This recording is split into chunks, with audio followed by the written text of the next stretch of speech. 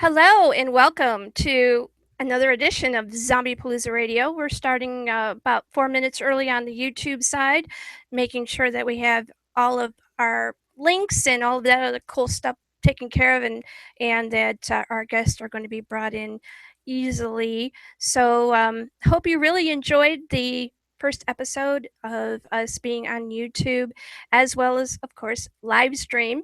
And wow, the amount of viewer listener minutes on live stream is just absolutely amazing. And we thank you ever so much for that. Make sure that you like and share the YouTube page, please. We're very excited about where Zombiepalooza Radio is heading, and we can't wait to eventually get to start meeting some of these guests in person. And we're very excited about that. I have something kind of sort of cool that's moving forward with Zombieland Amusement Park that will be in Atlanta. So, very excited about that. We're going to start here in a couple of minutes. It's 7:57 Eastern Standard Time. We're going to have some pretty cool guests on the show this evening, and a very special second chair co-host because, well, Dead Door and Crunchy are out on assignment. So we are going to have some fun with the pretty cool guest that is going to sit in. You won't be missing out on your zombie time because we have Digger on. Yeah. Very cool. From Arizona. G Digger. I'm very excited to have him on with us. I'm hoping that he'll be able to join the call sometime within the first hour, but if he's not able to do that, then he'll be able to come in on the second hour, and we're going to have some fun. Of course, we always have fun, don't we, Scott?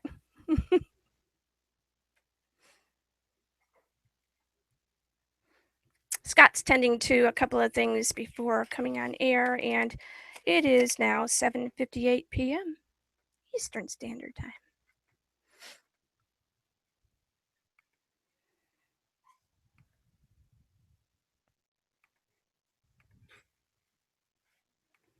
Heading over to the live stream studio to get this going, make sure that we have all our links and all that. It's now 7:59, so I'm going to start hit the button.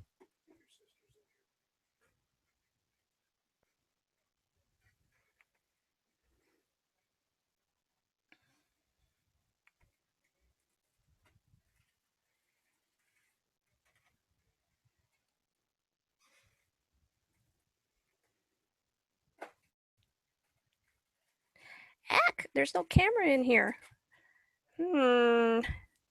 See if I can activate the camera.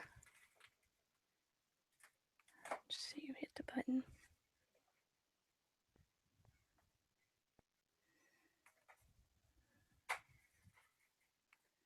My camera doesn't want to be activated. More than one camera. Do you know that?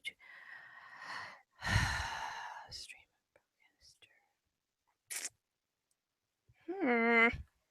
Uh-oh. Gotta give me a minute. I think that I need to come out of here and start that all over again.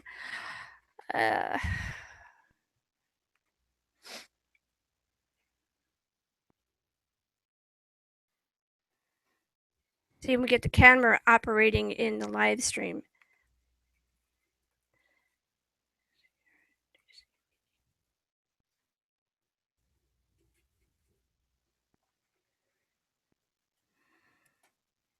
Dun, dun, dun. No camera detected. Try and find out where the victim or suspect is.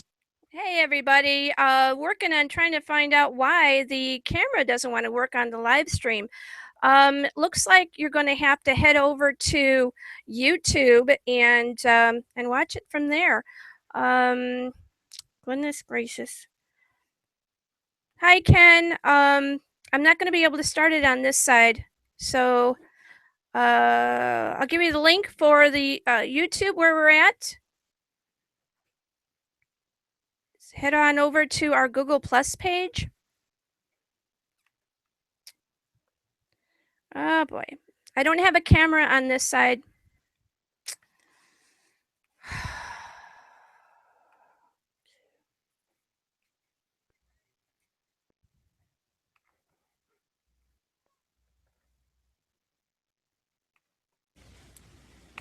Yeah, it's not picking up. Yeah, it's not picking up. Yeah, it's not picking up. Yeah, it's not picking up. Yeah, it's not picking up. Yeah, it's not picking up. Yeah, it's not picking up. Yeah, it's not picking up. Yeah, it's not picking up. Yeah. Okay.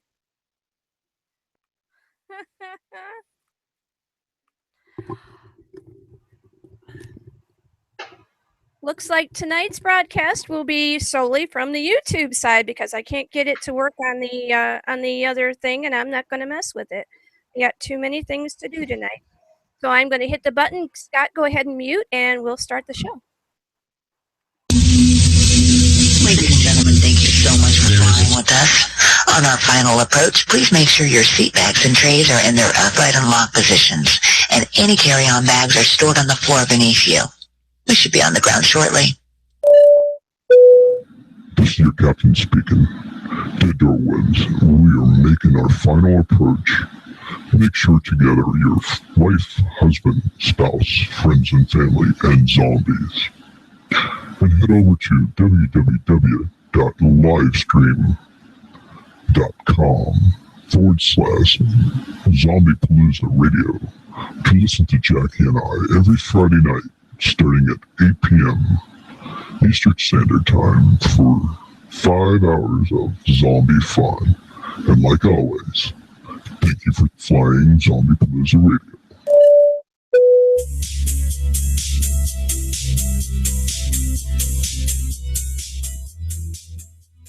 Welcome, everybody.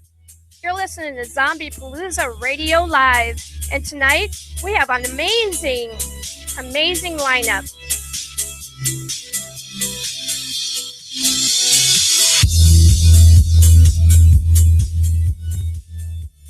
This evening, we have joining us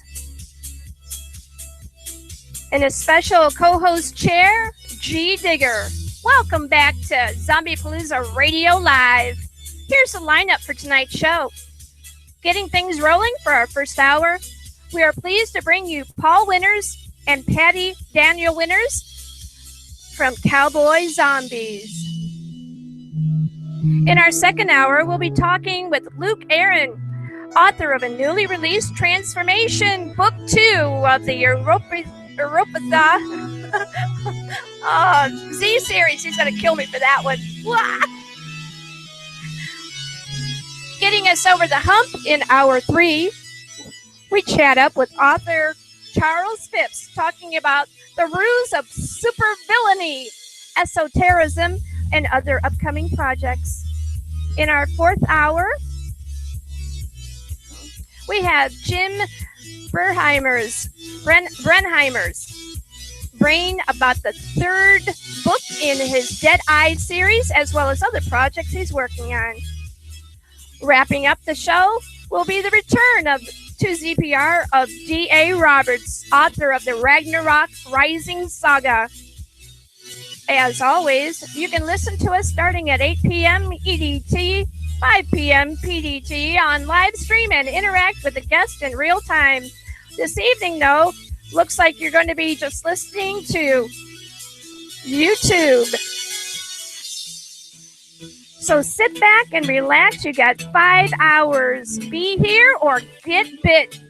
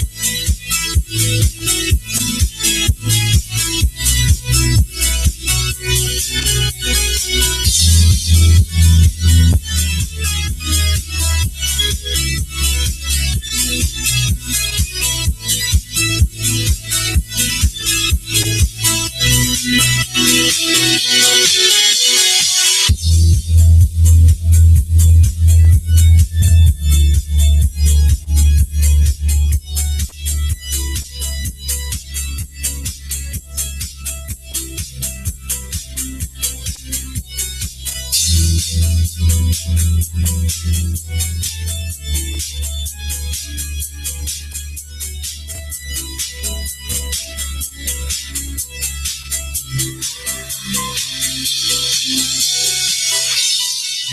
everybody, I'm Alyssa Mullen, and I played a walker on The Walking Dead. Hi, my name's Christina Cleve. I played Linda and Halloween and Annika and Toxie. Hi, Tamika Martin Green, Sasha on The Walking Dead, and you're listening to Creech Questions.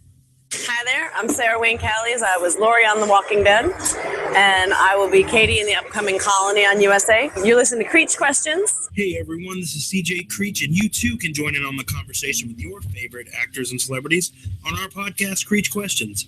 You can listen to us on iTunes, Spreaker, and Facebook.com/Creech Creative Productions. The views expressed and opinions given by the individual host and their guests do not necessarily reflect those of CPR Productions, its affiliates, or sponsors. Welcome to Zombiepalooza Radio. Hey, Scott, you got your ears on?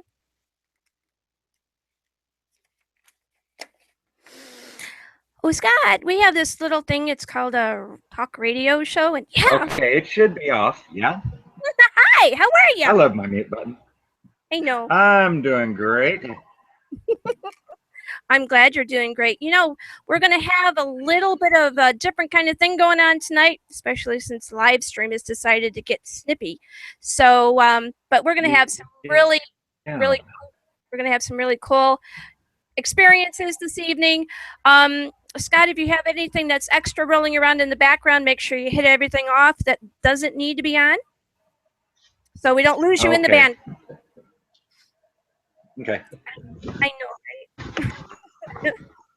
Always something. Those producers are so mean. So There you go. Thank you. So talk to me about some of the things that have been going on since last week. Well, I running feature on called Putrefied Ponderances, and I've been asking some very strange questions over the course of the week, and I've been getting some pretty good responses. Things like if you were to extract DNA from a zombie and RNA and then clone a new body, the original person, would it be mutated prior to death and be a meld between human and zombie, or would it be a type thing? And I got all kinds of interesting responses back from that. Oh my goodness, there's a bee or something. I'm really not interested. Chin, hello, over here, big bee, gotta kill it. It's over there. It's right there. Please. Oh, it's not a bee. It's a wasp. Oh gosh. Well, papers everywhere, people. Papers everywhere. Please tell me you got that thing. See, not a dull moment ever on this show. I'm telling you. Is all well. So there's one on the over there, and yeah, over there. All right, we're going to be. In the meantime, we're going to be bringing on both Paul Winters and Patty Daniels winners. So I'm going to notify them now. To go ahead and click on the link. While my husband hopefully knocks that bug out.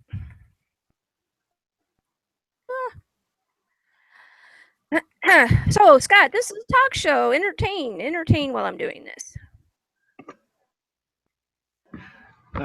All right. Well, trying to think of anything going on. I've been. Good. It's okay. It's just a bug, and there's. It's weird. The one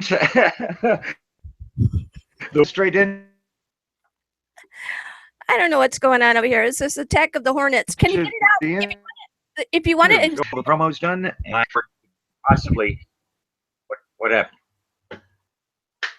Another one? Moth can stay, but those hornets, they have to go. Now I've told Paul to click on the link and he and Patty. So hopefully we'll get them over here where they're supposed to be, where they're Mark and all of that.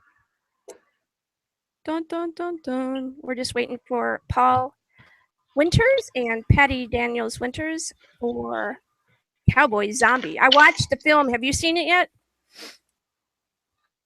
Actually, no, I haven't had a chance to. I've been trying to find some place that I can stream it. It's not on Netflix. All right, I'm gonna go and put this out there, and hopefully we'll be able to see the item on here streaming.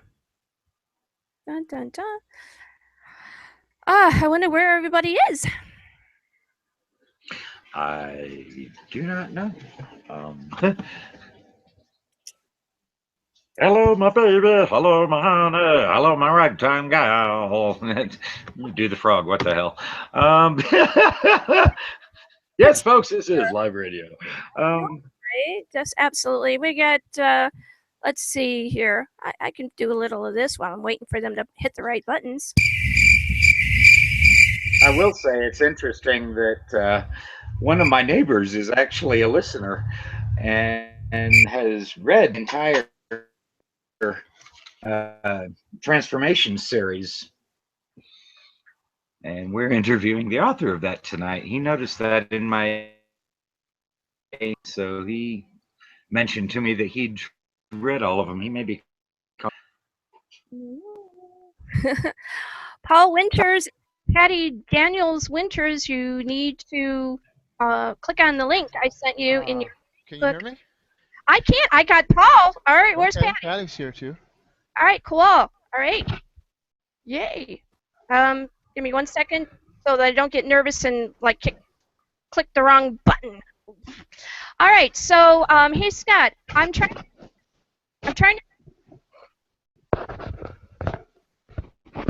get situated so we don't step on you. Okay, I'm trying to this new thing out where in the YouTube room it should show a link for this current film. Is it showing?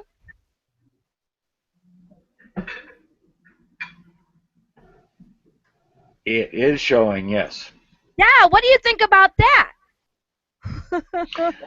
I think that's pretty awesome because you know how I just found out? I just clicked into it on my cell phone. I know, right? All right, so we have to say thank you very much to Chuck Much because he figured out how to expand your territory, your social footprint by letting us know that we can add links in here, and so if people want to click on that right away if they're really coolly interested in it, they can go ahead and do that and go right to your site. What do you think about that, Paul and Pat? I'm sorry, I lost you for a second. Technical difficulty. Okay, no technical difficulties. It's a computer. I can't guarantee that. No technical difficulties. All right, Okay. so, all right, we are going to be going over to your LinkedIn. Now, first I want to officially welcome you to Zombiepalooza Radio Live, and I want to introduce you to Scott Pearson. I think you already know him. Go ahead and say hi. Hello. Hi, Scott. Pleasure to meet you. I've chatted back and forth on posts online, but first time meeting you. Yeah, you look good. Yeah, don't. Well, yeah. For a zombie, you look complexion yeah, I've got some complexion issues there, but we'll fix it out. All right, and of course, looking for product placement. Daniel Winters is on the call as well. Go ahead and say hi to her, Scott. Hi, well, hello. I just saw her click into the room. Welcome to Zombiepalooza. Hi, Scott. How are you? You're on TV. The world's in chaos and my computer's running normally. All right, you might want to do something a little differently with your vocals on your whatever you're calling in with, Patty, so we can hear you. So either crank that up or get closer to the mic. Okay, Sounds like you're in a tunnel, hon.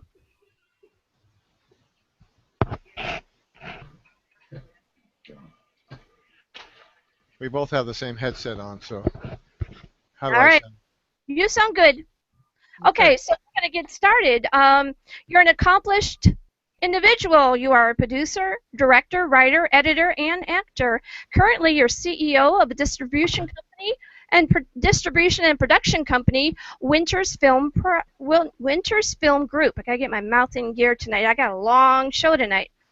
WFG distributes films domestically in the United States. You're best known for an independent filmmaker, and you've also had some development and or production deals with some of major Hollywood studios and television networks, including 20th Century Fox, Castle Rock, Warner Brothers, Paramount, Columbia, Universal, Amblin, Disney, CBS, Nickelodeon, Fox, HBO, Prime Network, and Showtime. Where have you not been? I don't know. It's a long list, but I was there for a number of years, so. That's pretty cool. All right, so you have a few independent films here that we're going to be speaking about this evening. Your first primary, though, is CowboyZombies, the series, 2013. I got to watch CowboyZombies. It was cool. Great. It was cool. Loved it. You also have Nate and the Colonial, 2003. Red Blood, The Homecoming of Jimmy Whitecloud, 2001. So let's talk a little bit about why creating in film is exciting for you. It always has been. I've always loved films. When I lived in New York City as a kid, we'd go see 3 movies on a Saturday, and I'd just go one, and I just loved film. And I became a painter in school, and becoming a filmmaker looked impossible because you don't go to a school and then you get out and you're like a lawyer. You're a director. You're going to start as a junior director. It looked impossible. But my last year of art school, I decided, okay, I'm going to go for it. So right after college, I moved to Hollywood, and I did pretty good. So it was okay. When you go to start a new production, what is the very first thing that you do? Your concept idea. How do you concept? To me, the most important thing of any project is the story. I mean, that's what I've learned in Hollywood. You can have a $200 million movie with a terrible story, and it's no good. But if you shoot a great film on a little phone, it's still a great story. So I always am attracted to a story. So, CowboyZombies.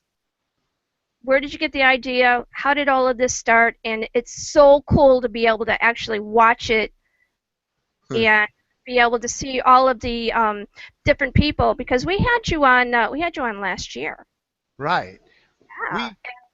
We tested this movie for a year and a half. We showed it to different people, different audiences, changed things, and we finally got it right. We listened to everybody when they gave us notes, and we just did our due diligence, and now it's cut. It's short, it's fast, it moves, the characters are great, and it worked. So it's a family show with kids in mind. It was designed as that, and I love the 2 genres, the Western and the zombie film. I just love them. So I said, why not put them together? And we did. So it works for me, and I'm glad you like it too. Oh, it was amazing. What I really, really liked is the aesthetics of it. Those the costumes were very apropos to the period. Whom was your costume coordinator? You know, Patty and I did that.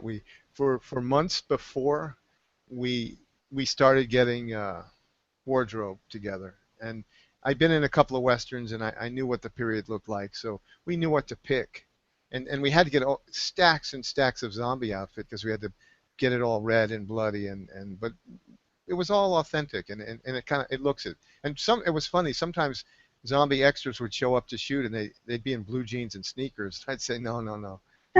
You know, they didn't have sneakers back then. What was it like for when you actually got the cast going? That first day of filming, how did they interact with each other? Did it work really well, or were there some glitches? Well, the main cast, we'd all met before, and we read the script, so everybody knew each other. And then we met some of the smaller characters in the zombies. It was funny when the zombies showed up because many of them they do their makeup before they get in the car. So they come and they just like 6 zombies get out of a van, and they're completely. So the first time we saw them, it was kind of like, It was kind of creepy because you show up and it's dark and you're out in the desert and and then these guys come out of the shadows and they were pretty spooky, So we watched them for a couple of days, make sure they weren't going to really hurt us. Who did the special effects for the zombies? Is there any name that you want to put out there? Well, we had a number of people helping us, and Michael Aguirre, and you know Michael, right? Sure you do. And then Mike Busker, a girl named Sidoni Banks. They were a wonderful group and just very awesome when they were on air. Yeah, and then we had some Hollywood people that came out. Joe Seeley came out. He was a special effects guy. He also played one of the guys who got killed on one of the slasher movies. He's kind of known as that, but he's also a good actor. But we spent a lot of time planning it, and we didn't want too much gore, so we had some things we built where stomachs would come out. But I figured, we're trying to sell it to families and kids. We better just knock off, not try to be as scary as some of the ones that are out there. So. Well, I tell you what, I have a house full of children here. All 5 of them, they range from 11 years old, no, actually 10 years old. One just recently had a birthday, and all the way up to 17. And they all watched it. They all liked different kinds of things from the film. And so when you say that it's geared towards the kids, it is. And they're pretty particular about what they like and what they don't like, since they've seen a lot of films. Yeah, and kids, they tell you straight away if something's good or not. They don't mince words. They don't have any etiquette in that regard. They're not friendly. They'll say, "Oh, that sucked," or "That was good." But most of the kids we showed it to, they really like it, and they get fascinated by certain aspects and certain scenes. So we're happy about that. And there's a number of different characters, and it's funny, you show it to a group of them, and one will like the Buffalo Soldier, one will like the bartender, one will like. They all have their favorites, and that's one thing we have in here is many, many, many characters for people to like. I really appreciated the Native American that you had on the show. I can't remember if we actually had him on or if I just got to talk to him in email, but he was very lovely. Oh yeah, I love which one, Sam Bearpour or both of them, right? They're both great. They're both really wonderful people. I can't remember the name of Lee Whitestar, the older man. Yes, he was absolutely amazing. Your casting choices, where did you go when you wanted to cast? Well, a number of characters. I wrote for a number of characters. Like Lee Whitestar, I've worked with him on 4 films now, I think, so I know him intimately very well. And I wrote the part for him, and he was just perfect in it. And some of the other characters I wrote in mine, but we had a big casting call here in Phoenix, and people showed up, and it's like for the Buffalo Soldier that Callie and Maston finally filled the role. We saw so many people, and it just no one hit it. And then he walked in the room, the last guy on the last day, and he was the guy. And it was just boom, done, shook his hand, and he's great. He's the big sergeant, the big cavalry guy. He's fantastic, He was a very believable, I don't even want to say character, because it just didn't come off like that. That was the other thing about the film. It didn't come off like they were playing characters. It felt actually very real. You're making me feel so good. I'm not just doing that to blow sunshine up the little. No, I know. It's a tough world when people don't like a film, they let you know. But I'm glad you liked it, and I thought there were people as well.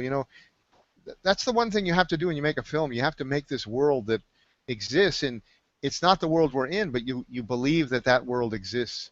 And so many things are important, like you said, wardrobe. Like if the wardrobe had been funny, it would have taken a little something away from the person.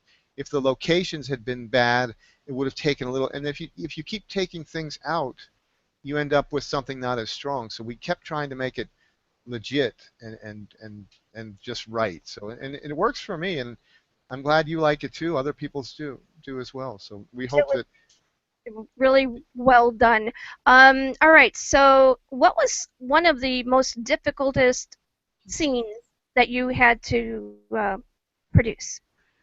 The most difficult scene, I think, was any scene with more than 100 people in it. Like the opening scene with the the town. That was tough because you have many different layers. You've got the people being hung, and then you've got all the people running, and I love the zombies that were being hung. That was in that one. Yeah. He stayed so true to his character, and I'm like, okay, that's pretty cool. But you ran that all the way through, and they I don't want to say what happens and all that. But I love that part. We're gonna because the thing about this show is we're building it as an ongoing series. So we're now shooting episodes 2 and 3, and so all these things you go back to, like the guys you mentioned. Next time you see them, they're not going to look as good as they did in the first one, but they're still going to be hanging there. And so it develops. The characters develop much like a television show would. So we know exactly where they're going. I'm not going to say because we hope people. Right. You want to watch. First. You don't want to. We're not here to ruin the experience for anyone. There are some scenes in there that are just. All right, so Patty, what parts in this particular film did you work on? And talk to us a little bit about your background and why you like to help produce films. Can you hear me now? Is my mic a little bit better? No, it actually isn't. Here, you know what? She's gonna use mine. That's good. That way you can hear. Absolutely. Hey, Jackie. Hi. Hi. How are you? It's been a little while. I'm great. How are you? I'm doing pretty good. We're over on YouTube tonight, and Awesome. kind of spreading their wings a little bit. It's not about me. It's about you. So, what kinds of things did you find absolutely fascinating when you were creating Cowboy Zombie? Well, this is my first production. So the whole experience itself was fascinating. I had never really worked with actors before, and then adding in the elements of zombies and things like that, it was fun. It was a great experience, and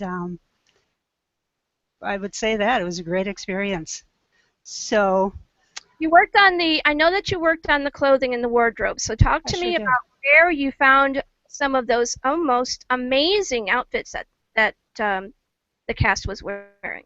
Well, what we did is we kind of scoured Goodwill, kind of consignment stores, secondhand stores, found lots and lots of things, and then really added our own touches to them, made them fit for the period.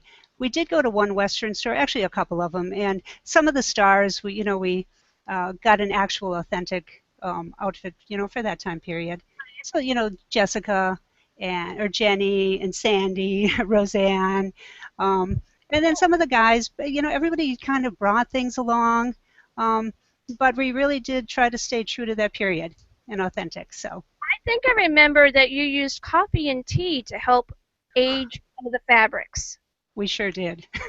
Talk about, because I know people a lot of the responses that I got from your particular interview when they were asking about it, and talking about it after it was aired, they were like, wow, that's some really cool things I never thought about doing. So when you have not a whole lot of money to work with and you really want to be able to stay true to the craft, there are certain particular things that you can get from your kitchen. So talk a little bit about how you did that. Yeah, and show that picture there, Cowboy Zombies. Oh, here, Paul. This is. What we did with the clothing is, made coffee. The whites back in that time were not white, white like we have now. And so we made like a solution of coffee, put some of the shirts in there, or tea, just to give it kind of that antiqued look. And it actually turned out really, really well. So we did that. And I remember also using arrowroot. We used that with some things, and we made some really great blood. So we use it as a thickener. We tried to be a little bit natural in some things. So I'd tell you, when we were watching, I was like, yeah, that's really cool. It was interesting from my perspective to have had you on last year and then to actually see the film this year and go, oh, so that's what she was talking about. Yeah, I'm glad you guys watched it too. I think that's just awesome. I think it was a little too short, though. I'm like, and it was kind of like looking for a little bit more. So I'm glad it's a series and not just a one-time kind of thing. I think you did a really good job in allowing for it to glide into the next one. Oh, thanks. Yeah, thank you. And we're working on it, and we kind of started working on episode 2 already. So it's interesting how the story is just unfolding. And the nice thing about having the episodes is it leaves the viewers something to look forward to. You know, what's going to happen next in the next show. And so, who created your soundtrack for the film? We actually worked with a person. I'm going to let Paul answer this for a second, okay? He's going to answer it. Thanks, Jackie. Sure.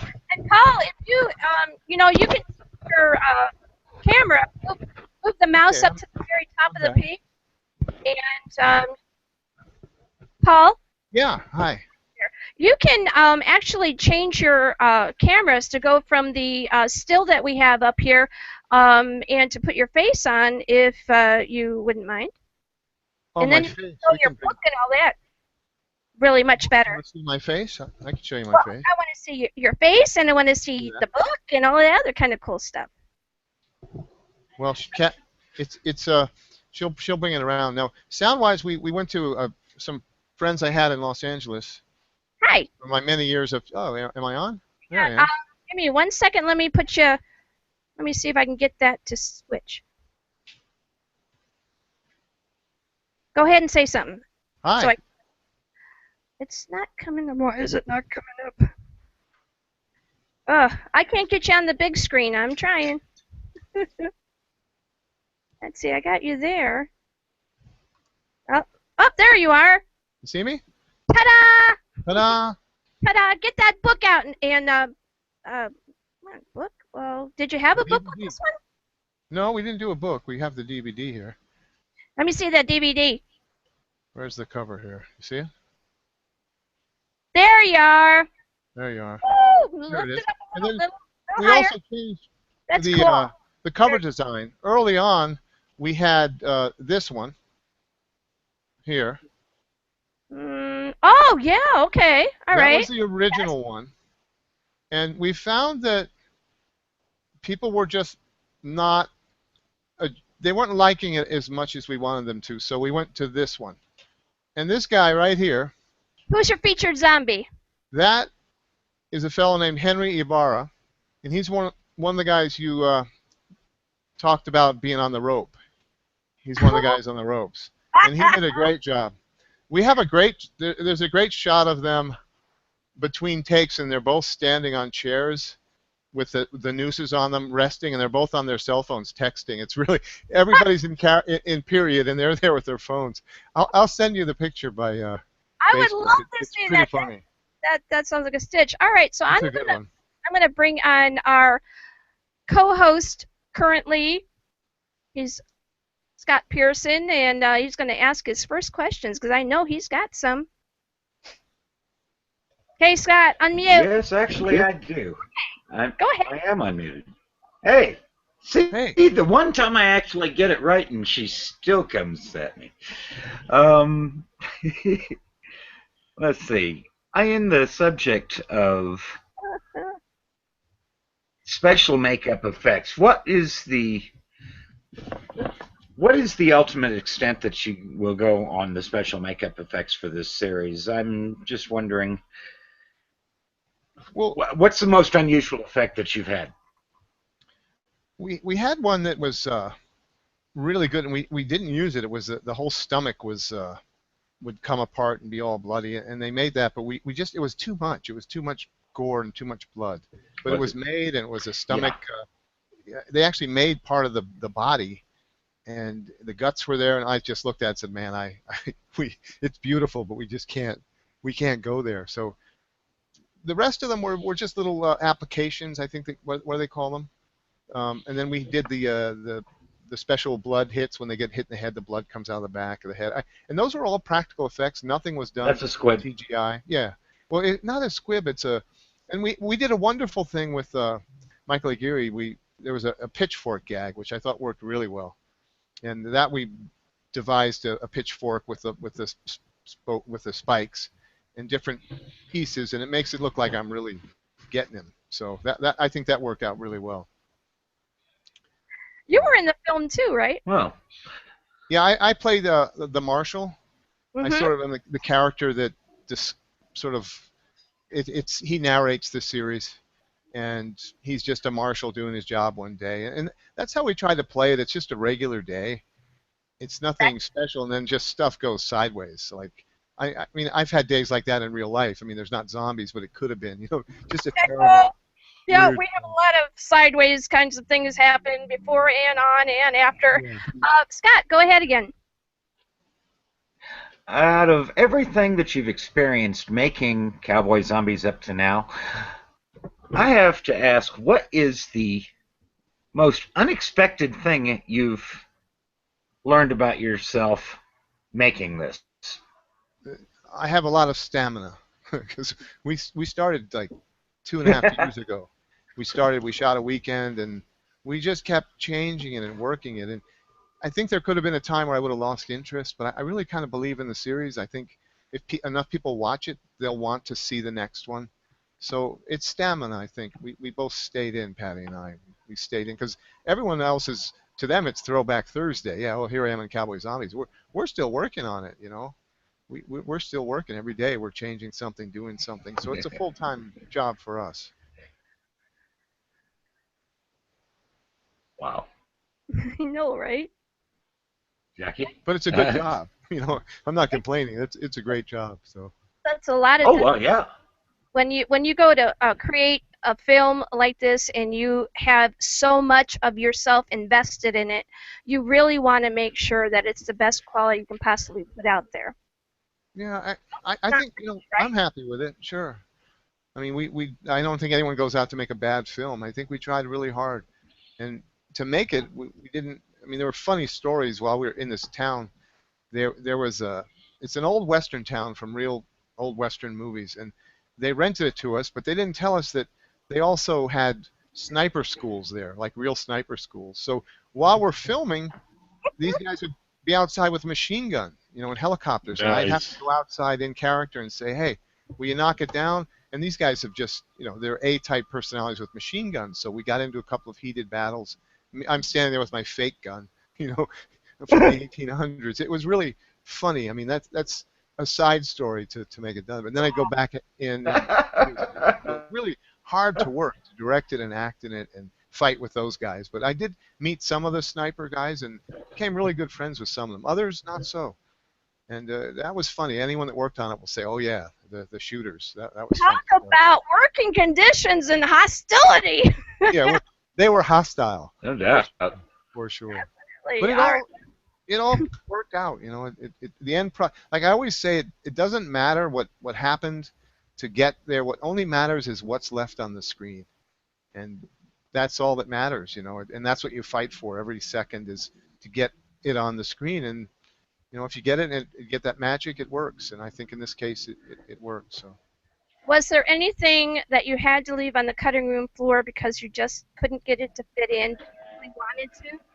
Oh, sure. There's always scenes down there that you want to put in. Like, sometimes you'll see a scene and it's so great, and it's like, oh, aren't they wonderful, or aren't I wonderful, or didn't I direct that really well? But it slows the pace down of the story. And I think the first cuts we did, I think I had too much stuff in there that I really liked, because there was one character in there that we've cut out a lot of his things, and because it didn't move the story ahead. And it became, it was drag. It slowed everything down. So we just cut out everything that didn't move it forward, and like ballast on a balloon, we just threw it all out, and we want it to go quick, because you don't want to lose people. In this day and age, people, I don't know, they want stuff to happen. They want it to happen right now. Exactly. They're very savvy, and they want to make sure that what they're watching. Oh, we have activity. Speaking of which, did you get the bee? I I'm looking out my window right here, and I'm seeing cop cars and other activities. Oh, so you guys have guns where you work too? Well, yes, we do. We have guns, but we have the good Yeah. guys. The other Yeah. people across the street, not so much. All right. Well, I hope you're safe. We're all right. All right. So there's always something. Like I said, we never get a minute's peace over here. So always something. Scott, go ahead with your next question, please. Perhaps you have one for Patty? Well, actually, I have one. Yes. Yes. Oh, okay. The first thing I want to ask is, I have to admit, I haven't seen it yet. Where can we watch this so that I can post it on the page? Yeah, it just came out this week, and it's going to be in some retail stores. It may go to Redbox. They're letting us know. But right now you can see it if you go to CowboyZombiesFilm.com. You can buy a DVD. Click on that link. You can buy it at Amazon.com. You can buy it. And if you go to the CowboyZombiesFilm.com, you can get it on video on demand. You can watch it for $5. The DVD is $14.95. You can download a copy. That's for $10. what I need. Yeah. So it's CowboyZombiesFilm.com. And the way we're distributing this is sort of a new concept. Usually, before we became distributors because we wanted more control of our film. And before, I would work with distributors and they'd get it everywhere, and you never really got the proper amount of control over it, and there was always questions whether you were getting paid what you were owed. So I think what we're doing is the way people are going to do this in the future, in that you watch over certain territories yourself, and you create you create an audience on the internet in space to people to come and look at your work. And a lot of musicians and bands are doing this now. So we're not the first, but it's a new concept in distribution with the technology. You can distribute your own thing. So that's what we're working on. So if you go to CowboyZombiesFilm.com, it's all laid out. Click here, very simple. And again, it's a continuing series, and I'm going to give this to Patty. Cool. The switch. Get her lovely face on air. Hi, we switched. Huh? I know, right? I see. This doesn't fit me as well. He has a big head. Awesome. All right. So, what were some of the things that you decided that you wanted to try that you weren't exactly sure how it was going to turn out, but in the end, it turned out pretty cool? First of all, I think those hanging rigs were a big one for me. I had never seen anything like that before, and but it was perfect. The guys did it so well, and it looked so great on the film. So that was one thing. I was like, hanging rigs. But that turned out really well, and also I thought what was really awesome is when we went to California and used the hand train on the railroad. Yes. I thought that was so awesome. That was fun. That was cool. Where did you get that rig? Did you have to make one, or were you lucked out and got one? We lucked out and got one. And that was in Fillmore in California. That was really cool. I like that. Yeah, that was really awesome. Yeah, you guys gotta see this film. It's very cool. It's kid friendly. We don't get a lot of zombie stuff that's kid friendly, and this link is going to be going up on Junior Zombie. We have a child side of Zombiepalooza Radio, and we're going to put it out there so that the kids can pick this movie up. Hopefully they'll poke mom and dad. Somebody's got a birthday somewhere, right? Right. I think that's so awesome. And I saw that on Facebook, the Zombiepalooza Radio, the Junior, and that's when I thought, oh, this might be a really good fit. That would be so cool. So thank you. That's awesome. Because we have a lot of kids here. I have 6 kids, and it's crazy. But there's not a lot of films that they can actually watch that are not going to, I don't know, give them nightmares and stuff like that. Right. Although if the kid's really sensitive, it may, you know, so depending on what your child is, and the parents know their kids, whether or not they can watch it or not, but it's so totally child-friendly. But it's not, just because, though, it's child-friendly doesn't mean that it's not entertaining for the adults, and I just want to put that out there. It's not like a cartoon kind of thing. It's very well done in period time, and I would have loved to actually been on that set. Well, especially you know with what's going on. We will certainly invite you to episode 2 or episode 3. That would be fun. Hopefully we're going to be going to Atlanta, hopefully before this year is out, and we've got some things that we are going to be able to do in the future too. So, all right, so you're casting and you're working on series 2, second series of Cowboy Zombies. What kinds of things are you looking for still to do in this particular one? In episode 2, Outlaws and Horses, we introduce horses, which have all taken off at this time, and everybody's left just to kind of walk. So we're going to introduce horses, and outlaws. We start running into a band of some really bad guys that you know, are forming their own deal, and they're not real happy about things. So that we're also going to introduce some young actors. More, probably about 8, 9, and 10. So really start introducing kids, you know, maybe creating kind of a family within the group. So I think it'll be interesting. We're going to bring in some conflict, some drama. So very cool. Yeah. Do you have any questions for Patty before she goes?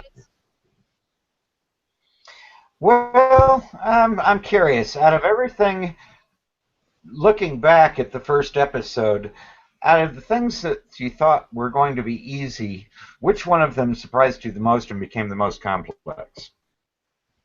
Well, you know, as Paul said before, these sniper guys on set really created some problems. That really, it became real difficult. We couldn't just focus on making a movie. We were focusing on a lot of stuff outside of it.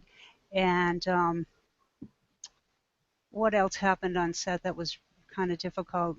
It was kind of some natural things too, like one of the trees which had they took away 35,000 bees from a tree that we were standing right next to, and it was just amazing. So it was just kind of things that really came out of the blue that we thought we had planned everything ahead, but we did not. So. Wow. Yeah, we had a hornet in here visiting the house. Luckily, my husband was able to get it because, I'm trapped in here. I know. You don't want to get stung. Where did you? Oh man. So, anything else that was exceptionally humorous? What would you say, Paul? Here, I'm going to have Paul talk. Hang on.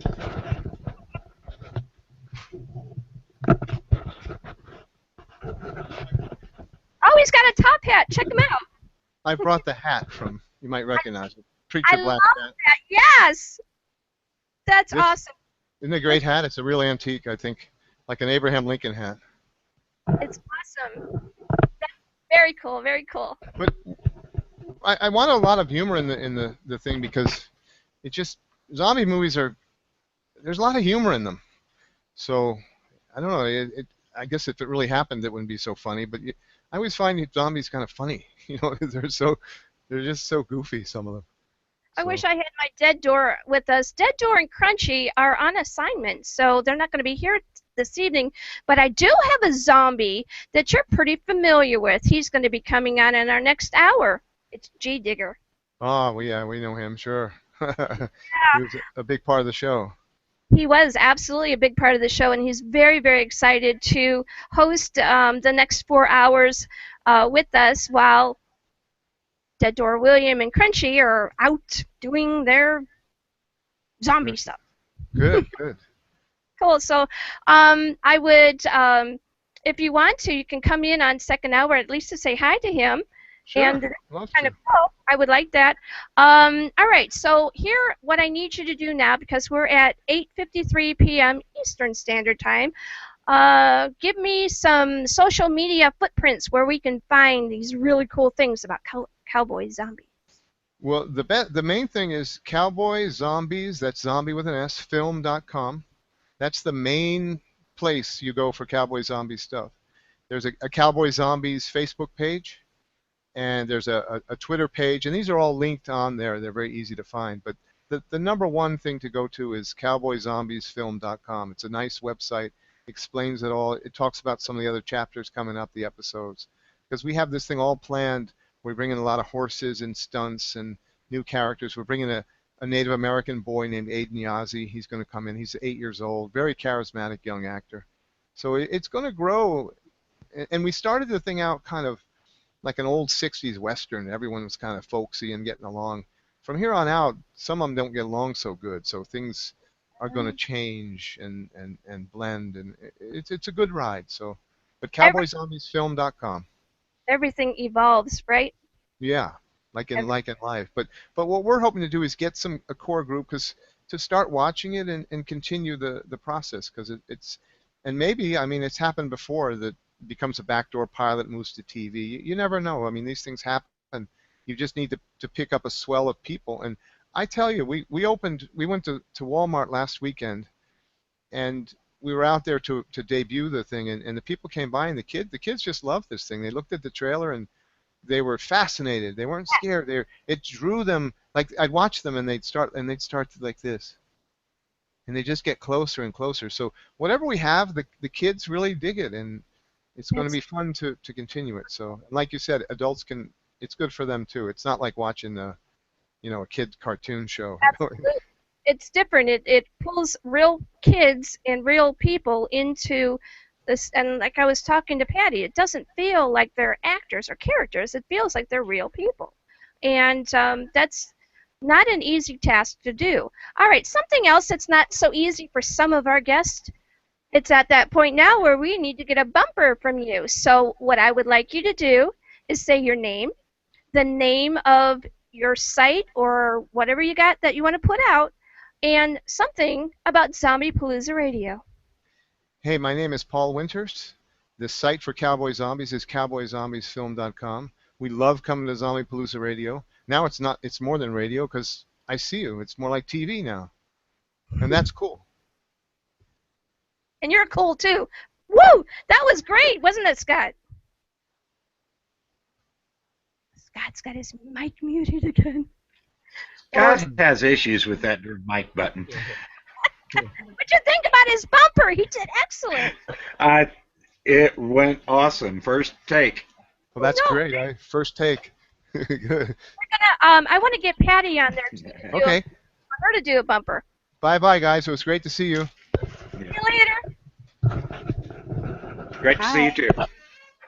Hi, Patty. You didn't think you'd get away without giving us a bumper, did you? I did not. I'm Patty Winters, and it's CowboyZombiesFilm.com, and we love Zombiepalooza Radio. Thank you so much, Jackie, for having us on. You're so ever welcome. Thank you for being on. And this was cool. I love being able to. I loved it. Awesome. I've got to see this. All right, Scott, do you have any parting words for our guests? Well, the next time you come back on, I will be able to ask much more intelligent questions, and hopefully we will have seen the second episode. Oh, yes, definitely. Yeah. Please let us know when that one comes out so that we can start putting it all over to social media. We sure will. Yeah, definitely. Thank you. Thank you. All right.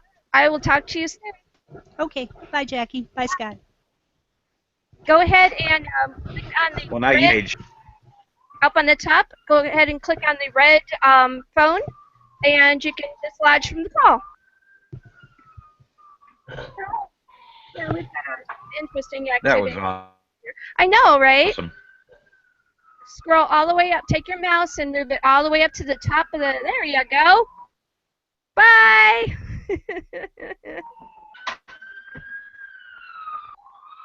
Oh my goodness. The boys are out all over the place this evening, and more so over here than anything else. It's kind of a little bit creepy. Speaking of a little creepy, all right, we're going to go for a short break, and when we come back, we are going to have. Who are we going to have? Where's my list? Okay, Scott, who's up next? Scott. Where did everybody go? Scott, who's up next?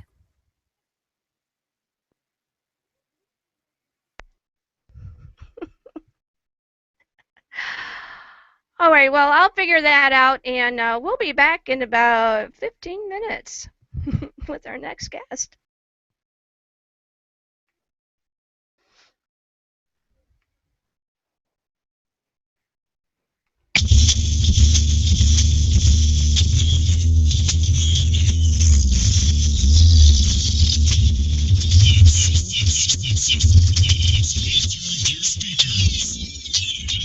Zombiepalooza Radio Live!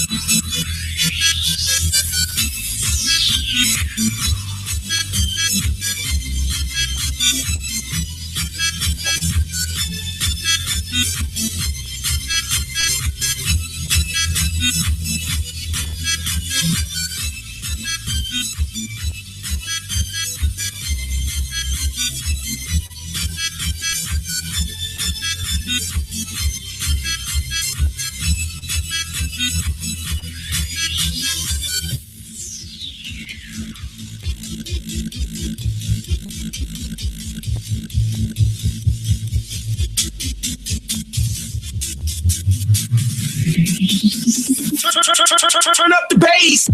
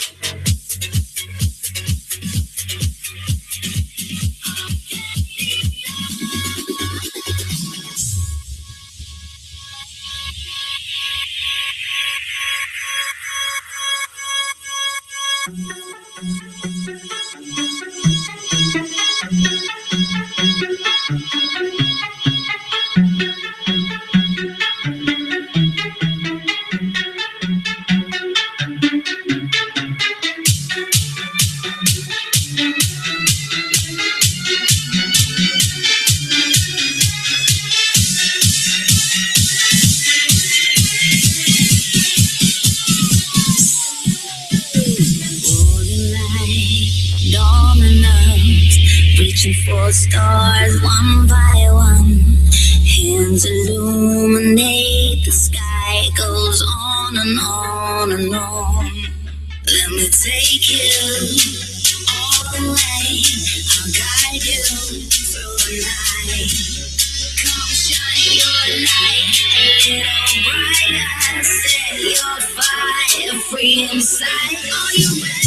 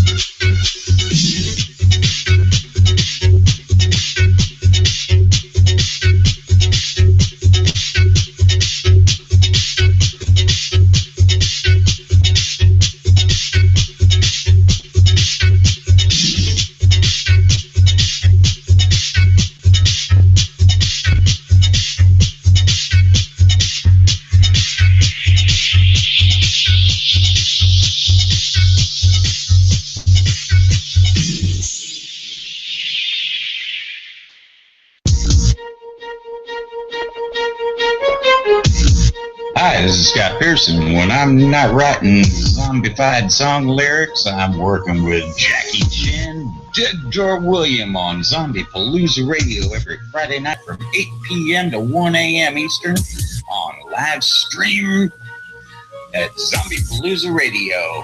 Bring your zombie on.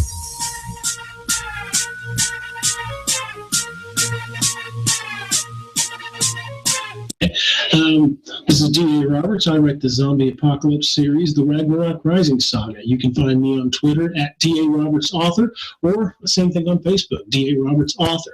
I'm a big fan of Zombiepalooza. I love doing the show. Jackie's amazing, and I would love to do the show every night if I could.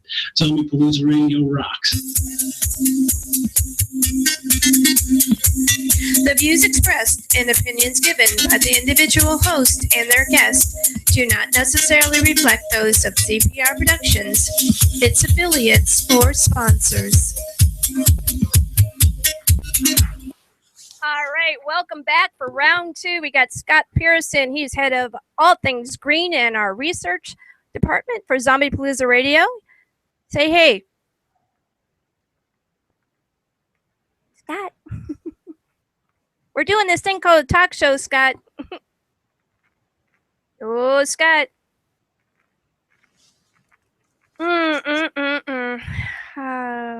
Yeah, Scott. All right. Well, I have one other person I need to bring on right now, and he's going to be sitting on the special co-host chair, and that would be G Digger.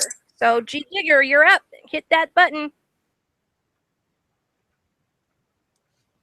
And that doesn't look like button. My fingers didn't type that right. That looks like something else. And all right, so I don't know where Scott is. He's frequently kind of like skies off someplace. So we are very pleased to bring on our next guest. And his name is Luke, but I don't know how to pronounce your last name. So why don't you do that for me? It's Ahearn. Ahearn. Cool. And you're an author. Yes. What kind of what genre do you favor to write in, to create in? Well, right now I'm doing the zombie thing.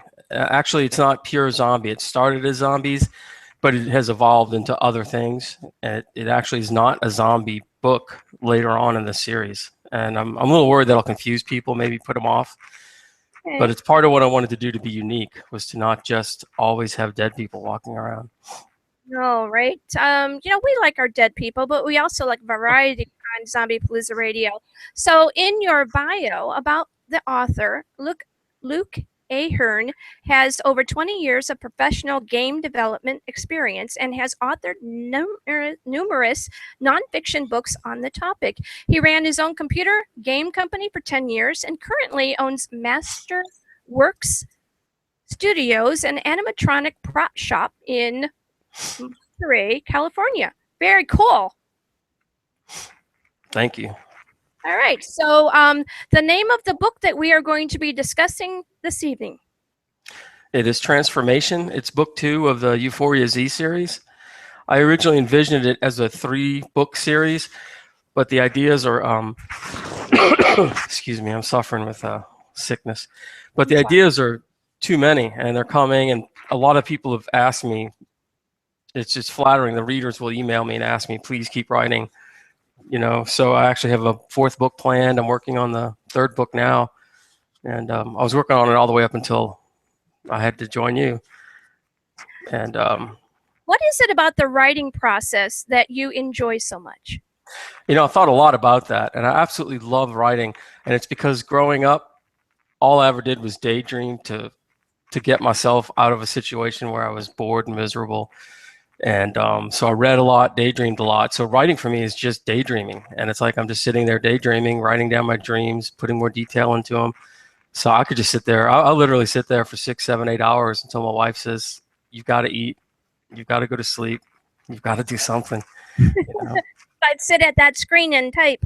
Yeah. It's almost like going into a laboratory and closing the door and then pulling in different kinds of creations and putting them all together and seeing how they fit and how they don't fit and all of that whole process. Yeah. So one thing I love about writing is, excuse me, that's going to happen a little bit. One thing I love about writing is no matter what I write, it's always so much fun to do something really mean to the characters, you know, to leave I like leaving a chapter hanging in my head. I like writing myself into a corner where there's no way out for the characters, and then I go off and I take a nap or I go do something else, and then the answer pops into my head, and it's always something really cool and unexpected, you know, a way out of the situation. So, you know, the writing process for me is just continuous. If I'm not typing words in, 80% of the writing process is learning, observing, talking to people, watching people, you know, things like that. I have a cool thing. I'm going to find your book here, and I'm going to put it up on the screen so people can see it. Oh, good. And there it is, Transformation. What was the concept, and how did you develop the concept for this particular series? Well, I think you interviewed me a year ago when the first book came out, and it really just, it started with the fact that I get bored. I like to write in every different genre. I don't really stick to one genre. And with the zombie genre, I always felt like there were just certain things that were just illogical, implausible to me about the spread of a disease and stuff. So initially I was fixated on coming up with a way that a disease could spread worldwide and not be stamped out by, you know, health officials and people's fear.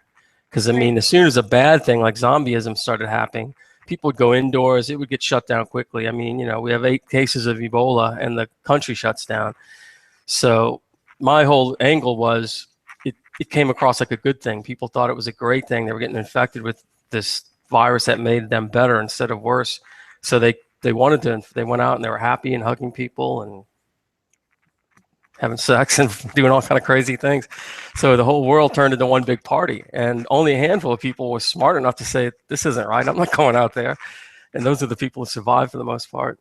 And it turns into this literal euphoria.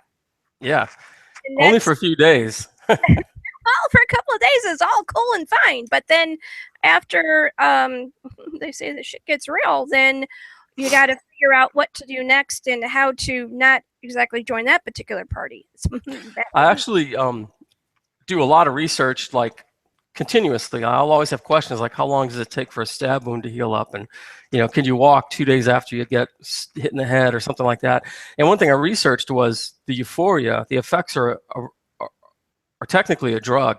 And so I did research. I talked to drug addicts, people I knew, counselors, and said, what would happen if you just took a drug, you know, what would make you euphoric? And if you just kept taking drugs to be happy for like as long as you could, what would happen? And I had emergency room doctors that say, well, that has happened, and people will last for like a week and then they'll die. And so that's what basically what happens is in the book is people, they're euphoric for like a week, but they can't stop themselves. They keep going and going and going and doing whatever they think is great, whether it's eating or fighting or having sex or staying awake. And they just do it until they die. They drop dead from exhaustion, but they don't die all the way. And that's, you know, part of the story. What would you do if your book became reality? I would. Knowing that you created this, and this is your own vision of what's going on in your head, and you created this, you are the butterfly. What would you do?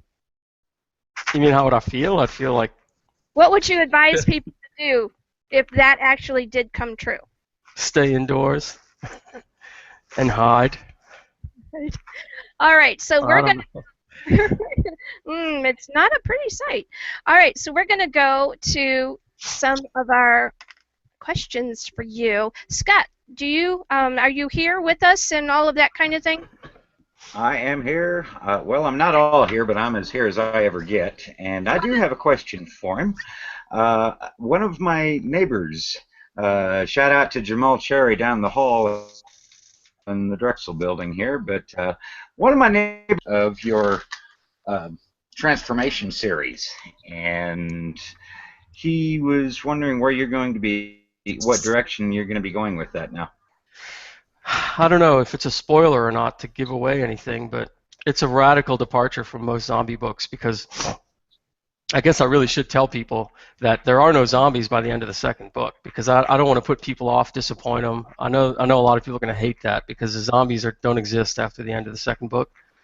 And I kind of regret doing it now, because I kind of can feel people's disappointment and the one-star reviews coming, but it's where the characters, where the story took me, and it's just... The story has to go where it wants to go.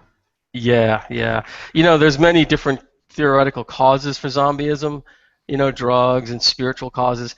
And actually, if I wrote another zombie book, I think I would pick the spiritual cause. I was raised in New Orleans, and I was always aware of, the zombies and how they were created using different herbs and drugs in reality, and that whole angle is really interesting. This is a technological angle of how zombies came into existence. So it plays out that way. And to me, physically, the human body wouldn't last that long unless there was some kind of, superhuman thing or some kind of... Voodoo. Hello, G. Digger. How are you? Hello. This is G. Digger. He is going to be our special co-host for the next 4 hours. And, well, G. Digger, he's a zombie. And he's very good friends with Dead Door William and Crunchy. So please go ahead and say hello to G. Digger. Hello. Hello, how you doing? I'm good. I'm sorry, I'm speechless. I kind of just jumped on, and you happened to be talking about the style of book you were possibly thinking of writing. Me being an immortal and whatnot, the voodoo and witchcraft and all those wonderful things does play a lot of the role, if you might say. Yeah. This first one is all technical, and then the next one I would have to do more research. I might even go back home for a while, and go to the Voodoo Museum, and I grew up around all that, and to me it's like second nature. And it's weird being from New Orleans and then going out into the rest of the world, because the rest of the world is, Phoenix, Arizona is more similar to Boston than it is to New Orleans, so I don't know. Do you ever take any of your dreams and write them into stories? Always. That part of my process is, no matter how late I go to sleep, I always wake up early with my wife and I get coffee. And then I come home and I lay down for like an hour, and my dogs lay on me, and I kind of go in between sleep and wakefulness, and usually something pops into my head or my mind is clear and I'm ready to write. And really a lot of it is, I've started doing some blog postings on this. When you really know why you're writing and what you want to accomplish, even before your story and character ideas, it almost drives it and powers it for you. If you're true to your characters, if they hit somewhere I don't like, I have to go all the way back and rewrite it. I can't make them do something that they wouldn't do, because, a killer's going to kill. They're not going to say, maybe this time I'll let him go, because that's fake and the readers will smell it. And they're very savvy. They want to make sure that if they're going to read in a genre, take the time to buy the book and read the thing, they're going to want to be completely engrossed in whatever the world is that you have created for them. So that brings us to this. Do you have Euphoria in front of you? I do not. Because it's in my head. What do you need? I was going to ask you, like, the first couple of lines of how it starts. Well, it's weird. I didn't answer your last question either. I'm sorry, but yes, actually, I don't put my dreams into my writing. When I write, it influences my dreams. It's really upsetting sometimes. But anyway. The first few lines of the book, I always write them last, because it's always a big sticking point for people, and they always feel like, I've got to get this first line perfect, and you're not going to get it perfect. It's the thing you're going to rewrite the most, and the thing you're going to rewrite last. And I usually start almost in the middle of the book sometimes. Sometimes I'll write what I think is the beginning. Like in Euphoria-Z, the actual beginning of the book initially was when Cooper walks into the parking lot of the parking garage at the airport for the very first time, and that now doesn't happen until halfway through the book, because I kept thinking, no, I want to explain this, and then I kept having him think about stuff too much. I'm like, well, then I should just go back in time and actually write the scene, and not have them just thinking about all this stuff, you know. So I don't know, I hope that answered your question. I tend to ramble and go off topic. I apologize. No, you're actually doing very well. All right, so concept development, we've talked a little bit about that. Character development. Very often authors will come on and they'll talk about some of the intricacies of how they create the nuances and the pathos for each character. What is it like for you when you first meet a brand new character? I'm not sure what you mean by that. Like, how do I create them, or? Well, let's see. Each one of the characters is actually what I believe a part of the individual. Oh yeah.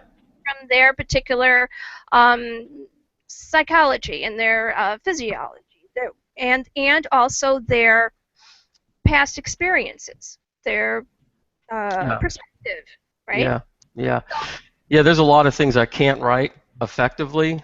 Like I could have a character who's a pedophile who gets killed, but I couldn't write one and do it and be completely honest with the character, because there's just certain characters I can't write. But I know what it's like to be really angry or really sad or feel really good or, you know, want to kill somebody. And, you know, not that I ever would, but when as a writer you let go of that and you think, well, what if I got that mad? What if I really did and I wouldn't get caught? And, you know, and you start thinking that way.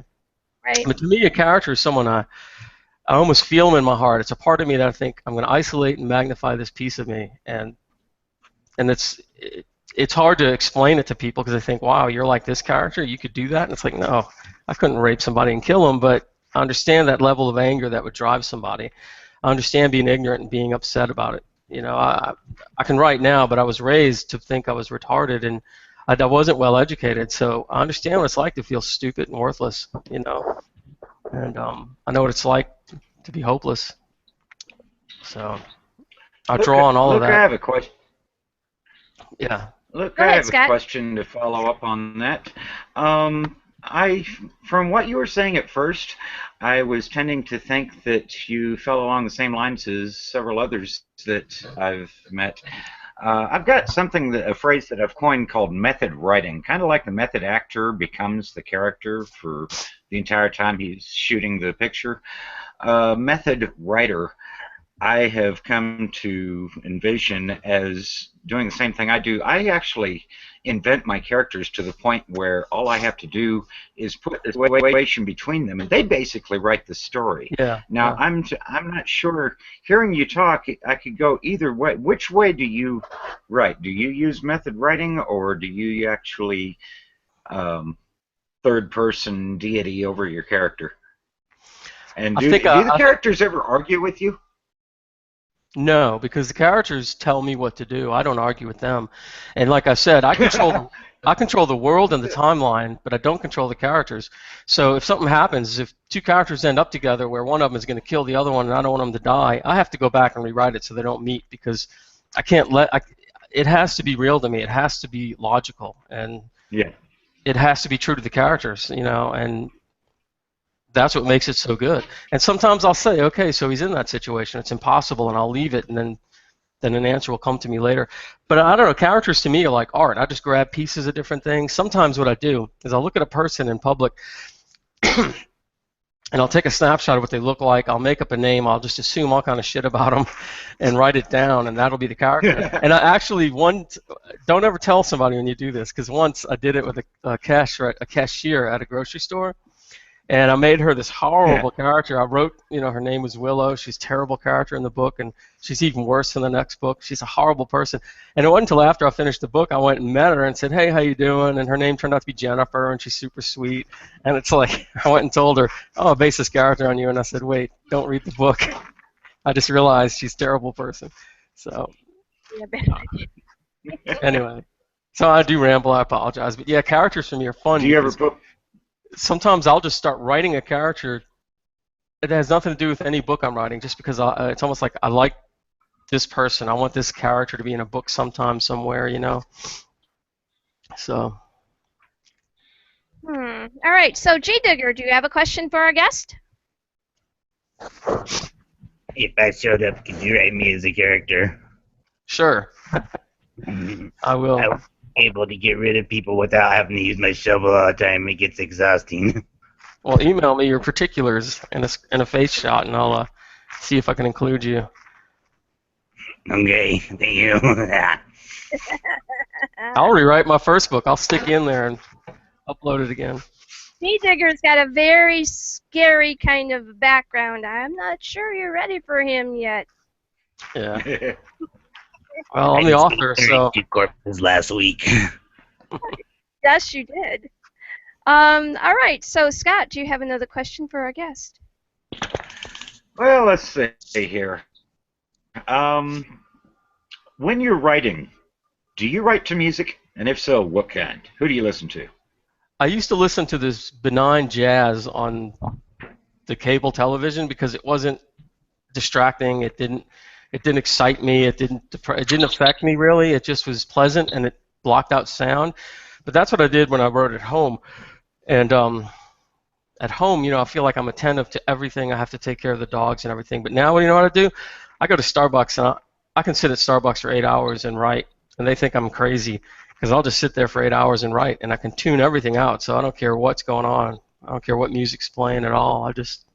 I'm in my own head at that point. You should try Dutch Brothers. Yeah, Dutch Brothers, they're not around here. Oh, I'm sorry. They're a lot more nicer to chill out at. Yeah. They don't run from me as often. Well, that's nice. All right. All right. So how do you go about creating your environment for the characters once you've got all that worked out? Usually the environment is incidental. It's just the world, and I try to think about it. What would it be like with no people or 5 years after? And I try to make the environment real. And I guess I discuss how it feels to be in a certain place, but I don't know. I don't put a whole lot of thought into the environment. To me, it's all about the character interaction. That's what people really are reading about. Even the zombies are part of the environment. They're an exciting creature, but they're an obstacle. They're not necessarily. Well, in some books they're the characters, but in most zombie books they're just an obstacle. They're not really, a character. Talk to me about part of the process that you go through when you are starting to write a new book. I don't really have a process. I don't really outline. I think I'm not afraid to write and rewrite. I'm not afraid to delete or just trash hundreds of thousands of words. So I just start writing, and I just keep writing, and I'll think, oh, this will go good here, or I'll combine documents, reorganize things. Sometimes I'll write a whole scene for one character, and then I'll change it to another character, and I don't know. I'm not afraid to write, so I don't really have a process where I try to control how much writing I do. I don't outline as much. I usually have some kind of goal in mind. I know how things are going to end, and I know the big things that I want to have happen, but I basically just brute force write until it's the way I want it to be, and I'll reread my own book 100 times, rewrite it, whatever it takes. So I don't know if I'm answering your questions. I feel like a politician, I'm just giving you a bunch of non-answers. You're doing fine. Scott, go ahead and take the next question, please. Scott. Scott's gone. I ate him. I'm trying. Is it there? I'm Scott. Is it Sorry. yet? No. There we go. Okay. When you're writing and you hit your writer's block, where do you go to refresh your mind? I don't get writer's block. I really don't. I'm actually doing a series of postings, like I think about 10 postings that talk about it, because I've never had that. I don't believe in writer's block. If you're blocked, it's not. There's just so many ways around it that there's no reason to ever not write if you want to write. I guess to me, if I don't want to write, if I'm not in the mood, that's the only reason I won't write, and I just won't do it. I won't frustrate myself. Otherwise, I can just start writing, and I actually try to write it and answer questions to people. I'm not bragging on myself as much as I feel like I've been fortunate not to buy into that and get stopped by it, because it's too easy to do that, I'm envious of you not getting the writer's block, because I've got like 3 projects, each actually two of which I'm kind of I've hit a rock wall in trying to complete them. And so, when that happens, I switch to a different project and hit the next one fresh. That's just how I deal with it. Yeah. Like I said, I'm envious of you not getting writer's block. Yeah, but part of it is because I don't believe I can do anything wrong. I mean, I know I'll make mistakes. It's like an artist. I know I may draw the same eye 1,000 times and throw it away, but that doesn't mean I failed. It means I'm practicing. And like I said, though, I'll write something. I'll just keep writing. And if I don't like it, I'll change it. And if I think it's too easy, I'll go back and break somebody's leg or set someone on fire or whatever, to make it hard. Just write your story. Just get it done. And if it's too soft, go back and, give your character some trouble, Have them fall into a ditch and they can't get up, Toss the guy that cut you off in traffic earlier today into a horrible death and season up the scene, I suppose. But yeah, I just brute force it. I don't really have any secrets. And yeah. Do you ever do that? So, someone cuts you off or someone... Well, you gotta do what you gotta do, right? A lot of people it's very cathartic to be able to write, period, but be able to write in like either in horror or Zompoc or things of that sort. They enjoy it a lot more than, say, I don't know, writing poetry or some such. Yeah, I think I do enjoy the apocalypse and the zombie, and I think it's like a lot of people because, in a weird way, as horrible it is, it's a simpler, easier life. We don't have any more politics or technology. We can band up with people, collect food, and basically hang around. I mean, I know it sounds silly, but I think the zombie apocalypse is almost attractive to a lot of people because the modern world is gone. All the complexity, all the decisions, all the obligations are all taken away. Right. Let's see. What kind of genre that you haven't written in yet would you like to try and tackle? Well, there's a lot I haven't written, and I don't know that I'd be really good in romance or horror, but I think I've written a little bit in a lot of things, so maybe a pure, more of, not a genre as much as a setting. I'd love to write something set in the Victorian times, but that would take too much research for me. There's so much I don't know that I don't feel like I could even write it because I'll keep hitting anachronisms and errors, and I'm an American too. Talking about research, we have here on the show we have 3 R's: research, realism, and reach. So in your Euphoria information, what kind of research did you have to do to be able to really get the scene portrayed the way you wanted it to?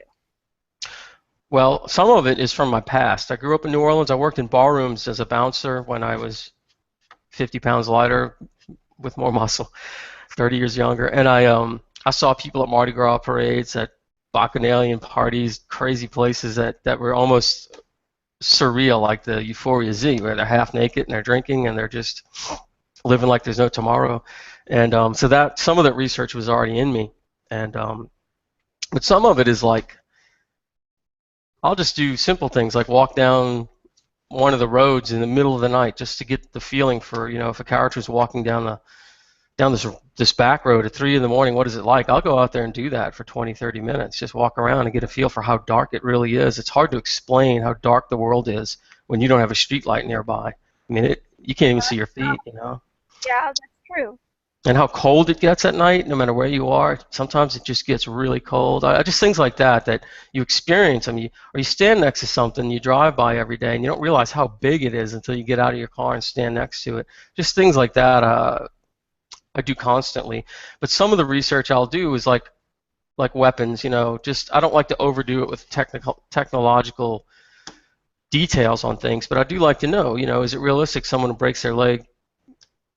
What is it going to be like if they don't get it set in 6 months? And I'll talk to doctors. I'll call people and ask them, well, what happens if somebody breaks their leg and they don't get it set properly? And and I like to incorporate that kind of realism into my writing because, I mean, I catch myself sometimes having a character get his his arm cut off, and then you forget about it, or the next scene he's running around with a nub like there's no problem, and it's like that would be extremely painful and debilitating in real life, you know. And it's a hard balance between realism and entertainment sometimes, you know.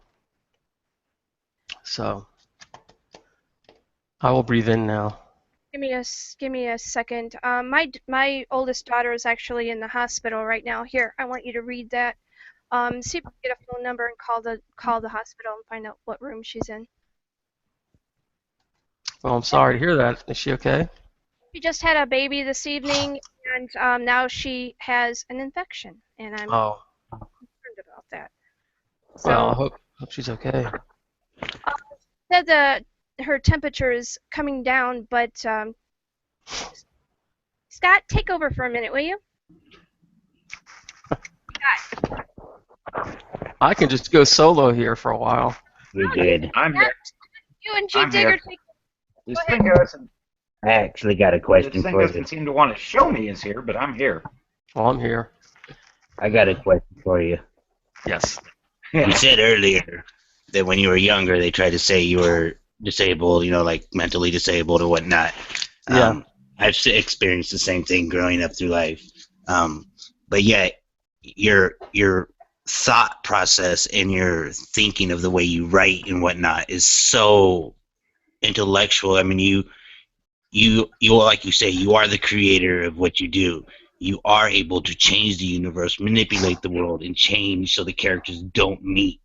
Yeah. I find that very interesting because I think that way sometimes, but I cannot write like that. So my question would be: is when you write, do the words flow out correctly, or is the spelling typically wrong and has to be re-edited? Oh man, everything's wrong. I mean, when I first write, it's in terrible shape, but that's not the point. It doesn't bother me. It's like the rough sketch. I'm just getting my ideas down. Yeah, and there's a lot of there's just so many things wrong with it. You can't even think about it, or you'll stop. And to me, it's like riding a bike. You know, you have to keep going to keep your balance and keep the story going. And then I'll do, like I said, numerous passes where I go back and I do a lot of telling, so I have to go back and do showing. And I'll go back and that's when I go back and iron out paragraphs and sentences and word choices and think about the writing itself, because it's so different than actually just getting the whole story out. That maybe that's one of the things I think I understand that prevents writer's block is I don't stop for that stuff. I don't care if I spell a word wrong because I know it's not going into the final thing, you know. And what I end up doing is one thing that I learned as a nonfiction writer, having gone through this process like 12 times with a quote-unquote real publishing house or experienced publishers, is you have to get like at least 5 or 6 people to read your book, and you have to spend the money on a good proofreader editor at the very last step. And that's what I'll do. I'll have 2 or 3 people who read my book as I'm writing it, give me feedback on my ideas, and major problems, major things like, this guy died 2 chapters ago, how come he's here, that kind of thing. I mean, I don't worry too much about making mistakes because I know 2 or 3 good people will catch it. Then I'll go back and do a rewrite. Then I have a professional beta reader who goes through it, gives me this report on things, and then I'm not sure. I usually don't make a whole hell of a lot of changes, but it makes me feel a lot better that I've had people read through it and that it's pretty solid. Then I spend $300, $400, $500 on an editor to go through it with a fine-tooth comb and fix all the mistakes I make, which are a lot of punctuation and spelling and tenses and all that stuff. And they will go through and fix all that. So I know no matter what people think about my book, it's a personal opinion because I know that it's been laid out well, there's a good cover on it, and it's been proofread and edited. And if there's anything you don't like about it, it's just you don't like the story. You don't like my writing, which is fine. But they can't say that, oh, this book needs an editor, because, and to me that's part of the reading experience, part of the presentation. It's like a good frame and good lighting on a painting that you've done. Your studio is a mess, but when you display the painting in the gallery, it's quite the opposite. Very clean and simple place, Yes, it sounds very interesting. And from everything you say, I mean, I understand now why you probably don't get the writer's block, because you're not worried about those details. And someone like me, when I try to do that stuff, I'm so worried about if somebody reads it, it's going to be spelt wrong, punctuated wrong. Yep, and you have to. I know that feeling. I write without punctuation. I just write when I write, and it becomes hard for anyone else to read other than me because I know where the breaks are. I know where the pauses are, not them. Well, that's why they say don't get it right, get it written, and you're not going to get it right from word one to the last word in one go. You're going to, like me, that's why I always say I'm not afraid to write, and I actually like the process because I'll move around or delete big chunks of stuff that other people would be like, oh my God, it took me 3 days to write that. I don't care. If it doesn't work, I'll take it out of the story. Maybe I'll save it in another file, but I'm not afraid to, I mean, I just know, I accept the fact that you're going to go back over it 10 times. So the most important thing initially is get the story out, get on your bike and ride the straight line, don't fall off, and condition yourself to just to get the story out. Tend to fall off the bikes. Yeah, so you're going to have to just latch onto that part of your brain that lets you just write and forget about spelling and everything else, and remind yourself nobody's going to see this unless I want them to, you know? Last week when I was riding a bike, my leg fell off and it didn't feel very good. There you go. Product placement. Where's the Gorilla Glue? Gorilla Glue. I actually love that stuff. I use it. I got it. Yeah, me too. It's great for styrofoam, but I also use Type Bond 2 or 3, and that's excellent for wood. I use duct tape now because it comes in multiple prints. Yes, duct tape is good. Good for setting a broken. You should see my cheetah outfit. Hey, Luke, Luke, you were mentioning your editor earlier. You want to go ahead and give your editor a plug? We get a lot of editors come on Zombiepalooza. We just might know them. Her name's Madeline Fox. She's the one I used most recently for transformation. I've used a few different people, and they're all really good, but a lot of times they're not available. Some of the good ones are backed up for months, so it's like I want my book proofread. I have to go find someone who's available. And this woman up in Oregon, she's in the same time zone, which makes things easier, and she has a lot of varied experience in fiction and nonfiction, and so she was excellent. Madeline Fox, she's on Elance, and she just did a really good job pretty quickly. She's very responsive to my questions, you know, that kind of thing. And it's hard to find a good editor. Some people want to charge you like a lot of money, and I don't know that many people can do a good job. And you know, it's really hard actually, and I grew up so frustrated because there's writing right, and then there's writing creatively. And it's hard to find someone who can edit your work so it has a credibility. It's technically correct, and it seems professional, but not alter your voice and maybe the way you like to do things. I have idiosyncrasies in the way I write, and a good editor like Madeline Fox will point these things out. Like this may be misinterpreted as an error, and how it, you know, she's really sensitive to my voice or my way of. To me, writing is like it's almost like writing computer code. The first draft, especially, it's like cause and effect. Yes, cause and effect. True or false, you know, and I have to basically, I'm going through this whole story making sure that everything logically works, because like a computer program, one line doesn't work, it'll break the whole thing. And I know I'm rambling, I'm sorry, I drink a lot of coffee, which is another reason I don't have writer's block. Oh no, you're doing good because you're actually giving a lot of information. Very important.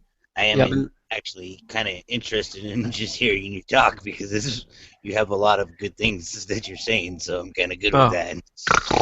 That's good because it's all bullshit. I'm actually tearing myself away from doing creative writing because I have to do the promotion of the second book, and I'm already looking at the third one, writing on it, thinking about it, and I really shouldn't be. I need to be promoting my second book more. And one thing I'm doing is writing blog postings, and a lot of the topics I write on are the ones that people always ask about, writer's block, things like that, because the answers after the fact are not that hard to come by. You know, sometimes the answer is pretty easy, and a lot of the time it's the question people don't have. Yay, she's back. Is your daughter doing okay? Yes. She. Yay! We got Jackie. It's getting close to about that time that. Hello. I knew nobody ate her. It's getting close to about that time that you. Yeah. We were having too much fun without you, so it's good you're back. Well, you can. Bumper time. Not quite. Still got a couple more minutes, so I'm gonna. Oh, okay. Everything is all clear, and they got the fever back down again, and the baby went good, and so because there was other complications, why it was like, that's the first time I've ever done that on this show in the almost 2.5 years we've done this. It's certainly understandable. For you, Jackie. Yeah, I certainly don't mind. All right. We had fun. We made it work. And Luke is very amazing. He has got so much stuff that it lets people know they can be what they want to be. Well, I like to talk. Yeah, which is... we're very. Well, you express yourself quite eloquently. Oh, thank you. We're very particular about the guests that we have on. We want them to be someone that's got a really interesting backstory, and of course the work has got to be really on target. And so we look for lots of different kinds of things, not just only one particular thing, and try to get as well rounded as we possibly can.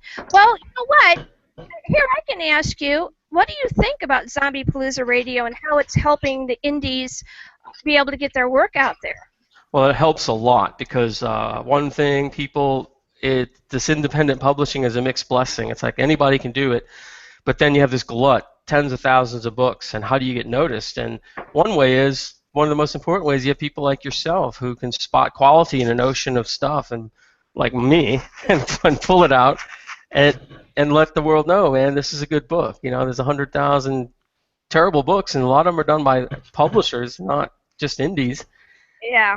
And you guys are doing a priceless and valuable service that I think it's good for the writers, great for the readers, and not good for the undead because we're all organized.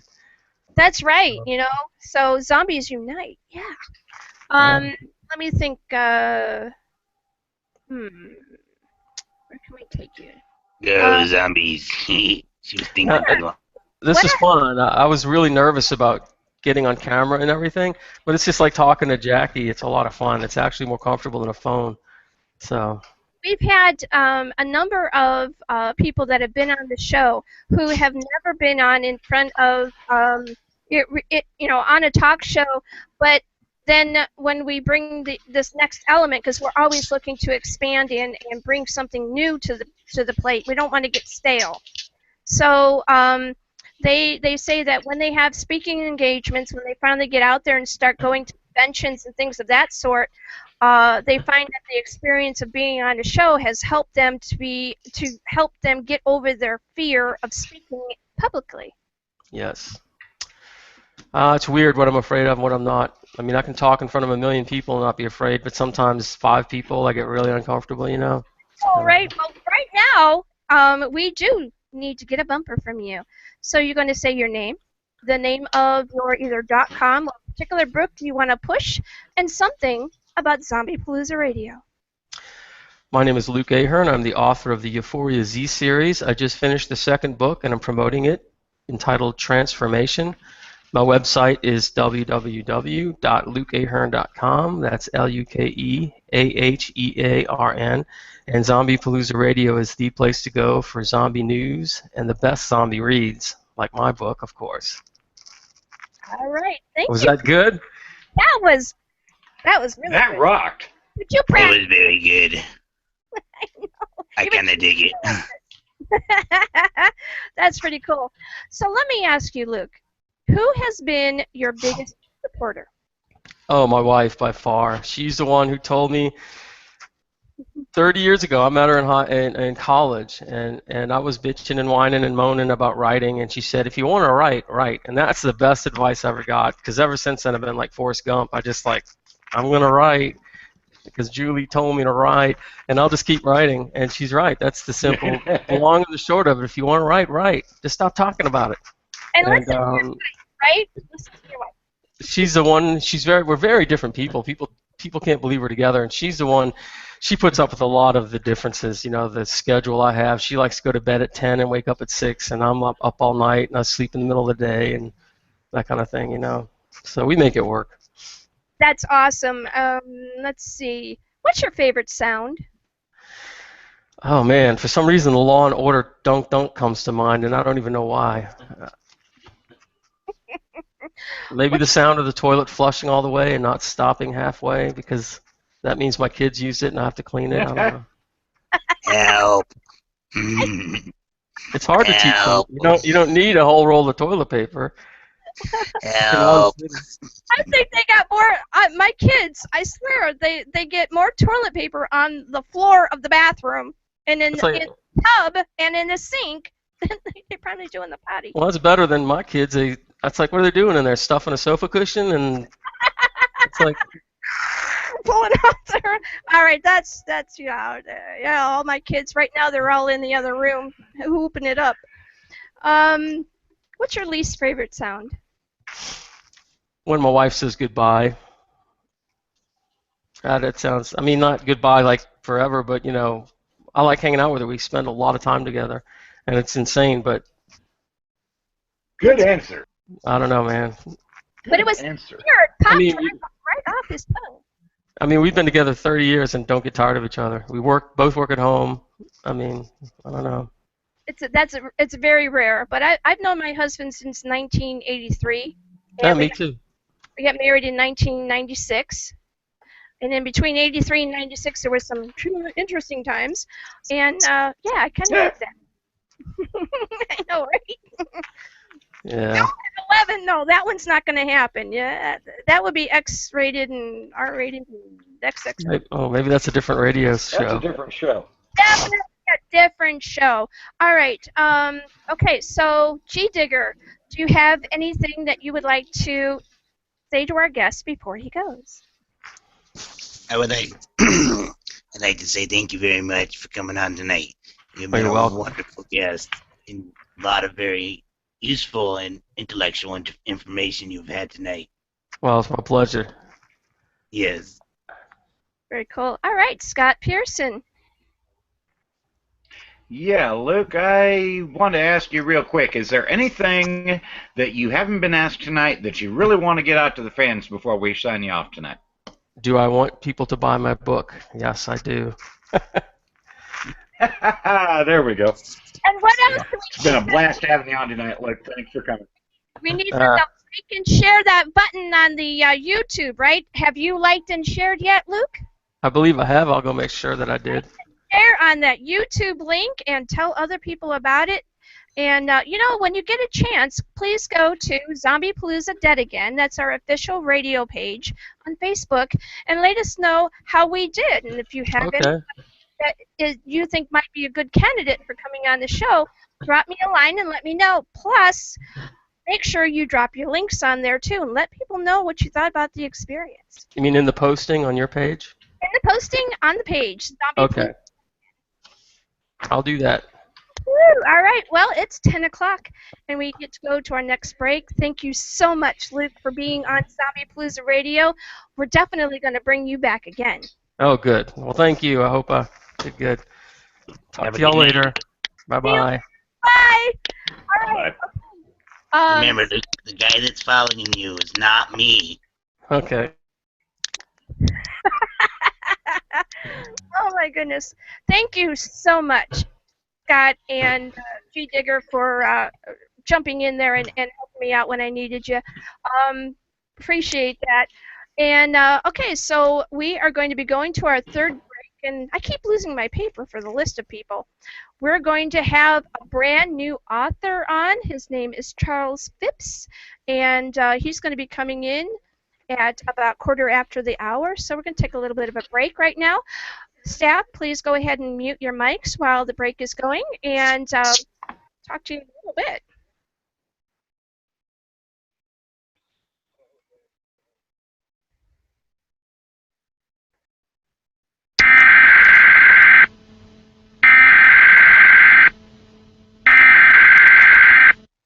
Civil danger warning. The following message is transmitted at the request of the United States government. At 10:14 a.m. Eastern Daylight Time, reports of zombies rising from their graves and attacking people were coming in from several states across the country. They include Arkansas, Colorado, Idaho, Missouri, South Dakota, Texas, and Vermont. It has been observed that a vital exchange of fluids or methods or transmission. If you get either of these methods of transmission, you will turn into one of these creatures. Do not provoke a zombie. Doing so will result in an attack. The following precautionary actions have been taken to ensure your safety. Shelter in place is now in effect. Move to an interior room that is blocked by several doors and walls. Stay calm, as authorities have been dispatched to deal with these creatures. It is not known if this event will last for hours, days, weeks, or even longer. Once again, stay calm, as authorities have been dispatched to deal with these creatures. You're listening to Zombiepalooza Radio. Hello, my name is Randy D. Rubin, and you can find me at www.dreadmere, spelled DREADMERE.com. That's my place. And I'm thrilled to death to be a part of Zombiepalooza Radio. Thank you so much.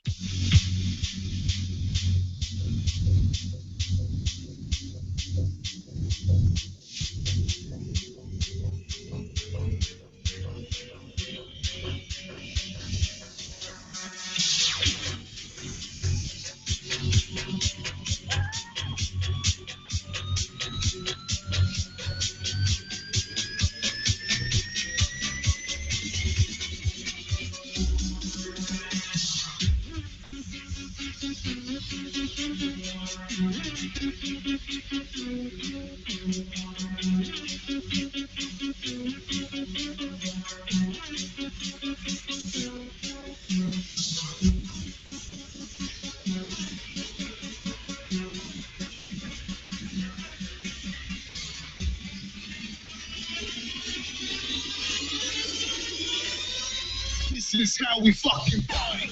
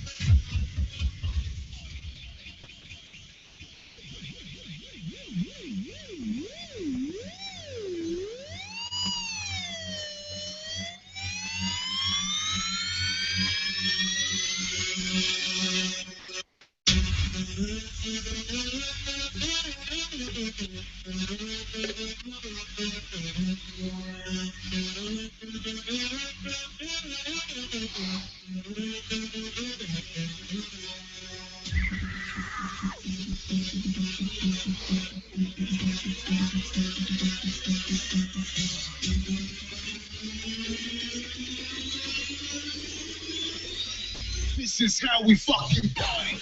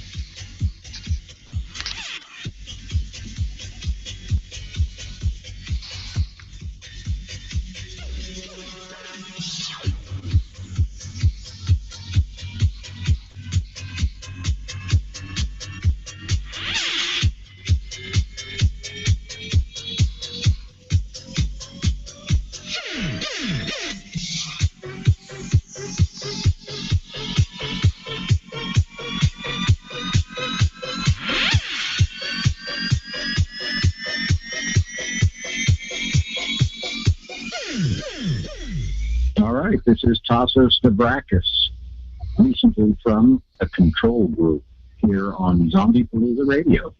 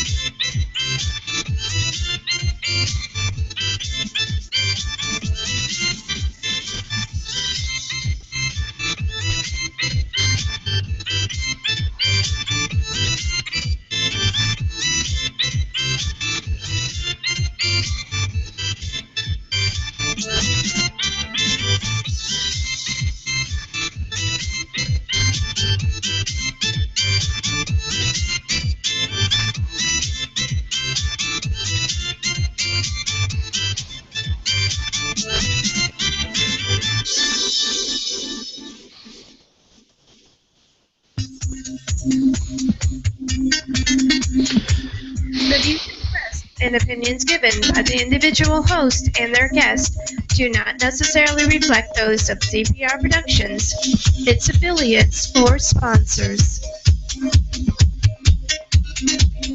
All right, welcome back for round 3 of Zombiepalooza Radio Live. How you doing, Scott? I'm doing great. We seem to have lost G-Digger. Where'd he go? I don't know where he went, so I'm going to send out another link for him. But right now, what we're going to do is we're going to introduce our next guest and get you to say hi to him. He's brand new to the show.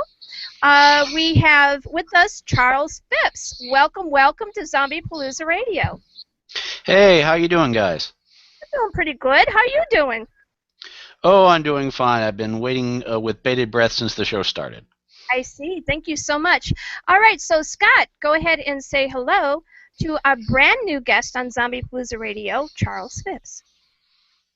Hello and welcome to Zombiepalooza Radio. One of the biggest things that we exist to do is to help new writers get their name out there and their books out circulating. And it's a pleasure to have you on the show. Oh, it's a pleasure to be here. Thank you very much. All right, so you are an author. What are the main genres that you like to create in? Oh, I love writing in multiple genres, but what is currently just getting my debut out, so to speak, is I'm doing a book about urban fantasy and a book about superheroes, actually. 2 different volumes. Very cool. And we love the diversity on Zombiepalooza Radio. Some people think, oh, the name Zombiepalooza Radio, you just do zombies, right? Well, we do way more than just zombies. We bring on people like Charles Phipps. All right, so you have 2 books that we're going to be talking about this evening. I'm going to bring up your show details on here so that we can get this started. Mm-hmm. And yes, we Is want one of them Supervillainy? Yes, yes. The Rules of Supervillainy. I'm looking forward to Esoterrorism. hearing about that one. That's the one. Go ahead and talk about, give us a little kind of a background on the seed that you used to be able to create supervillainy. Oh, well, the Rules of Supervillainy was something I wrote while I was still working to get published with Permuted Press. It was sort of something that just stuck in my mind and just kept coming out on the page while I was trying to write a more traditional horror story. And I'm a naturally very funny guy, and I realized I didn't think that anyone would ever want to publish a supervillain book or superhero book because, you know, I was just an idiot. But I just wrote it out for pure fun there, and then I shared it around with my friends, and they decided, hey, this is actually pretty good. And working very hard on it, I created what I think is a really, really good book. All right, so we also are going to be talking about I swear people make these things up so that they can watch me bump all over it. Esoterrorism. Yes, it helps if you to understand it's a pun and kind of deliberately hard to do. Esoterrorism. I got it. It's about supernatural terrorism. Now, or the fighting thereof. All right. What inspired that meld? Well, I just thought I was just trying to come up with a title which instantly told you what the book was about there, which is kind of a Man in Black conspiracy, spy fiction kind of thing there, dealing with the supernatural. Though in the book is a little more closer to the Dresden Files than anything else in that I don't take the conspiracies and spies quite as seriously as some people. So I just decided to meld the 2 words and see if people like them, because I certainly think it's memorable.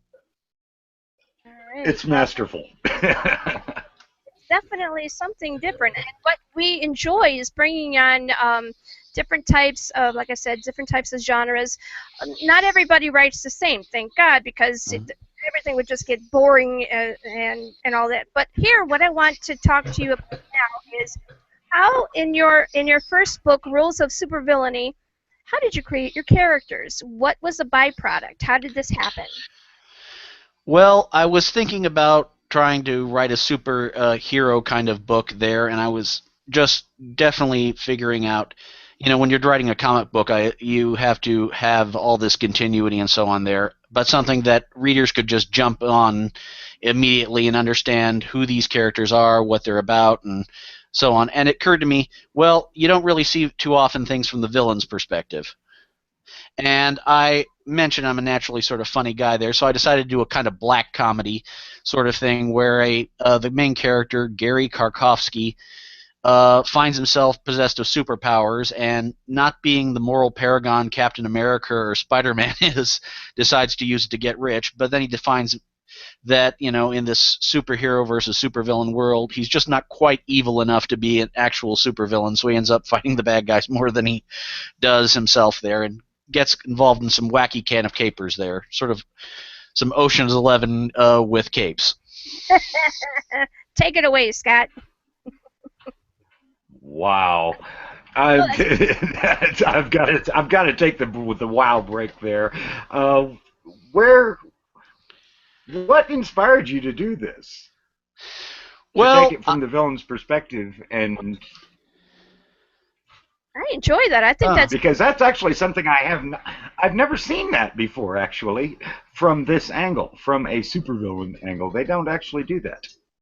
Well, it's very funny you do that, because I came up with this idea that I thought was astoundingly original, and I brought it to my writing group after having finished the rough draft, and then I talked with my writing group, and another person in the writing group, Jim Brenheimer, who is the guest right after me, had wrote his own manuscript right the month before, called Confessions of a D-List Supervillain. Oh, no. See, you got that. There's that going on. And so so what did he do when he heard what you had and you heard what he had? Oh, it was hilarious there, but Jim went on to indie publish his book, and to great success, and we both read and enjoyed the other's books there, and they're very different takes on the same subject, even though they're both kind of not so serious takes on the subject of being the bad guy. I think that that's pretty cool. So when you were creating this particular piece, how did you go about getting the mindset or the pathos for your supervillains? Well, it's interesting, because I originally was thinking that I would just do a straight kind of comedy there, but every time I tried to put my fingers down to do something more parodic or satirical, the characters just kind of revolted and said, no, we're actually real people despite the weirdness of our environment. So I took a break from the book and figured out who these characters are, why they have these very strange ideas about what they're going to be doing with this thing. Why does Gary figure that the thing he wants to do is pretend to be a bank robber when he's really, really bad at it? And what he says to be, I'm not going to be a guy who fights crime, I'm going to be committing it, and just embracing the whole thing. And I came up with a really interesting kind of tragic story there about what happens when you grow up being the sort of person who lives in a comic book universe, and in Gary's case, his brother was a supervillain before him, and Rel died rather tragically, and he kind of makes a rather poor choice to idolize his brother, despite the fact he made some very poor choices. Oh my goodness. Well, I do enjoy that you're bringing it from that perspective. It allows for the reader to be able to kind of, I think it might be a little bit more enjoyable for them, because most people, they got a little bit of that supervillainy kind of mindset in them, and for them, it's a charge. Mm-hmm. I think everyone has the perspective that they're the hero in their own story, so to speak. Mm-hmm. So supervillains are no different. I assume Lex Luthor thinks Superman is the bad guy, and vice versa, just as vice versa. It's just most of us agree with Superman. In Gary's case, he thinks he's living up to the legacy of his brother and trying to just be someone important and show the world that, he's not going to be constrained by their rules, and just he's trying to also be kind of infamous. And because his previous life is just one we can all relate to, I think, where it's just so dreadfully boring. We like a little excitement every once in a while, but too much excitement, I don't know, like tonight, way too much overload. So I would like to know how you emotionally connect your fan base to your work? Oh, it's interesting because before I got into writing, I actually ran a review website, and it was called the United Federation of Charles, because I thought that would be another memorable title. And I had a pretty a surprisingly big fan base. I found, well, at least for me, of people who wanted to read what I thought of movies, comics, games, and so on there. And I went to them first, started to say, hey, I'm writing something, and I shared little bits and pieces here and there. And I have quite a few people who have already said, hey, I want to buy this book from the start, and I'm very interested, and you should continue writing this. All right, Scott, go ahead and ask your next question. Well, I love the fact that you do what I was talking about it last hour, method writing, where the characters actually do the writing and you sit back and take notes. And I like that you clarified the fact, something I've never actually said, know these people, these characters, before they're going to tell you their story. So, and it takes a while learning them. Scott, I didn't know you were kidding.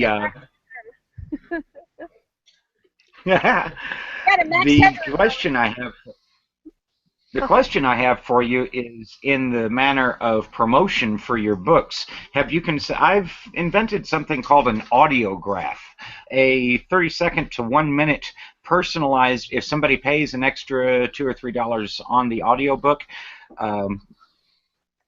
it automatically emails you their name and email information, and you record them like a 30 to 60 second, I can talk, I swear, greeting and thanks for buying my book and type thing. I call it an audiograph.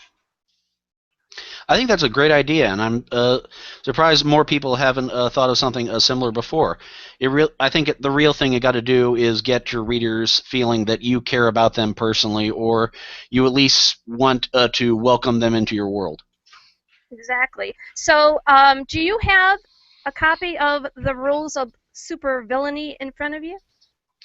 Not quite there. I did, however, send the absolute final version of the book just out today, and it'll be available in just a few weeks. Well, what I was going to have you do is engage us with the first couple of lines of the book itself. Well, let me pull that up there, and I'll see what I can do for you. All right. Thank you very much. So, in your writing, in your world where supervillainy is, how many of those characters actually have a piece of you in them? Oh, everyone has I think every writer has some facet of themselves in the characters they create.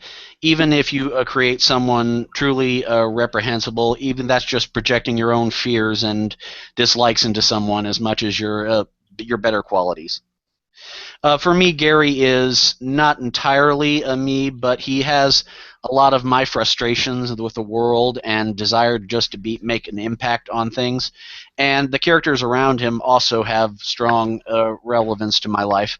One of the main characters in the Rules of Supervillainy is poor Gary's rather frustrated wife, Mandy, who is less than pleased with his new decision to become a criminal. Yeah. So, did you come out with any surprises in this particular piece that you really were kind of really shocked that it went that route? Oh, I could be here all night talking about the kind of surprises and twists and turns there. I was genuinely surprised that not only is Gary hiding these deep tragedies that are driving him forward, but that the minor characters I created around them all had their own stories. I created a bunch of colorful henchmen, so to speak, for Gary, some old friends and who had gotten involved in criminal activity themselves, and older supervillains who are past their prime that decide to join up with Gary because why not? And all of them, it turns out, had very interesting stories themselves, which developed inside the story as it goes.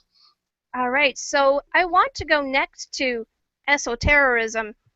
Tell me a little bit about how this one started. Well, Esoterrorism is a book that is, I think, probably going to define me because I have been working on this idea in my head since about 2000. So it's been there since college. When I just was walking along thinking about all the various X-Files and conspiracy fiction and all this sort of stuff that I don't believe in real life, but just was captured the imagination, so to speak. And I was thinking, I need to write a book where there's a guy who is involved in this neck-deep criminal crazy stuff from his perspective and see what he has to say. And that was Derek Hawthorne. He's been several different names in my head there, but I've tried to write this book on numerous occasions, and finally I developed the writing skill to actually get it to pen, to creating the world, the backstory, who he is, and so to speak. He was always in my head, but I could never quite do him justice. All right. So in this particular piece, how did you go about writing the nuances of each of the characters? Well, it was ironic I mentioned that everyone is a hero in their own view and for the supervillains, and I was thinking, so we always had the perspective with urban fantasy, either the public supernatural or the hidden world, so to speak. Right. And, you have things like True Blood where it's all out in the open and everyone knows what's going on. But, what kind of effort would be needed in the real world, quote unquote, to cover up the world filled with vampires, demons, and so on there? And I was just thinking, that would be a pretty huge bureaucracy, and that would be incredibly frustrating to work for. I know, right? So I treated it as what it would be like to be the equivalent of a CIA or FBI agent who just having to work with these kind of things there, and just treat it like as realistically, as much as that's an odd word to choose, as possible. All right, we have G Digger back with us. Woohoo! Had to go out for a snack, G Digger? Did you? No, somebody stole my internet. Did you pound him one? Real good? Nah, I didn't find it, but I found the internet. I'm glad you found the internet. G Digger, we're talking currently with author Charles Phipps. Say hi, G. Hello, Charles. How you doing today? Hey. You're not the Charles that I let out of the grave yesterday, are you? No. Okay, different Charles. Because he was all dirty. I told him to go take a bath, but he said he liked it that way, and I was like, why? G Digger is a zombie. He's taking the honorary first chair co-host for the show tonight because Dead Door William and Crunchy are off on assignment. So, yay! And that's gonna be really funny. See that squirrel at Dead Door. I cannot wait until they come back and tell me what the heck they got themselves into. So we talk a lot about perspective on this particular show because we really want to know what the background is of the person that is talking to us about the creation they made. So what is your perspective that you bring to these particular works? Well, one thing I've always felt is my strength as a writer is I have a really good ability to project myself into the circumstances and look through the eyes of the characters and just see the world around them through that perspective and put it into my words. I don't know if I'm great at anything else there, but I feel it's my strongest ability that I can realize the world in a snapshot around them from what do these people think about them and the place around them. Very, very cool. What do you do about creating the environment? Is it like a movie in your head, or is it something different? How do you do that? Well, I think it really depends on what sort of a book you're writing there. Esoterrorism is placed sort of like what you would get a supernatural James Bond movie in that I make it much more glamorous than anything in the real world could possibly be there. There's action shootouts, jumping from planes that explode, all sorts of crazy things, and of course zombies, because why not have them in secret underground bases and all that other stuff? And the characters are living through that life, even as crazy as it may be, because hey, it's the literary action movie. While the Rules of Supervillainy, by contrast, is a much more personal story, even though it involves people who can fly. Who would you like, if you were to take this to screenplay, who would you like to direct it? Oh, I don't. Well, I just saw The Age of Ultron, so I'm just going to say Josh Whedon because my characters just cannot shut up with the quips. What is one of your favorite quips that you have in Supervillainy? Oh well, let's just go with. I pulled up the book there, and My favorite. Here's an opening line there. Ever since I was a kid, I always wanted to be a supervillain, and I'm not just quoting Goodfellas.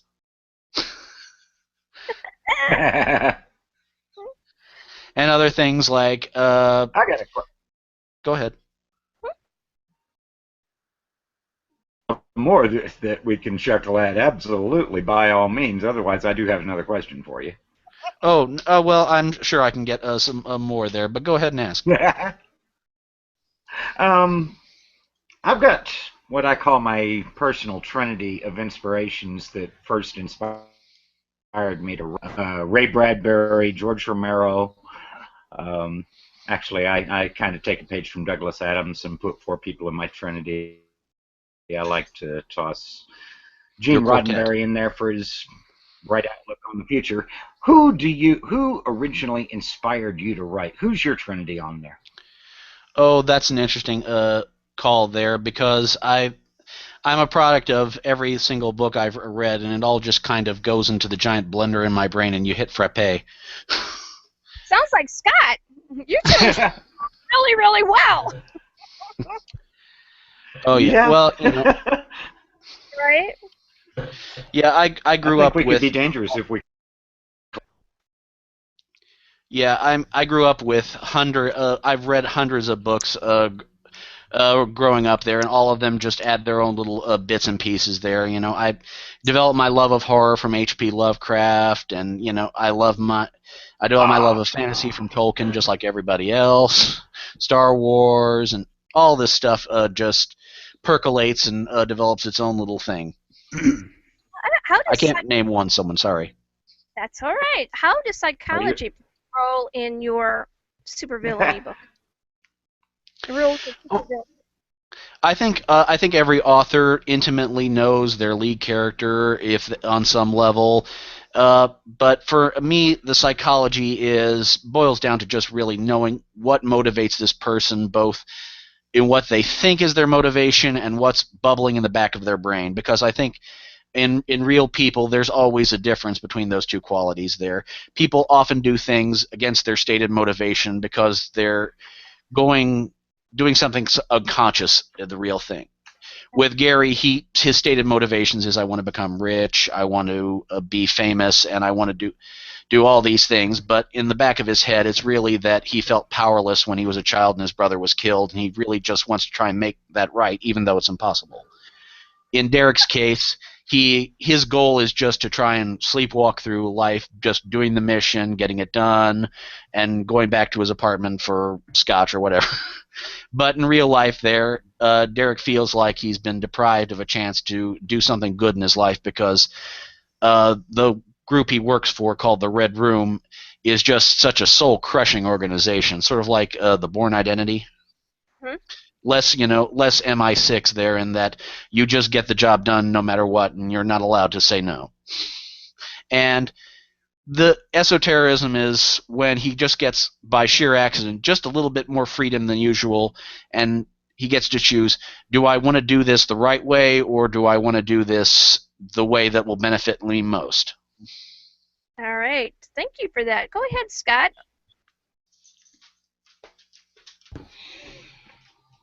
When you're creating your characters, do you take them from people that you see on the street or people that you've known? I don't mean your main characters, because I'm sure your main characters have been repeating for a while in different names and reincarnations, but incidental characters, do you take them from people on the street, or do you create everything from scratch?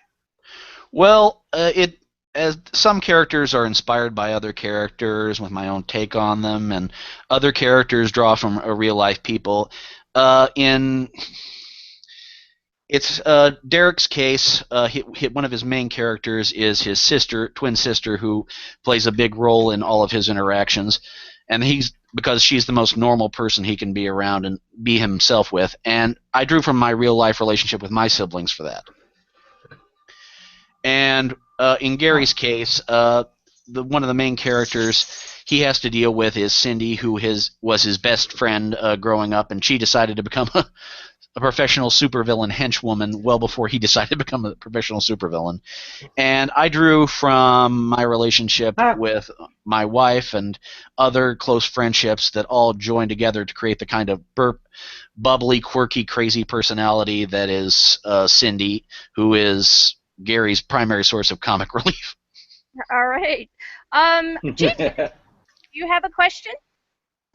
Yes. So I'm assuming that you try to keep a balance with your characters. You have to have your good side, your bad side, your not so crazy side, your extremely crazy side, and all the in-betweens. Kind of like us. Yeah. I'm normal one, and then you see Jackie. You can't. You have to have the straight men for any comedy to work there, and you have to have the professionals who deal with the people who just do it in their own peculiar way.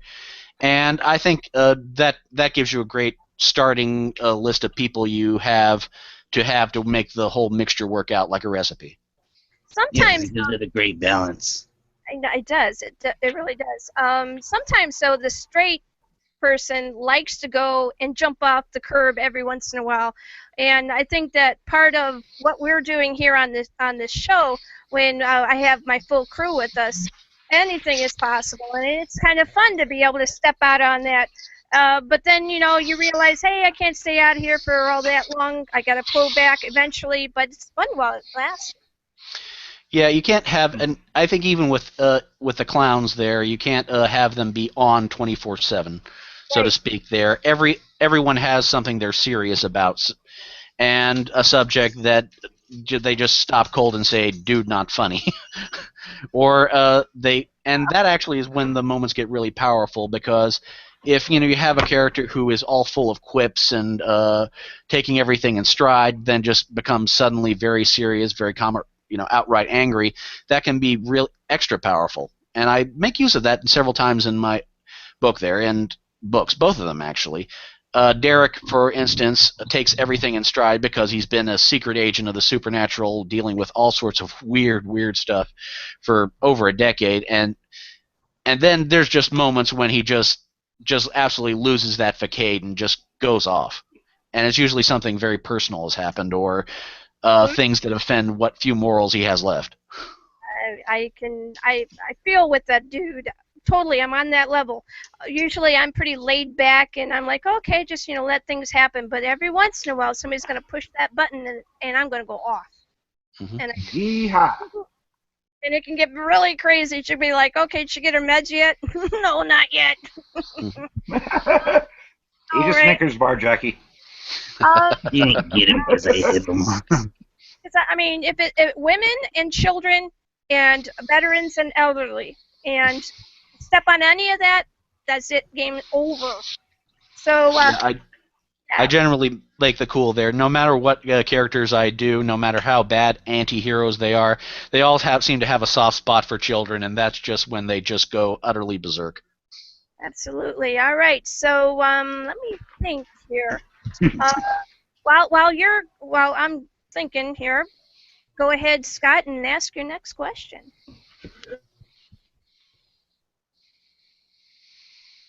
Okay, we did the even supervillains have soft spot for children. I got an instant flashback to Gru and the Minions, and I'm like, so you'll forgive me, but I've had a rabbit hole moment here.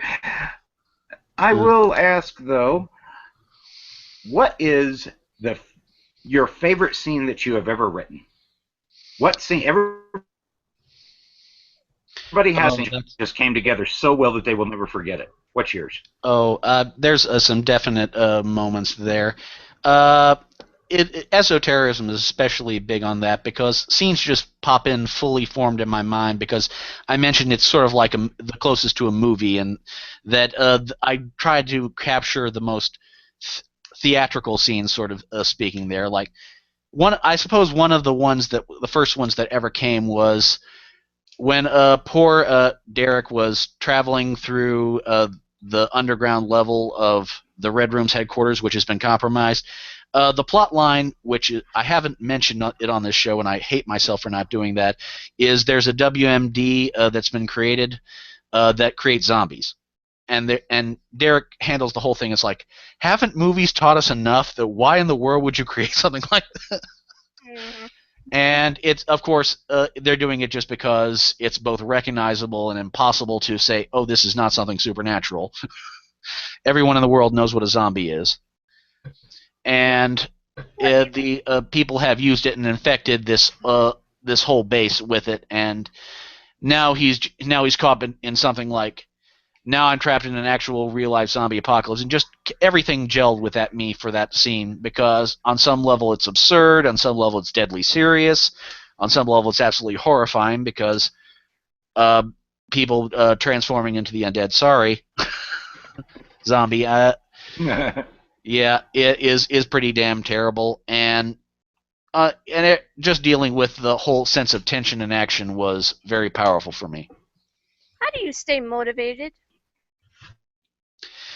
Well, I love writing, and it's always fun there. It's just finding the time and the quiet in order to get the things in my head down onto the page. I never have a problem envisioning scenes in my head. It's just finding a way to translate them down. What is it about the written word that has attracted you so much to it?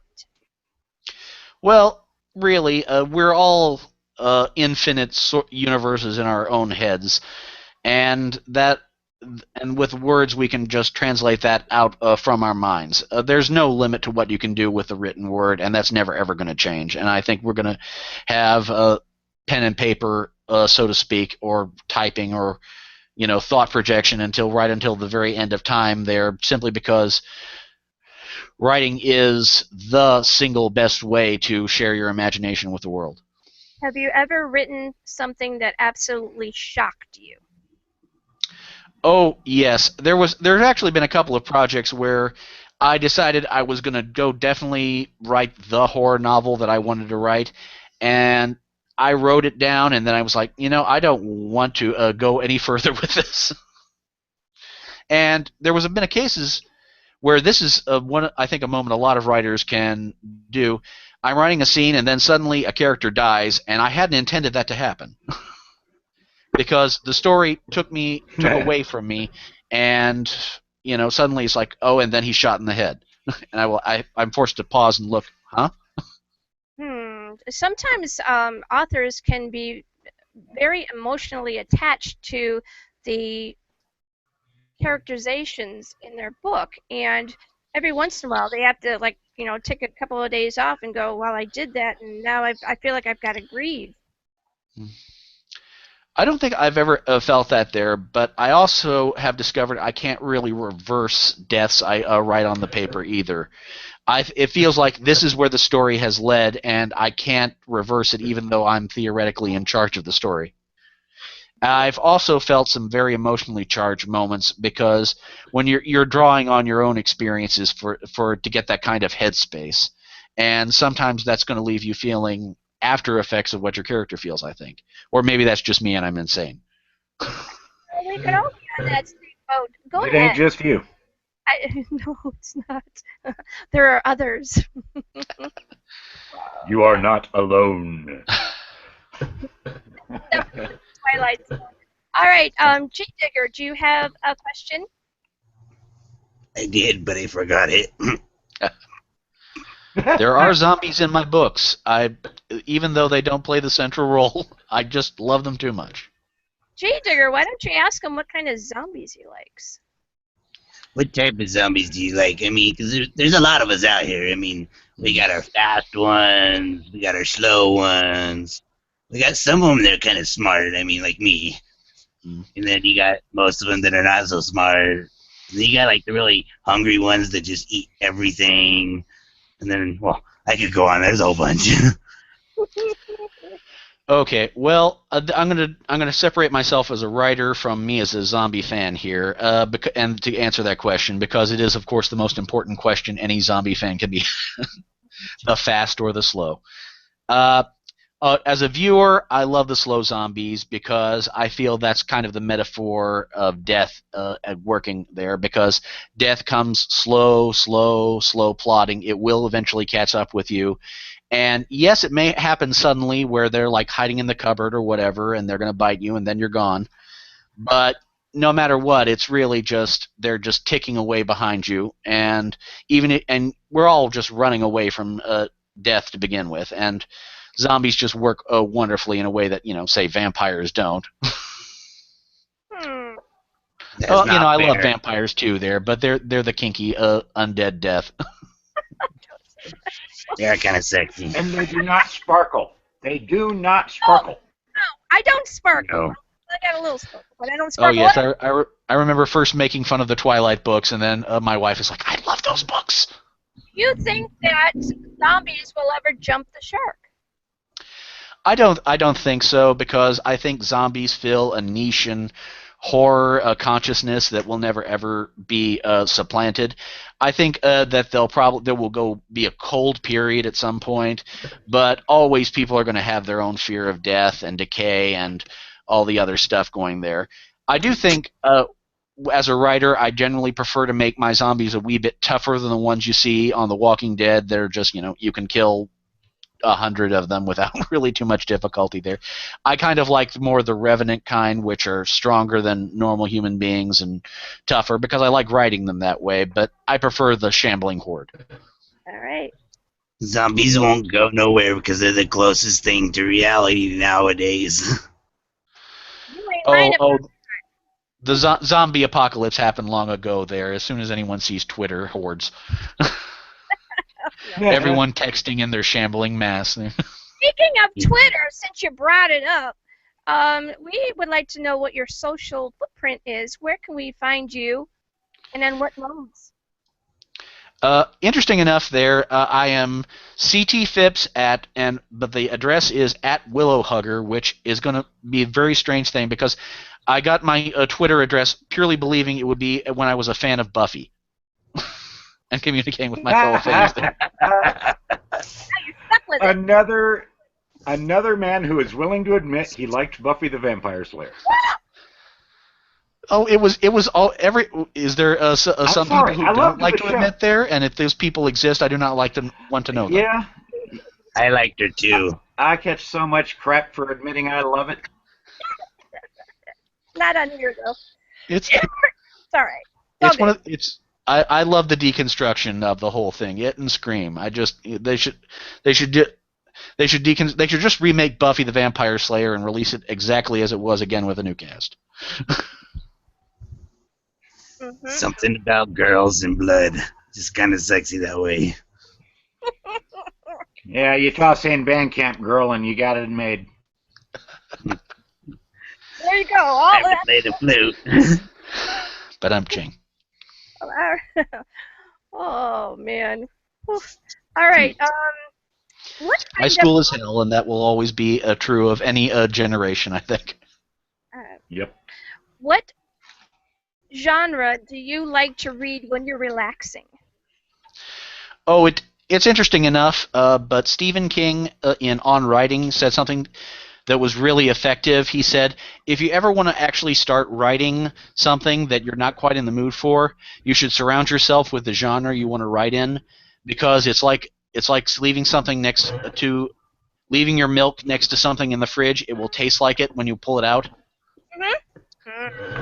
And I always felt that was true there. So whenever I feel like writing fantasy, I surround myself with fantasy, and whenever I feel like writing horror, I watch horror, and so on. And it's really just fallen into a little pattern for me.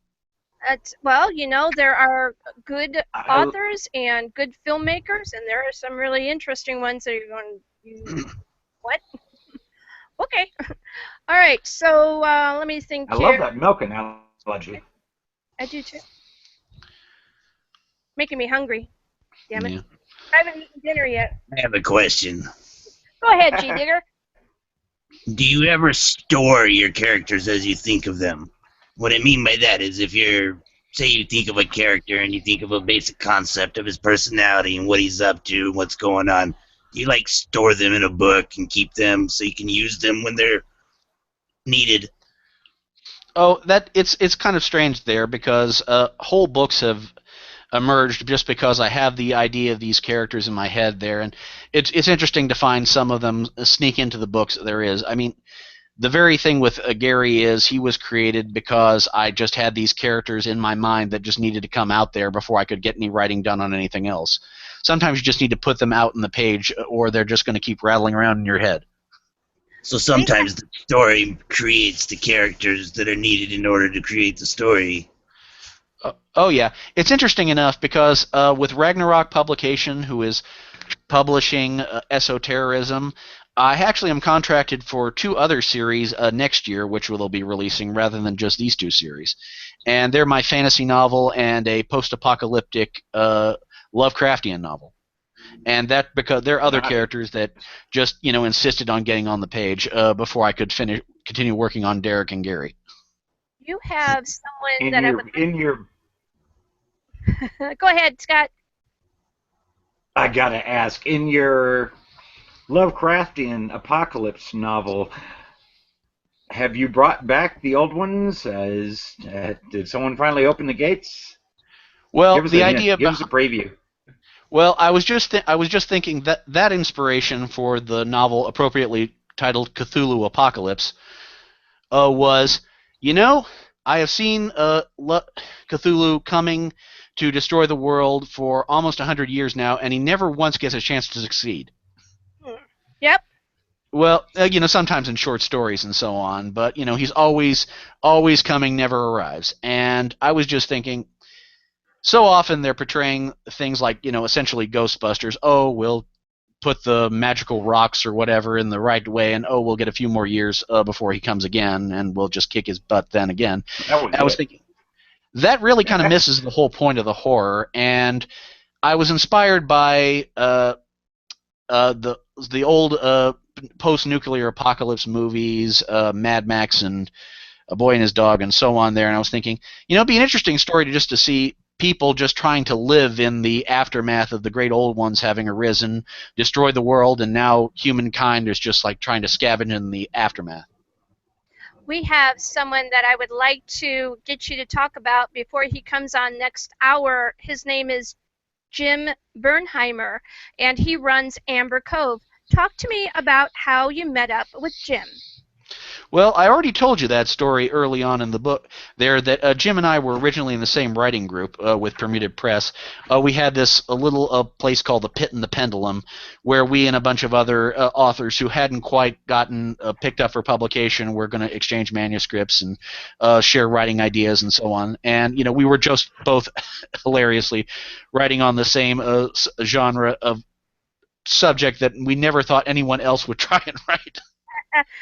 Great minds think alike, especially in this case. He is going to be on next hour, and he's going to be talking about all kinds of really cool things, publishing house that he has, and some of his own works. Yeah, he got out the Confessions of a D-List Supervillain before I got out the Rules of Supervillainy, and when I was looking for a publisher, I was thinking, well, Jim's starting his own publication house, and he's had no amount of success. And I think, shockingly enough, we have a bunch of crossover audience. So let's see if we can come together and come to an arrangement. And we did. I think it's going to be a good pair. All right, so we've come to that point now where I need to get a bumper from you. You'll say your name, the name of your book, Already? or .com. I know, it went quick. And something about Zombiepalooza Radio. Hey, my name is C.T. Phipps, and I'm the author of the Rules of Supervillainy and Esoterrorism, and I love Zombiepalooza. Thank you very much. All right, so what is one thing that writing as a author, published, done for you, changed you, molded you? What have you gotten out of this experience?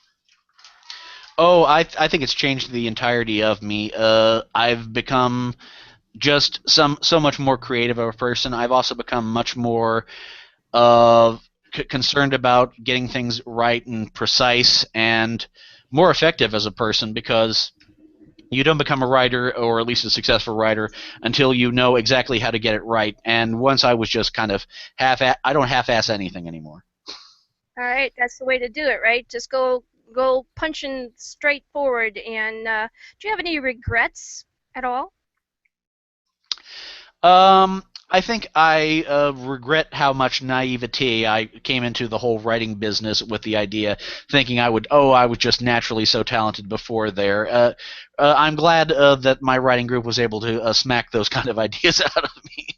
How important is it to have a peer group when it comes to writing? I think every new author needs to have a peer group, because there is no matter how good you think you are not. You are much, much worse. Oh, man. On another note, do you have any groups out there that you belong to that you would like to give a shout out for? I'd like to give a shout out to Jim and Ragnarok Publications, both because they have groups dedicated around them that have been so nurturing and helpful and understanding, and not to mention generous with their time, and just a bunch of guys. It's important to be able to have a camaraderie. Many of our authors come on and they are in a situation where they don't really have a good peer group. Because they're just getting started, or they've run into some stuff where it was kind of just distasteful for them, so they would pull away. But, it's a process and everything, right? Yeah, I think a lot of authors have this and this include many professional authors, have this erroneous belief they're in competition with their fellow authors, when really I think people in the same genre and subject are really creating a larger audience for people to want to read more about that. Absolutely. All right, so we are at 10:57 p.m. Eastern Standard Time. Let's see. Do you have anyone else that you'd like to give a shout out to? Oh yes, my wife Kat, because she's just been the rock and muse that's guided me to become the writer that I am now, and will hopefully continue to do so for decades to come. That's awesome. Go woo! Wives are very, very important in many of these situations, and we always like to give a shout out. That's not fair. Those to support people and all of that kind of thing. All right, so I want you to one more time give your blogspot.com a shout out. The United Federation of Charles. All right, and is there anything that we haven't asked you about that you would like to have people know? I think you managed to cover just about everything, and I'm very grateful for that. This has been a great interview. Thank you very much. I appreciate your time, and we're going to definitely have you back on when your books come out, probably in about another month and a half or so. Oh, that sounds great. Thank you. All right, thank you. I'll talk to you later. Talk to you later. All right, okay. I'll just go back to watching. Bye, Charles. Say goodbye, Laters. Woo! All right, so Bye, Ziggy. that was really pretty cool. It went by way too quick. Well, when you're having fun and you're talking about stuff that you love to talk about, it goes quick. All right, so we're going to go to our next break, and we are going to be bringing on Jim Brenheimer, and he's going to be talking about Amber Cove and a couple of other projects he's working on, and maybe we might be able to entice having Charles Phipps come back on for a couple of minutes with Jim, and see how they are together. That'd be cool. I know, right? All right, so go ahead, staff, and mute your mics, and I'm going to go to scratch my sunburn that I got, like, ow. So, and you can tell I don't drive, too, because that arm is the one that's burnt to a crisp. It was hot out today. We're going to take a listen to this, and go ahead and mute your mics, guys.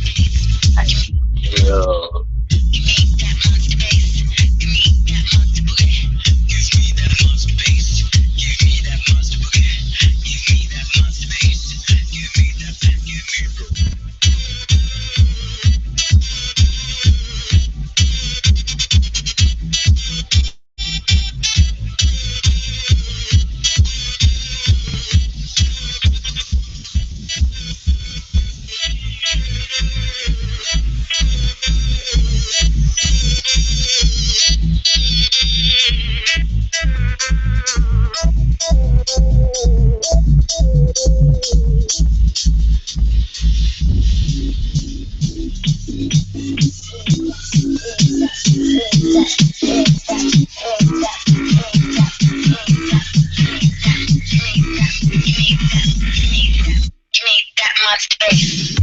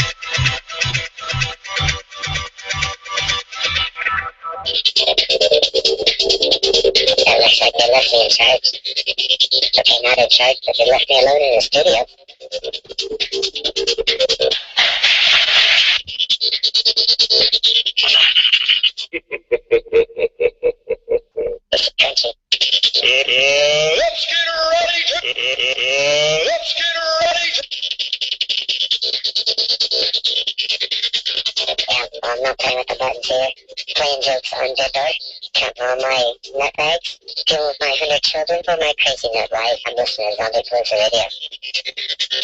You can listen to Zombiepalooza Radio every Friday night on livestream.com/Zombiepalooza Radio.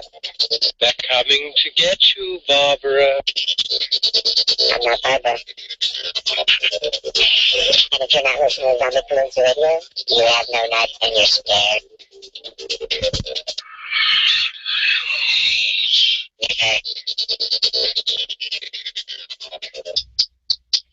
This is Monique Happy. I've been happy to be on Zombiepalooza Radio tonight. As always, Jackie Chin rocks. Hi, everyone. I'm Paul Mannering, author of the Tank Bread series of novels.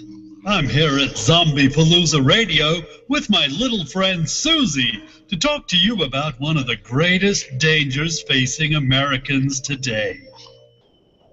Say, Susie, do you know what the greatest threat to an American's safety is?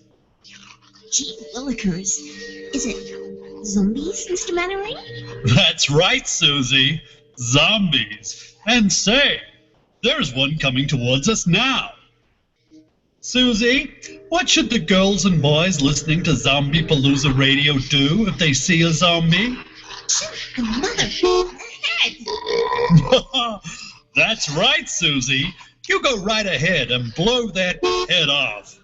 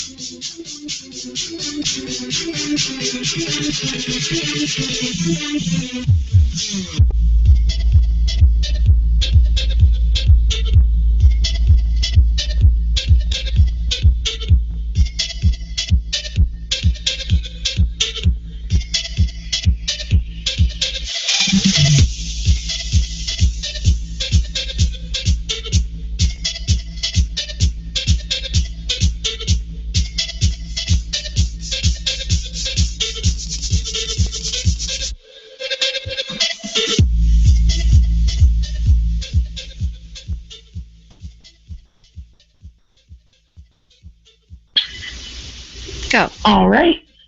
Christine Sutton here, author of Prodigal Son, as well as a member of the awesome collection Hollowed Horror.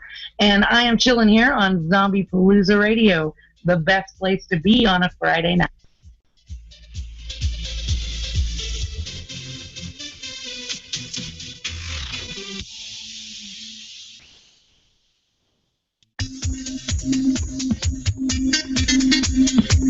The views expressed and opinions given by the individual host and their guest do not necessarily reflect those of CPR Productions, its affiliates, or sponsors.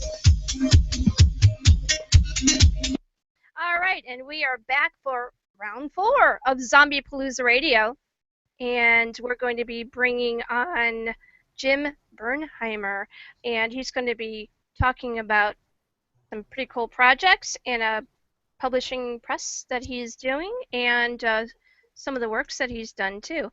And he's going to be talking with G. Digger and Skip Pearson. So I'm very excited. I'm going to go over and nudge him to come on over and get my papers and all that where they're supposed to be. And okay. How you doing, G. Digger? You doing good? Doing all right. All right. Kind of digging where I'm at right now. Oh man, it just knocked over my blood. It just opened it too. Oh no. Something's going on with my internet.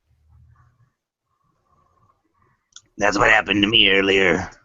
Calling Jim to Zombiepalooza Radio. Damn. Oh, Jim. I know, right? I wasn't supposed to dig him up, was I?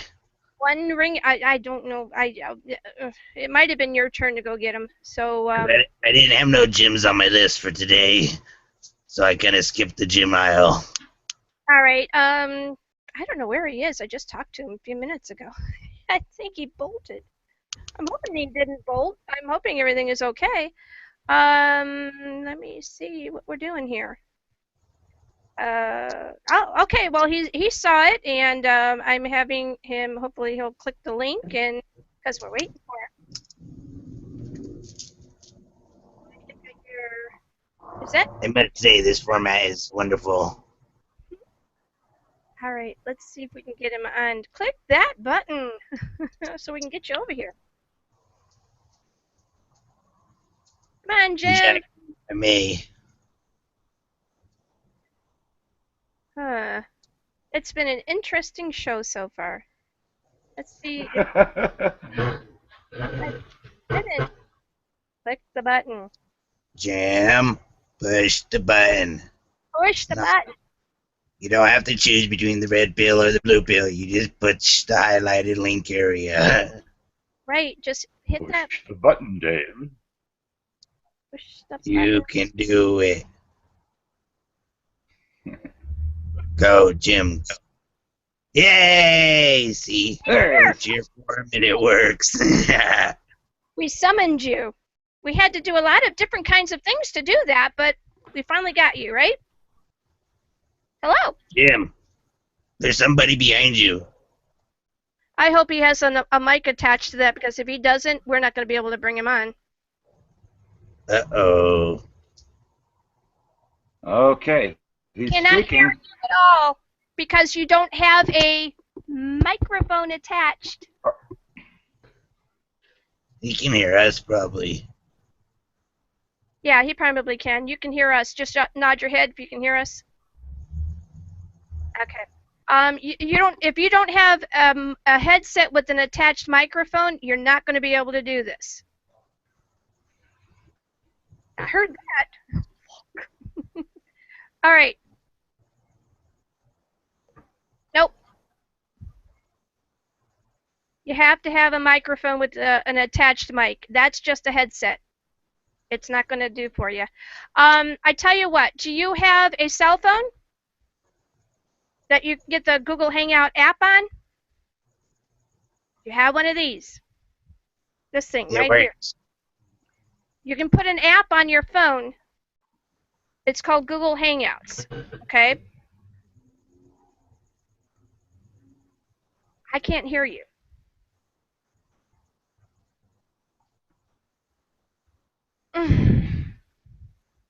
Jackie, a couple of weeks ago, we did a little experiment, and I was on Skype, and you were on Hangouts. I could bring somebody in on Skype if you bring me in on Hangout. No, we're just gonna. This is how we're gonna do it. So he's gonna have to get his cell phone, and he's gonna have to put the Google Hangout app on, and there's his. So it's pretty cool. But yeah, this is Google Hangout is what we're using instead of Skype, because when we were using Skype, we were getting a lot of white snow, a lot of interference, and it just kept getting worse and worse, and it would come in waves, and you'd never know when that next wave was going to hit the guest or if it was going to be us, and so we just decided to just drop it all together because it was really starting to become very annoying. And so when we have guests on, what they need to do, a couple of things they need to do that are a little bit different. They need to be able to connect with us on Google Plus, on our Google Plus page, and then again also on our business Google Plus page, which is Zombiepalooza Radio Live. And then once that happens, then I can bring you to call. But once you are on call, you really do need to have a headset with an attached mic, or a cell phone that has a headset, so that we can actually hear you and bring you to call. And you can get on any phone, it doesn't matter if you have Android or Apple or whatever it is you have, go to the app store that's from your provider and click on Google Hangout. That was Jackie, a big... Yes. I want to say, this version that you're using is way more better. I mean, I'm able to see you when you're talking, and I'm able to see Scott pop up, which is kind of scary every once in a while. But when you're not talking, you're down in the bottom able to see. I'm doing this through my cell phone that one of my little zombies got me, and it is such a great new experience. I actually really enjoy this because it's more interactive, and it is a lot quicker and clearer. Ah, Scott. Hey, look what he's got. We're waiting for you. Do it. He comes to save the day. And he wasn't actually scheduled to be on until about 15 after, so he's only about a minute late, technically.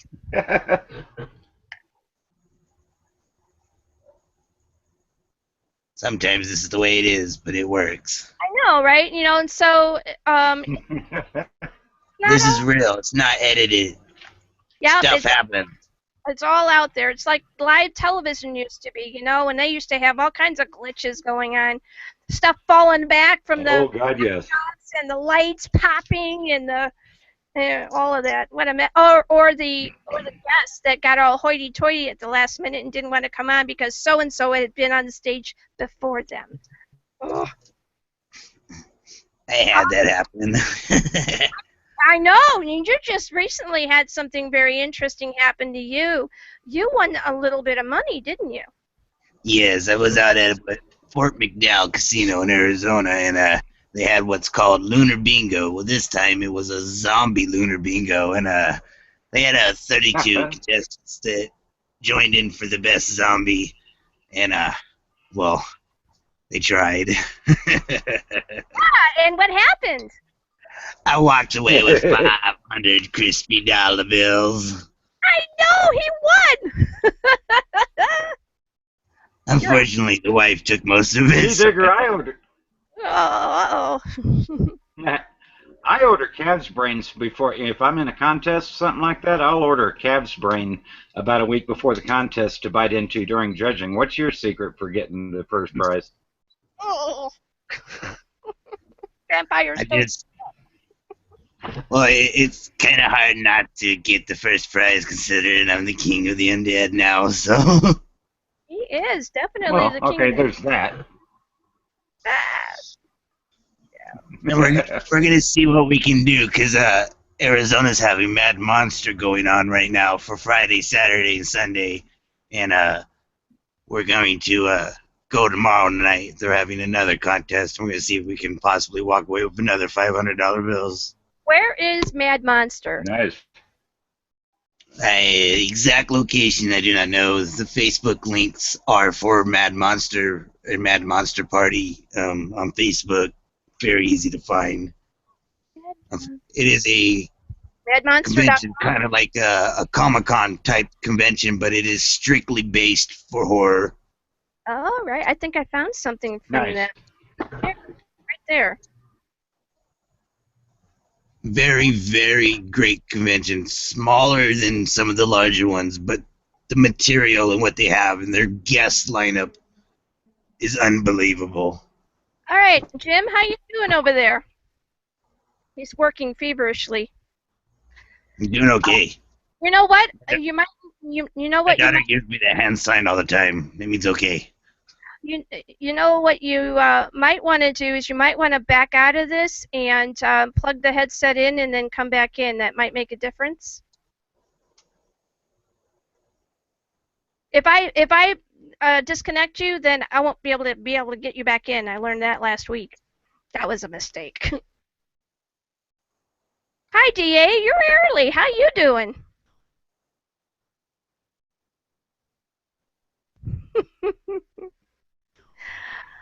Hi. Hi. Can you hear me? Yeah, you're like lots early. You're like about an hour early. Yeah, I was wanting to make sure I had everything working before. All right. Well, This is the first time I've used the camera, so I wanted to make sure everything was working right. Yeah, you're good. Look pretty good there with that headset on. Going to take my job over in a minute. Nah. Let me think about that. All right. I'll stick to writing. While we're waiting for Jim to come back on, tell the folks the series of books that you write. I write the Ragnarok Rising saga.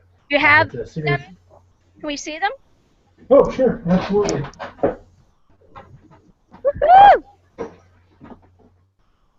A true writer has in his stack of books. There's book one. That's awesome. Book two. The Reckoning. Very cool. Book three. The Book three, Crossing. the cover is really dark. It's hard to see the Oh, we glowing see it lines on actually. I can see it pretty good. Pretty well. And book four. Redemption. I like that cover. That is very, very cool. Very cool. Redemption's where the story starts really evolving. That's why the cover of Redemption is so different. All right.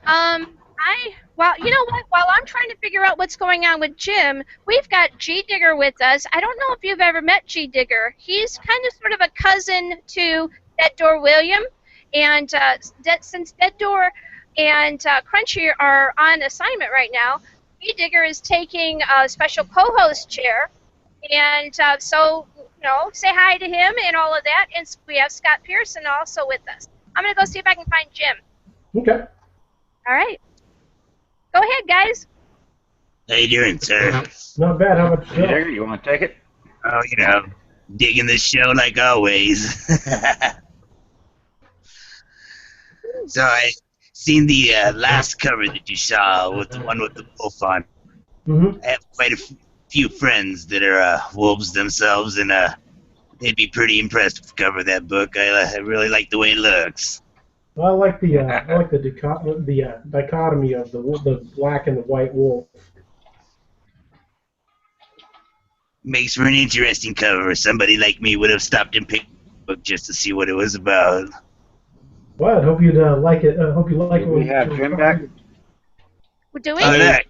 We found Jim. Yay! Hey, now does he speak? Can you hear me? I can hear you. Hey! Hey, how about that? Like a party. That's pretty cool. All right. So, you know what? I'm just going to, if you don't mind, DA, I'm just going to keep you all together because this is going to be kind of cool, too.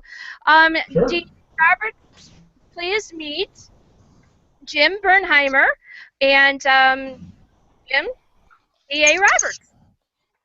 Jim, it's good to meet you. Hey, DA. How's it going? It's going. All right. So, Pleasure. we have with us G Digger, and we also have with us Scott Pearson. So we're going to get started. All right. So, Jim, I know that you have a publishing house creation, and I also know that you write. So, in what genre do you write most frequently? I'm writing mostly in my D-list supervillain universe.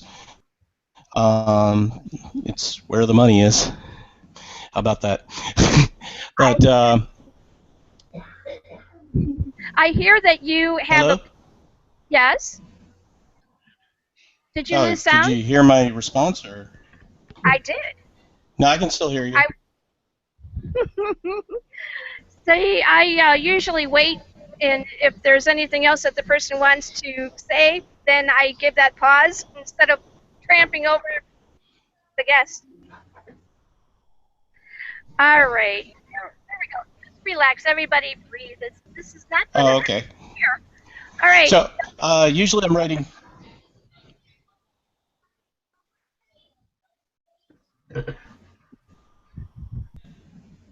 Go. Yellow. Can I see Uncle? Jim? Go. Oh, okay, I'm back up. Okay. Usually I write in science fiction and fantasy. I'm writing mostly in my D-list supervillain universe. Right now, I just finished product placement, Secrets of a D-list supervillain. That came out in January and has already sold very well for me. It's the third book in the D-list supervillain series. Okay. And the first book was Confessions of a D-list supervillain. Lift it up more. Then I went back and wrote a prequel because I wanted to be like Got it there? Yeah, okay.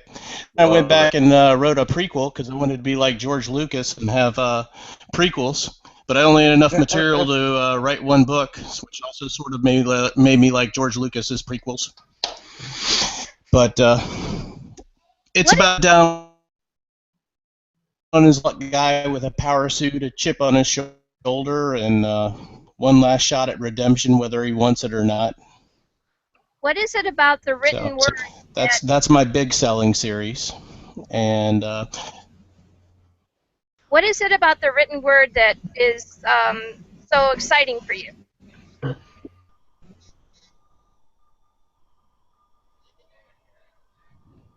I don't understand why there's a delay in here.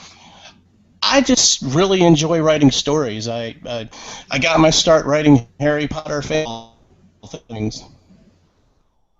Okay, let me ask you something. I'm sorry, what? Let me ask you something. How many programs do you have on your computer right now? Because your bandwidth is cutting up. I just have Internet Explorer open. Let me close IE. Let me close the first Google, and it says your network is experiencing difficulty. Okay, check your connection. Am I coming through a little clearer now? Yes. Good. All right.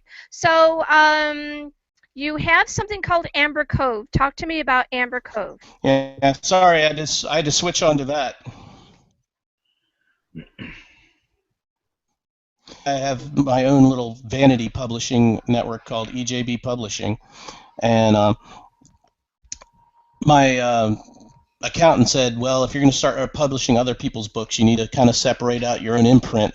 And so Amber Cove Publishing is going to be an imprint of EJB Networking that will focus primarily on publishing other people's novels. And I guess you just had Charles on, so his 2 books are going to be the first 2 books that I publish, and I'm really looking forward to it. We're hoping to have Charles's first book out in June, and it looks pretty good. He just got the final edits back to me, and I'm waiting on cover art and a few other minor details, and then we're good to go. What is it you enjoy helping people? Because and I know this because there are other publishing houses that go out there and they start to create their own kind of publishing house, different from what they've seen originally, because there's a lot of just junk in a lot of publishing houses that really force the books and they don't so much take care of the individuals that are actually working for them. So how is your publishing agency going to be different than what we have out there on the mainstream? And can you move your mic down some, because we're getting a lot of heavy breathing? I don't necessarily... Sorry. Okay. How's that? Better? How about that? He's dealing with about a 3-second delay. Fine. Okay. But as far as my publishing goes, I'm really going to focus on books I believe in. I'm not going to, I'm going to try and read everything that comes to me. If I say I want 3 chapters from you, I want best 3 chapters. I want, after that I'll ask for more if I want it. I want books that I can actually believe in, books that entertain me. When I give a 5-star review for somebody's novel on Amazon, it's because I wish I had written that book. And I don't really hand out those too often. Okay, I don't think I've ever heard that put that way before. I know, right? Well, you see, he's being honest. I think that's a hell of a tribute. Okay, cool. All right, so you have a number of books that are up here, and I try. I mean, I really enjoyed Charles's Esoterrorism. We're having some really weird issues on this interview, and I don't understand what the deal is. Talk about a little bit more of Secrets of a D-List Do you want me to go Supervillain. up and move right next to my router? I just want you to talk Would you like me about. to go upstairs and move up next to my router? I don't know. I don't know if that would help or not. It's not going to. So don't worry It's about a time delay issue. It's not a signal. Yeah, it's. Well, the other option is I can up and get on my desk. This is the first time we've actually had difficulty with an interview on here, so I don't understand what the problem is. Well, It if we're might. using wireless, it could be wireless interference. Maybe if there's a storm in the area. Do you have any storms in the area?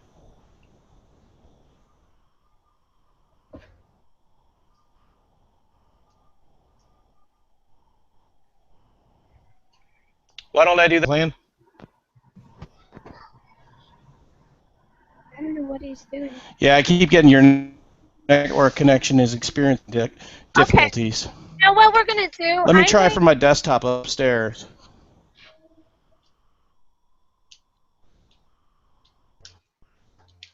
Scott, you want to jump in here and talk with DA while we're waiting for this?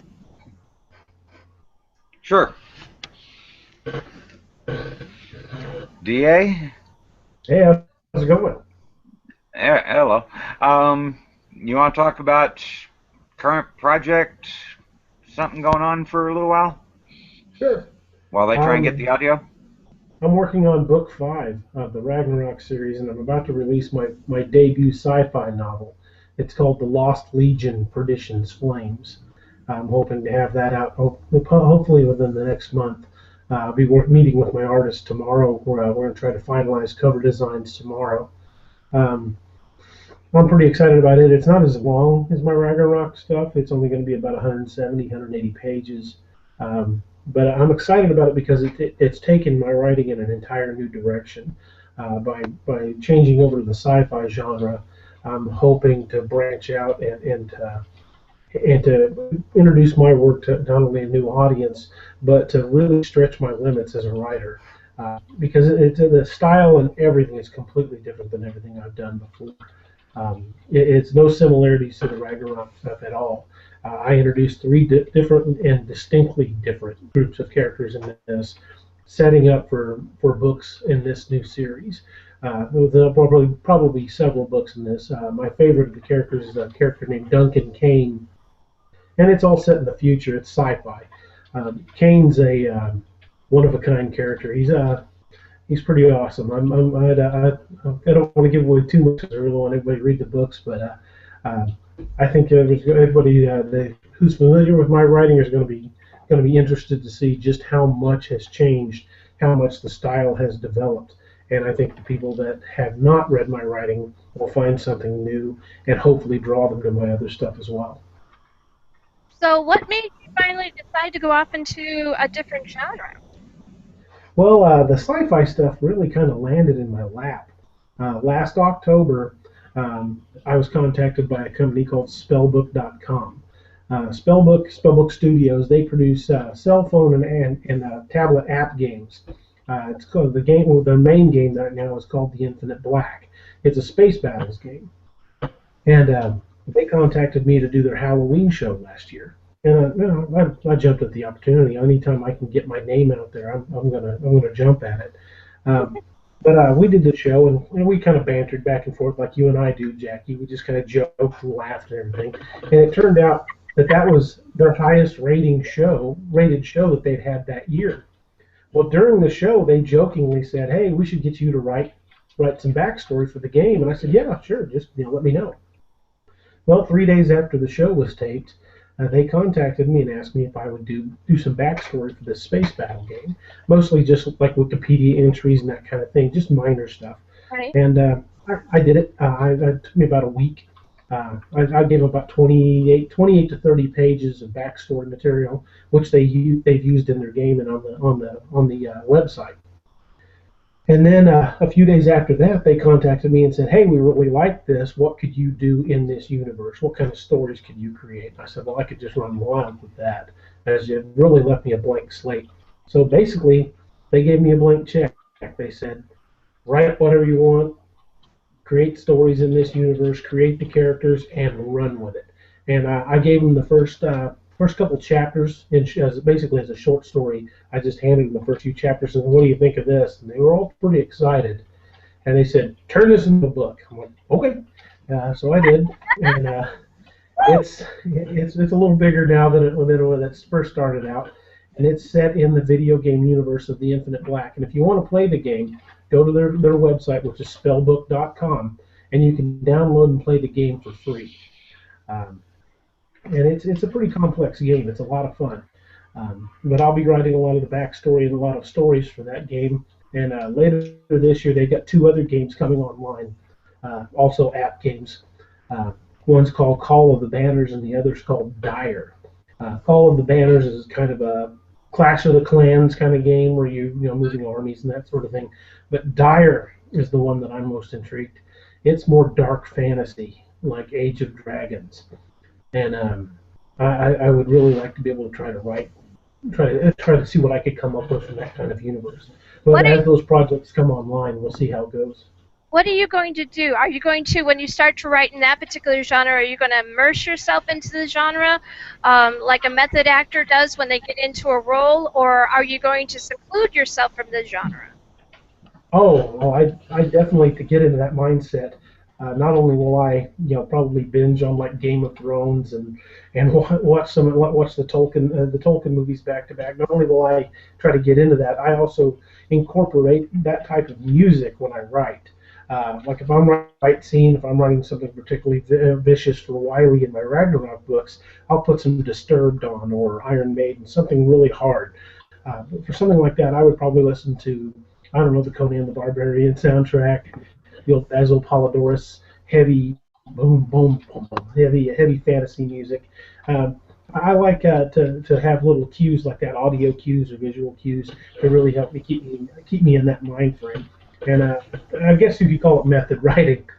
All right, we've got Jim back with us. I'm working on my camera right now.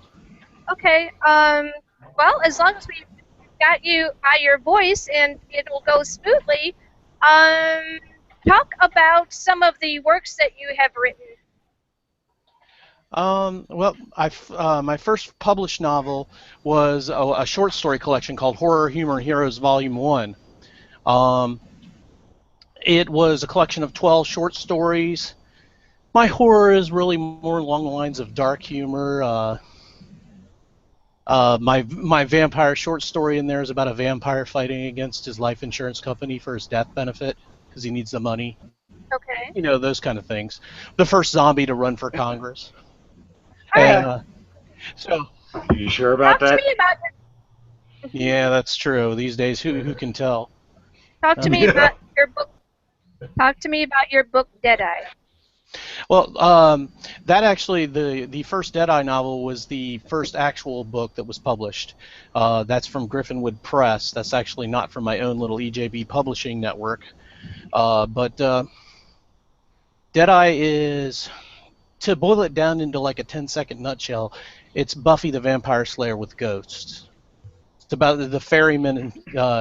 Our hero is the ferryman. He's basically supposed to help the departed spirits get over to the other side. He doesn't want to do the job. They don't want him to do the job, but yet they're kind of stuck with each other.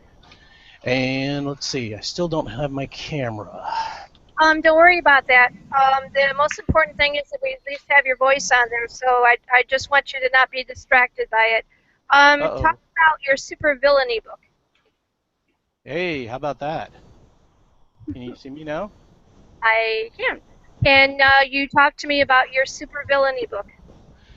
Well, in that first Horror, Humor, and Heroes was a 5-chapter novella called Confessions of a D-List Supervillain, and everybody who reviewed the short story collection said, yeah, we love the short stories, they're great, but give us more of that D-List supervillain. And so, well, that's weird. I'm looking this way, but I'm looking at the camera. There's the camera. I'm looking at the camera. Oh well. Anyway, so if I'm just kind of staring off into space, so I was like, well, will you guys actually, read a book if I wrote a full-length D-list supervillain? And they're like, yeah. And so then I started writing it, and it instead of trying to take that 5-chapter novella and expand and making a full book out of 5 chapters, I put 7 additional chapters to it and made a 12-chapter novel. And a lot of people were like, well, it reads like 2 different books. Well, because it was written at 2 different times. So what you gonna do? Talk about where your social footprint is. Well, I'm on Facebook, obviously. There's my website, which, God, I really need to update that website. But my website is www.jimbrenheimer.com. Hey, look, it's on there. Okay, and most of your works are on Amazon? Oh, yeah, everything's on Amazon. There's also Nook, Create Space for paperbacks,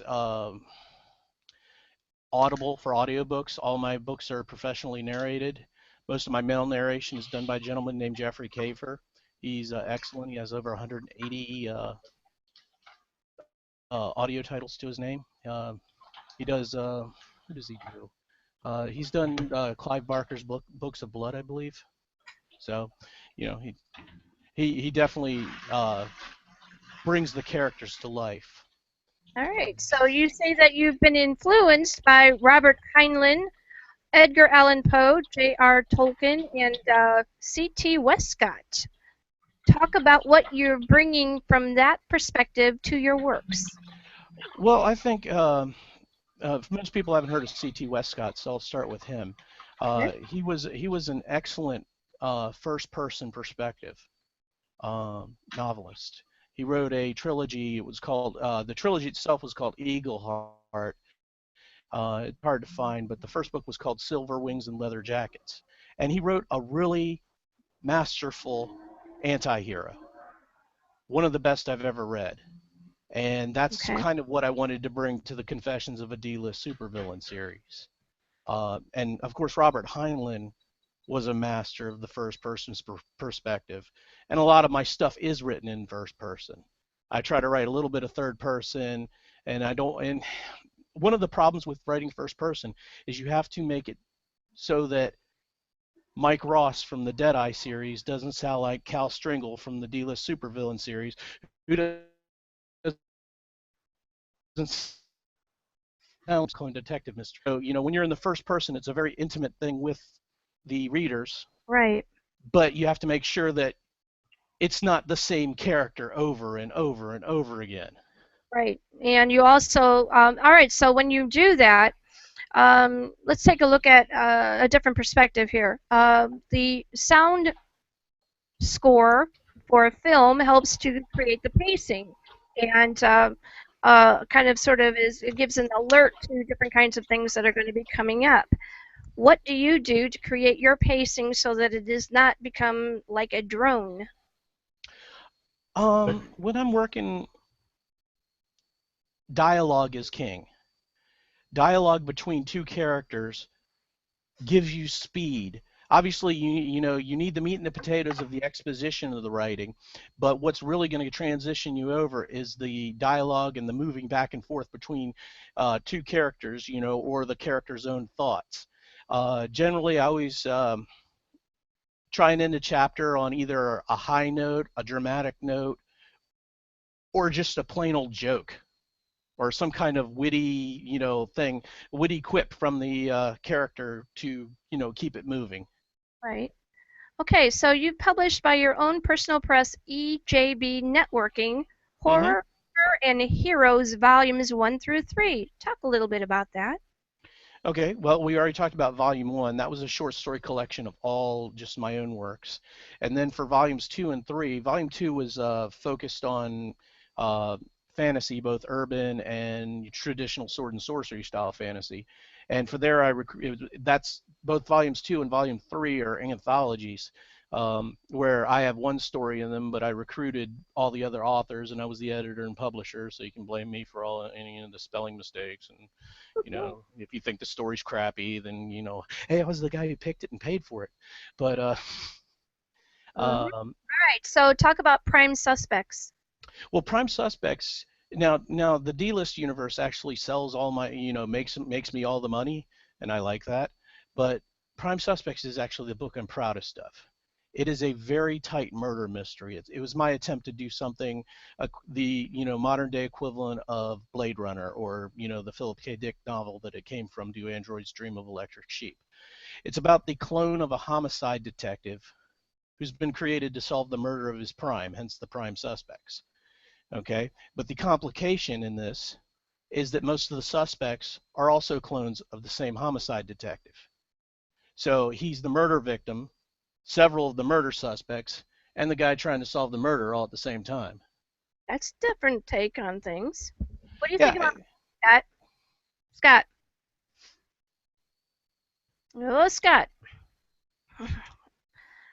It's showing that he has his microphone muted. At least to me. I don't know. Yeah. Hello, is it on now? It's on now. Scott, it's okay. Now, you muted yourself again. I did not. It muted me. This thing does not like me. I'm just like right here. I'm convinced of that now. It's possessed. All right, go ahead. Ask your question. But that is awesome. Yes. Well, thank you. I appreciate that. My question? Mm-hmm. What authors inspired you to write? I've got like a sacred trinity of Bradbury, Serling, George Romero. Who inspired you to write? Who was your first inspiration? Let's see. The first books that really just jumped out at me. Well, I remember being like 6 years old and reading Stuart Little. I mean, that was pretty cool. Oh yeah. But wasn't that E.B. White? One of my the earliest science fiction stuff that I read. I remember reading Bradbury's one story that always stuck with me was from the R is for Rocket, about the the family that couldn't go outside and look at the sun because the father's spaceship had blown up or gone into the sun, so they only came out on rainy days. So I remember that. Or Right. even in junior high school English, there was that one short story that was really potent, which was called The Incident at Owl's Creek, if you all remember that one. Oh yes. Or maybe not. But Absolutely. okay, see, there we go. I mean, that was the perfect example of the unreliable narrator, and or the biased narrator, and so I've always loved those kind of things. I mean, as I got older, I'm actually related to a famous writer. My second cousin is Nora Roberts. Obviously, she doesn't write in these genres, but she was kind of an inspiration because I went to a family reunion at her house and saw that she has an indoor pool. That's an inspiration. When you can get an indoor pool. You're like, oh, it's 30 degrees outside. I think I'm going to go down and take a swim. So. But that's pretty awesome. And she's an awesome lady. Talk about your book, 7 Seconds. Well, 7 Seconds is a novella. Curiosity Quills approached me about writing a novella to go in there with Richard Roberts, who writes Please Don't Tell My Parents I'm a Supervillain. Rick Guattari, I don't know if I'm pronouncing his name right. I can't remember exactly what he writes off the top of my head, but and there's supposed to be at least one other superhero style author in there. 7 Seconds is going to have, they're in Secrets of a D-list Supervillain. There's a superheroine introduced. Her superhero name's Tape Delay, because she's actually 7 seconds in the future. She can see 7 seconds in the future. Not a hugely, I guess she could do well at the casinos, but know when to max bet on that slot machine. But as far as a superpower, it really isn't an awesome superpower. But it's a story about how she gets to be where she is in Secrets of a D-list Supervillain. Don't want to give away any of the spoilers there. So you also are part of some anthologies, and one of them is most recently Apollo's Daughter from Silence in the library, where you can say, you write in anthologies. Talk about Apollo's Daughter. Well, Apollo's Daughter was a project that it was the companion piece to a very successful Kickstarter. The first book was called Athena's Daughters, and the people at Silence in the Library wanted to have female authors writing strong female characters. And as one of the add-ons, they were going to have male authors writing strong female characters. And so their Kickstarter raised like $45,000 when it was only like, slated for like 8,000, which means they have a lot of friends. Yeah, that was really impressive. So obviously the Apollo's Daughters got greenlighted. Michael Stackpole's in it. The last story by Aaron Alston before he passed away is in it. And so, it's a privilege to be in there with, people like that. And my story in there is called Mark 52. It's about a young woman working a suicide prevention crisis line who gets a call from a smart bomb that's become self-aware and is on its way to blow up something, and it's kind of questioning its purpose in life. So yeah, I always like to write weird kind of trippy stories when I do shorts, because I try and spin it on its ear. So a smart bomb that doesn't want to die, so it calls into a suicide hotline, and how do you help one of those? Those kind of things. Do you ever go into looking at what's going on globally and get inspiration for any of your works? Oh yeah. I mean, I'm always keeping an eye on things.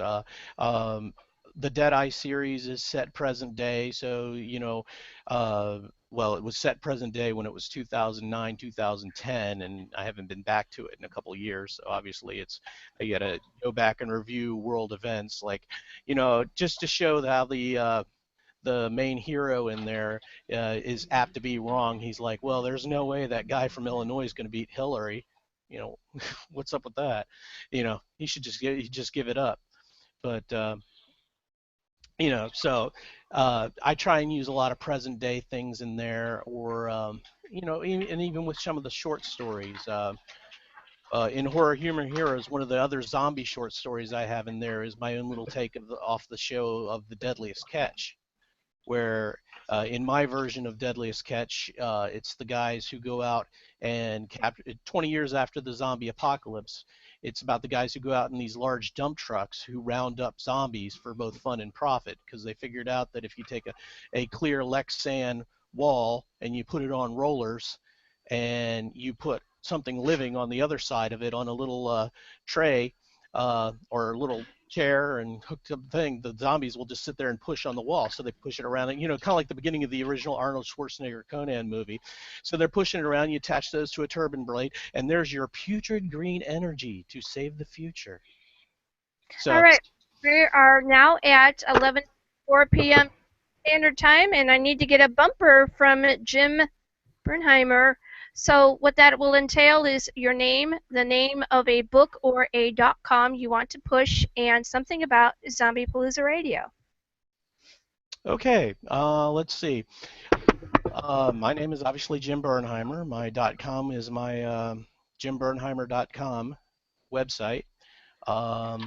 The most recent book that I've released is Secrets of a D-List Supervillain, the third book in the D-List Supervillain series. I'm about to release Horror Humor Heroes Volume 4, which will contain a D-List novella inside of it, and something about Zombiepalooza Radio. Well, up until now, they haven't had any technical difficulties until they had me on.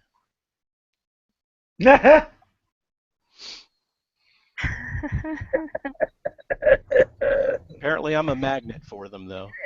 Nothing to say about that one. All right, Scott, you want to go ahead and close this out? It has been a blast finally being able to talk to you, and actually I would look forward to talking to you some more after we get all the tech issues ironed out.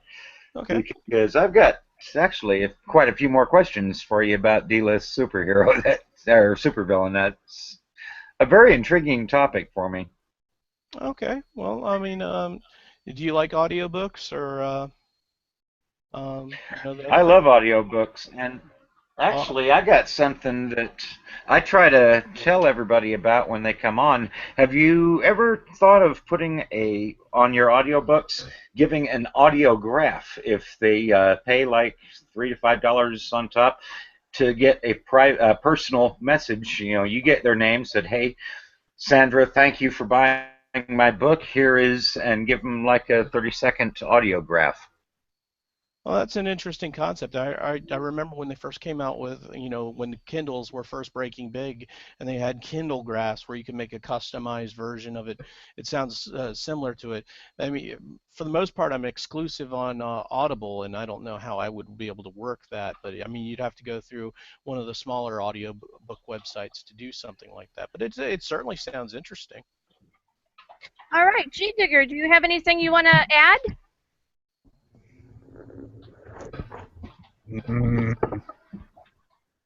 Not sure.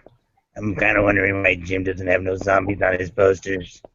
I know, right?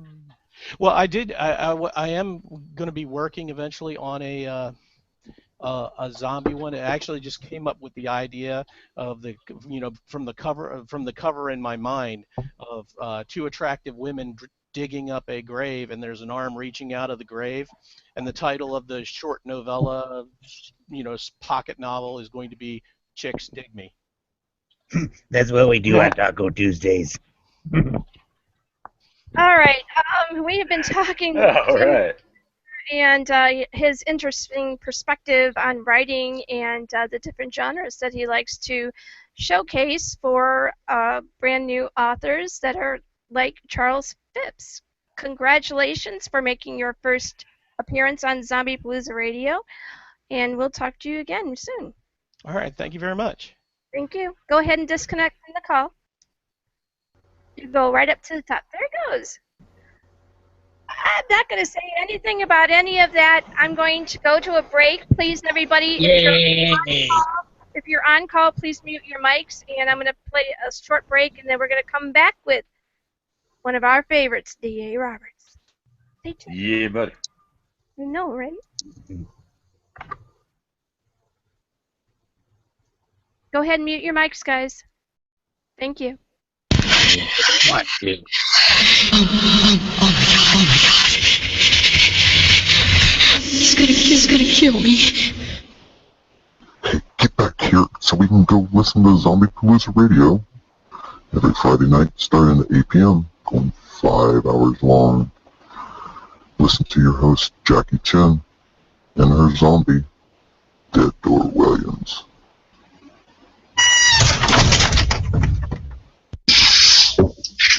My name is Weston Oakes. I'd like to talk about Halfway House, my haunted house novel. It's set in Los Angeles. It's something that just came out, and if you at all like haunted houses, you've got to pick this up. And thank you to Zombiepalooza Radio for being a staunch supporter of our troops, both afar and near. Hey everyone, this is Devin Saliani, author of Zombie Attack, Army of the Dead, and you're listening to Zombiepalooza Radio. Thank you very much. I appreciate that. You're listening to Zombiepalooza Radio. My name is Lynn McNamee. I'm the owner of Red Adept Publishing. Our slogan is Unlocking New Worlds, and where you can get quality books at great prices. And I am listening to Zombiepalooza Radio.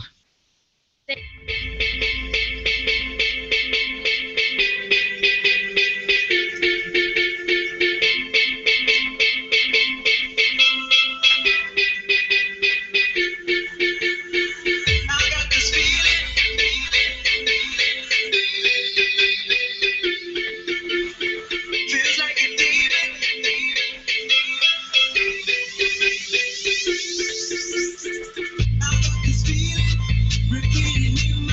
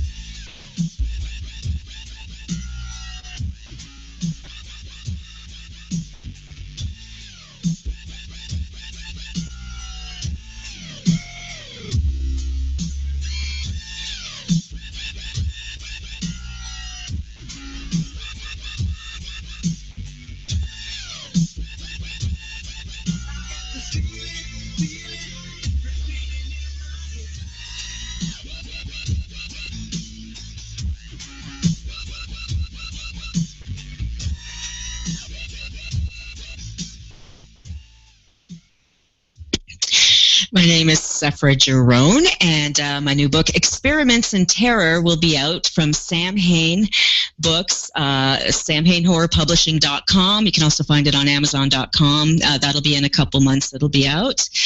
And Zombiepalooza Radio is absolutely madness, and I love the squirrel. Don't get too drunk now. I'll try not to. Now I want to take that squirrel home.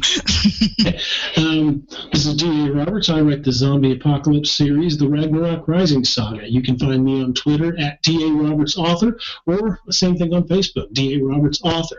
I'm a big fan of Zombiepalooza. I love doing the show. Jackie's amazing, and I would love to do the show every night if I could.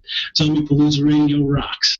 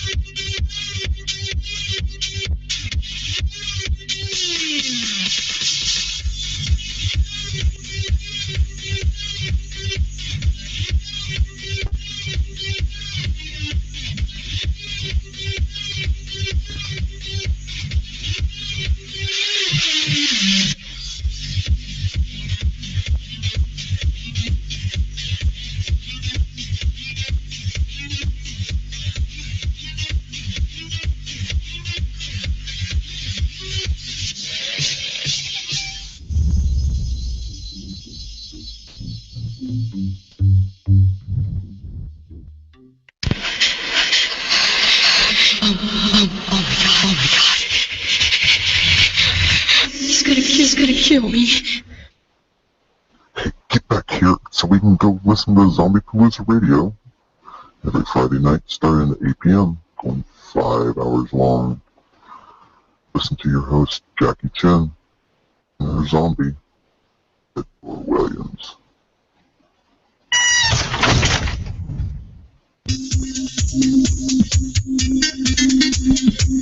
The views expressed and opinions given by the individual host and their guest do not necessarily reflect those of CPR Productions, its affiliates, or sponsors.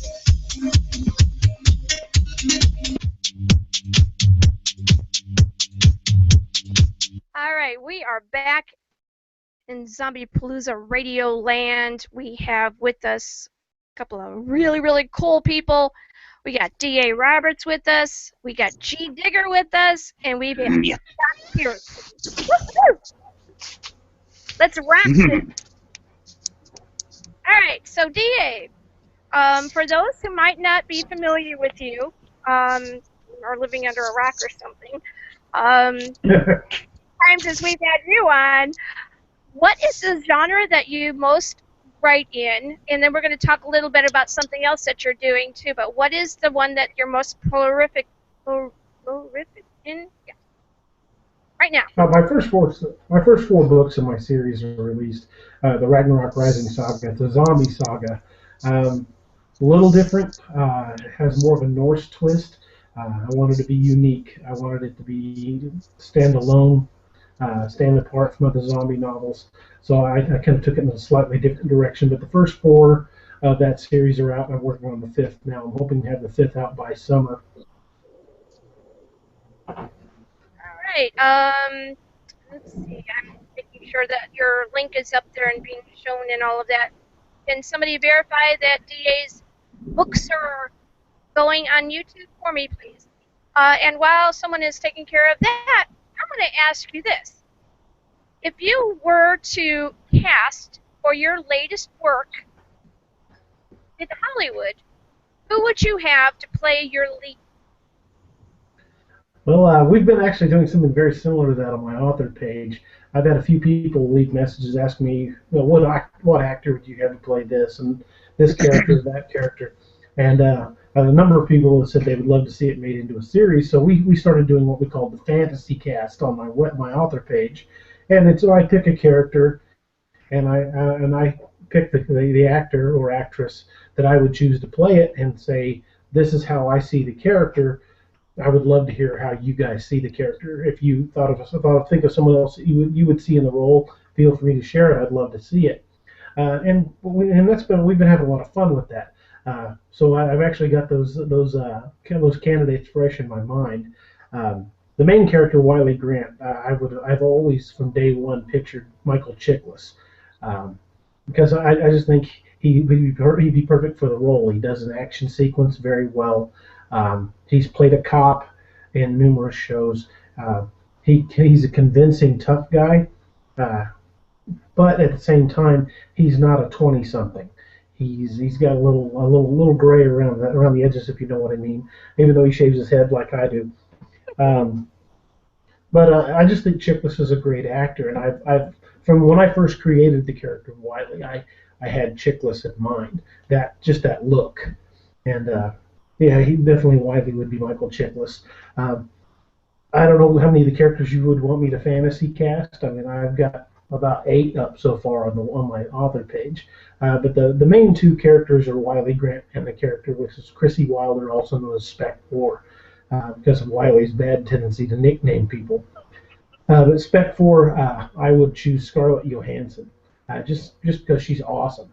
Not only is she a very attractive lady, she's an amazingly talented actress, and she does her own fight scenes. Like you've seen her as the Black Widow in the Avengers, she does those fight scenes.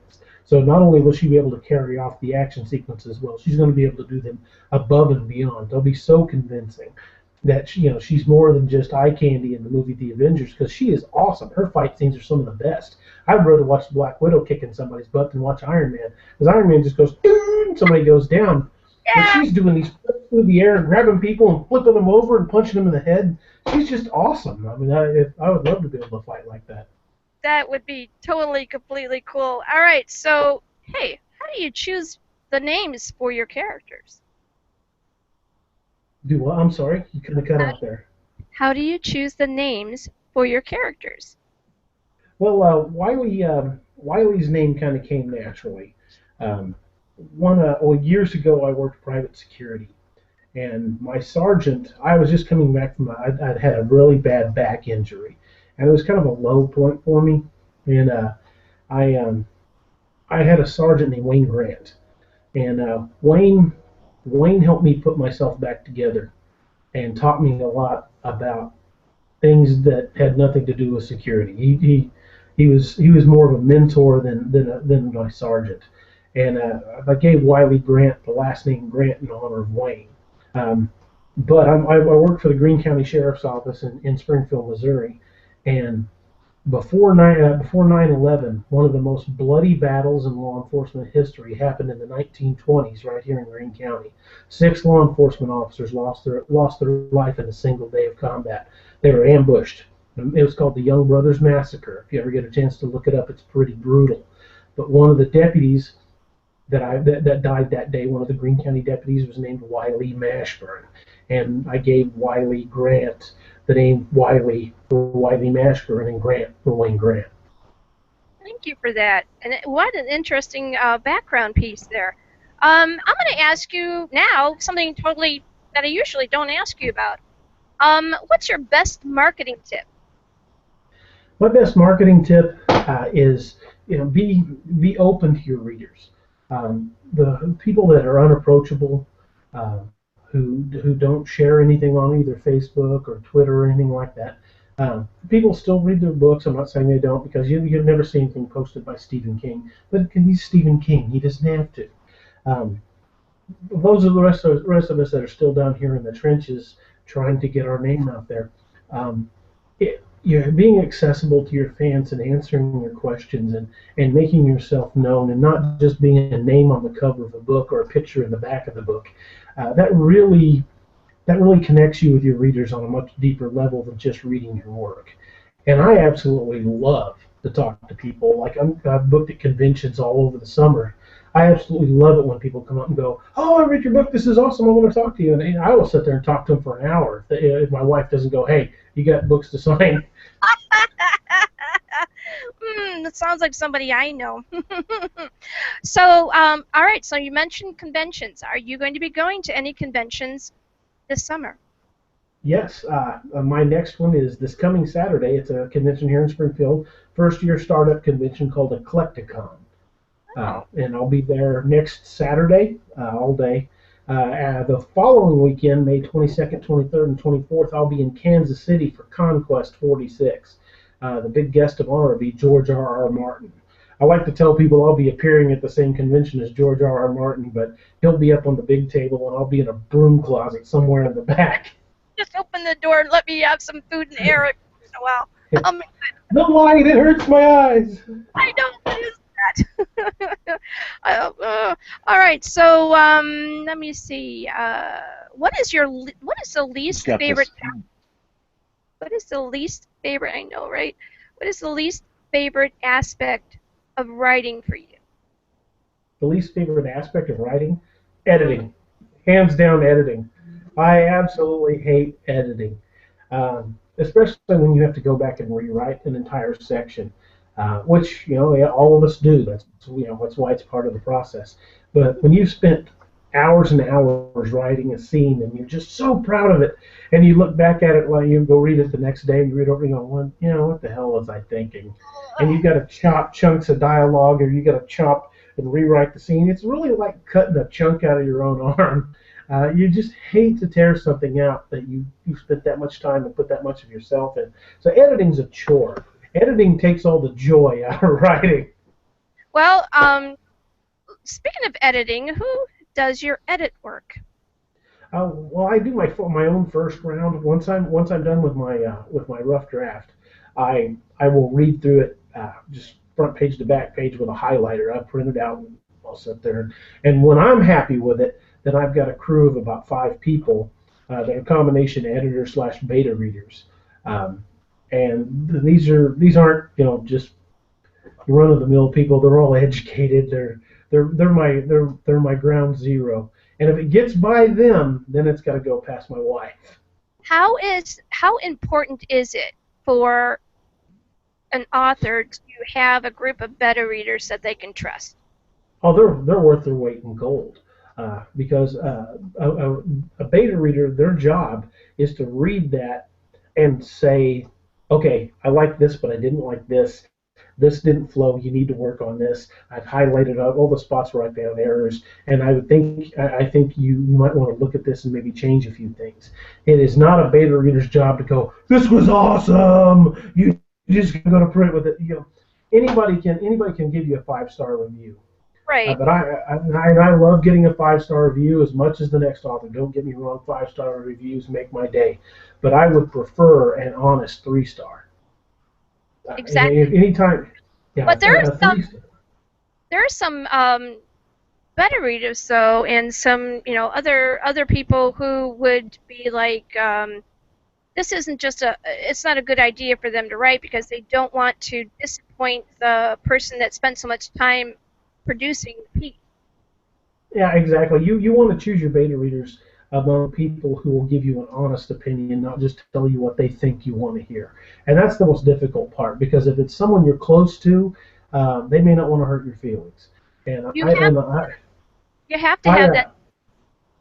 I've known the beta readers that I use for a long time, but I'm also honest enough with them to say, if it's bad, tell me. I don't need to hear how great it is. I need to hear what's wrong. And I said because it's only going to make it a better book when it goes to press. Because if you don't point out the errors and it goes to press, they're there. I can't fix them then. Yep, it's a done deal after that. All right, so we asked you about that. Where do you draw your dialogue from? My dialogue? I create these little miniature character bios. I'll do 3 to 4 pages. I can tell you, what most of my characters favorite food is. I just do little 2 to 3 page, essentially short biographies of these characters. So I know their personality. I know it fairly well. What their favorite movies are, childhood traumas, anything like that, and that kind of molds their personality. So I try to make the dialogue fit the person who's saying it. I mean, it'd be like, let's say you've got Superman and Batman. It'd be a pretty boring episode if they're arguing over their favorite peanut butter and jelly sandwich. Nobody's going to care. But you're going to keep it relevant to the character. You don't want the character to say something like, you want Batman to go, golly gee, I never thought of that. Batman doesn't sound that way. You want your character's dialogue to sound like it comes from that character. And it's probably a good thing I have a room that I just shut the door and write in, because I like to say my dialogue out loud. And that's okay in my writing room, but it's not so great in the public library. Well, I'm going to ask you a couple of other questions, but right now what I want to ask you is, where the hell did the question go? It ran. Why? All right, so what about if you're standing in, like, I don't know, a shopping center place where you're getting your food and all that, and you're with the cart and stuff, and you start to have some thoughts about how a particular scene is going to go, what do you do? I have a notepad that I installed. It's an app, a note app on my phone, and I will sit there and scribble out notes. And sometimes, depending on where we're going, if we're going somewhere like we'll go to Branson, which is about 35 miles from here, Branson, Missouri, or if we go to the park or something, I'll just throw a notebook and maybe my laptop in a backpack. And if I need to make a note a little more in depth than what I would put in a little notepad on my phone, then I just take a pen and paper and make out. And I keep a notepad next to the bed too. I think I remember the question that I had. How did you learn your writing style? It's very intricate, but it's simple. Writing's an evolutionary process.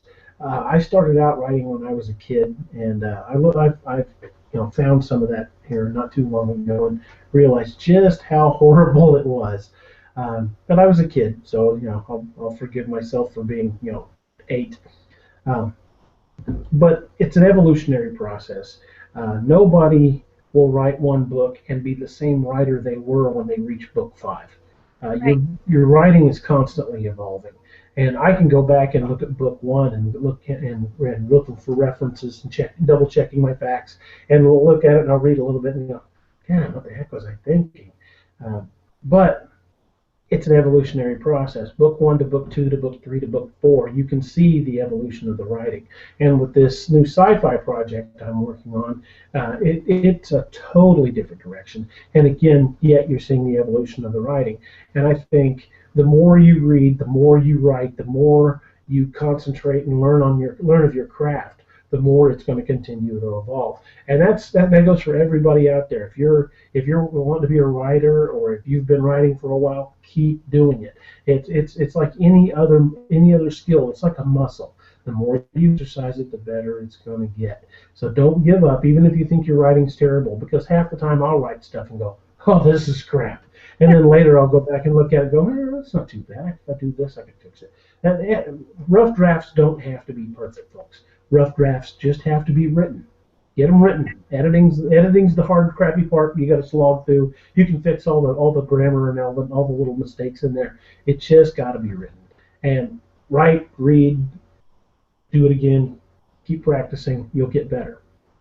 Talk about research and the importance of making sure that you get it right. Oh, the details. It's never been more truthful. The saying, "The devil's in the details," has never been more applicable than when you're talking about writing. Yes. Because even the little details, if you don't get those right, the little details may not seem significant, but they are the foundation that the rest of your story is written on. So if I'm reading a writer and he talks about someone firing an M4 and he says it's a .226 caliber, immediately his credibility just went out the window because he didn't know it. Right. It's a .223. It might have been a typo, but if he says it consistently, it's an error. Do your research. And I'll just use that as an example. If your book's about the systems of jurisprudence and the lawyers and courts. Do your research, know the terminology. Anything you want to write about, you want to know the terminology. You want to know every detail you can know. And that's not saying you have to have a degree in nuclear physics to write a story about space, but do your research. Because if you don't get the little details right, the big details aren't going to matter as much because your credibility won't be there. Exactly, and the credibility, you are your own brand, and if you put something out there, you better make sure that it is the way you want it, and that you can stand by it. Scott, go ahead and ask your first question for D.A. Roberts. I almost said, Scott, ask your first question for Scott. How do you really feel about this? Oh, Scott, mute your mic. That mic's been giving him all kinds of rubbish tonight. Go, Scott. Hello, is this Scott? Okay, there we go. Now is it off? It is. Hi. And you're off too, but don't talk about that too much. I want you to ask your first question for DA. Well, DA, I gotta ask, when you're creating your characters and their situations, do they ever argue with you? You know, especially when I do the dialogue, I found that the characters really sometimes take on a mind of their own.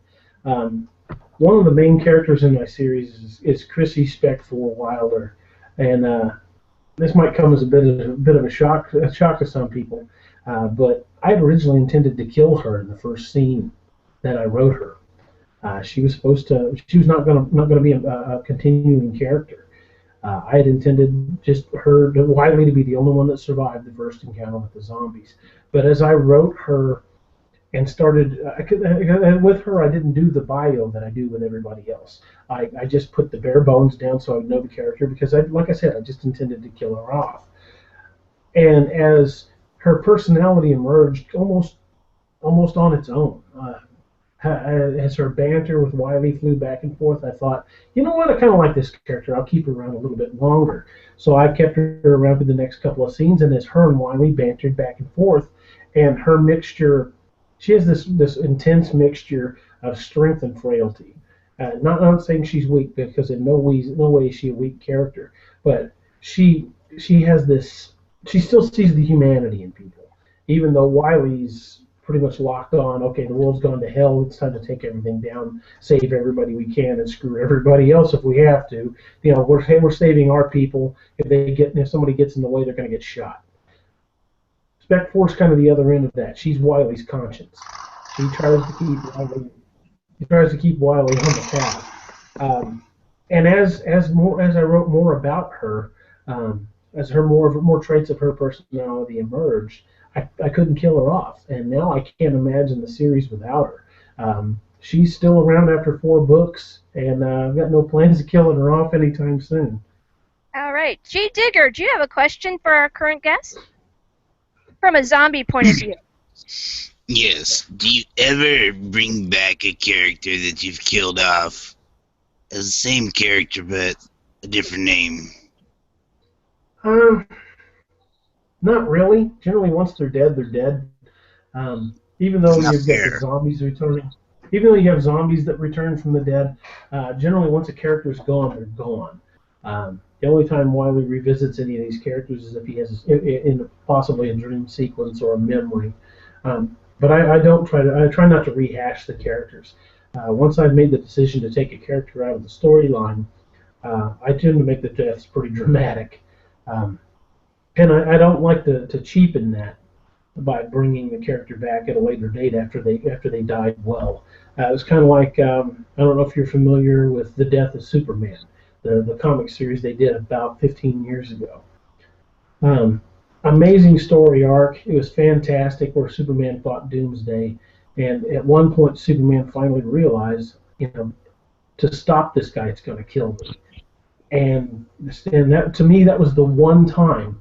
I've read comics since I was a kid. That was the one and only time Superman ever actually seemed like a hero to me, because it's easy to be the guy in tights when nobody can freaking hurt you. Because you just couldn't hurt the guy. Yeah, that's why I never really liked Superman, because he was unstoppable. but when he fought Doomsday, Doomsday hurt him. Doomsday was made him bleed, which nobody else ever done.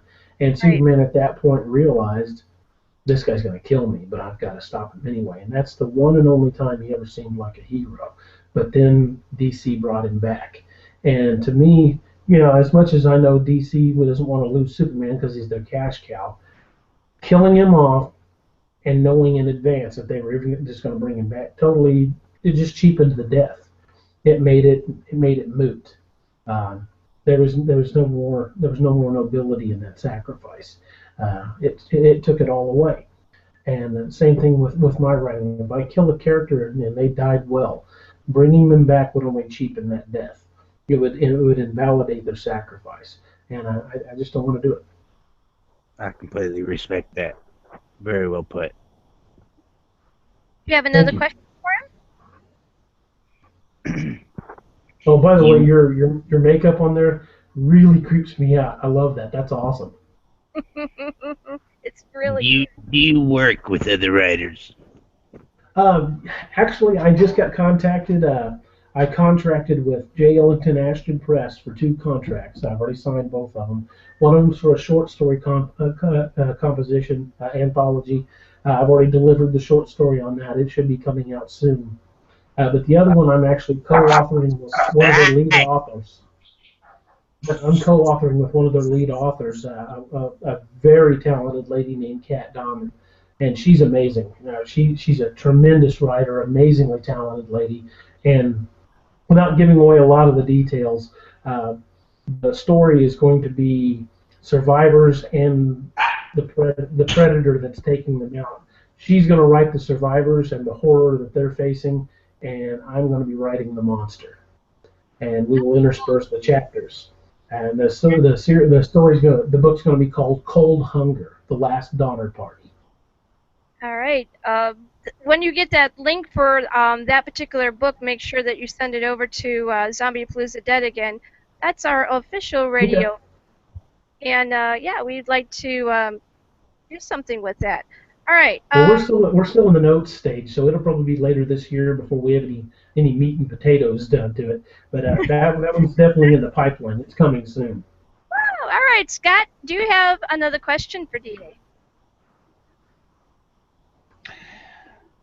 What do you listen to when you're creating, when you're writing?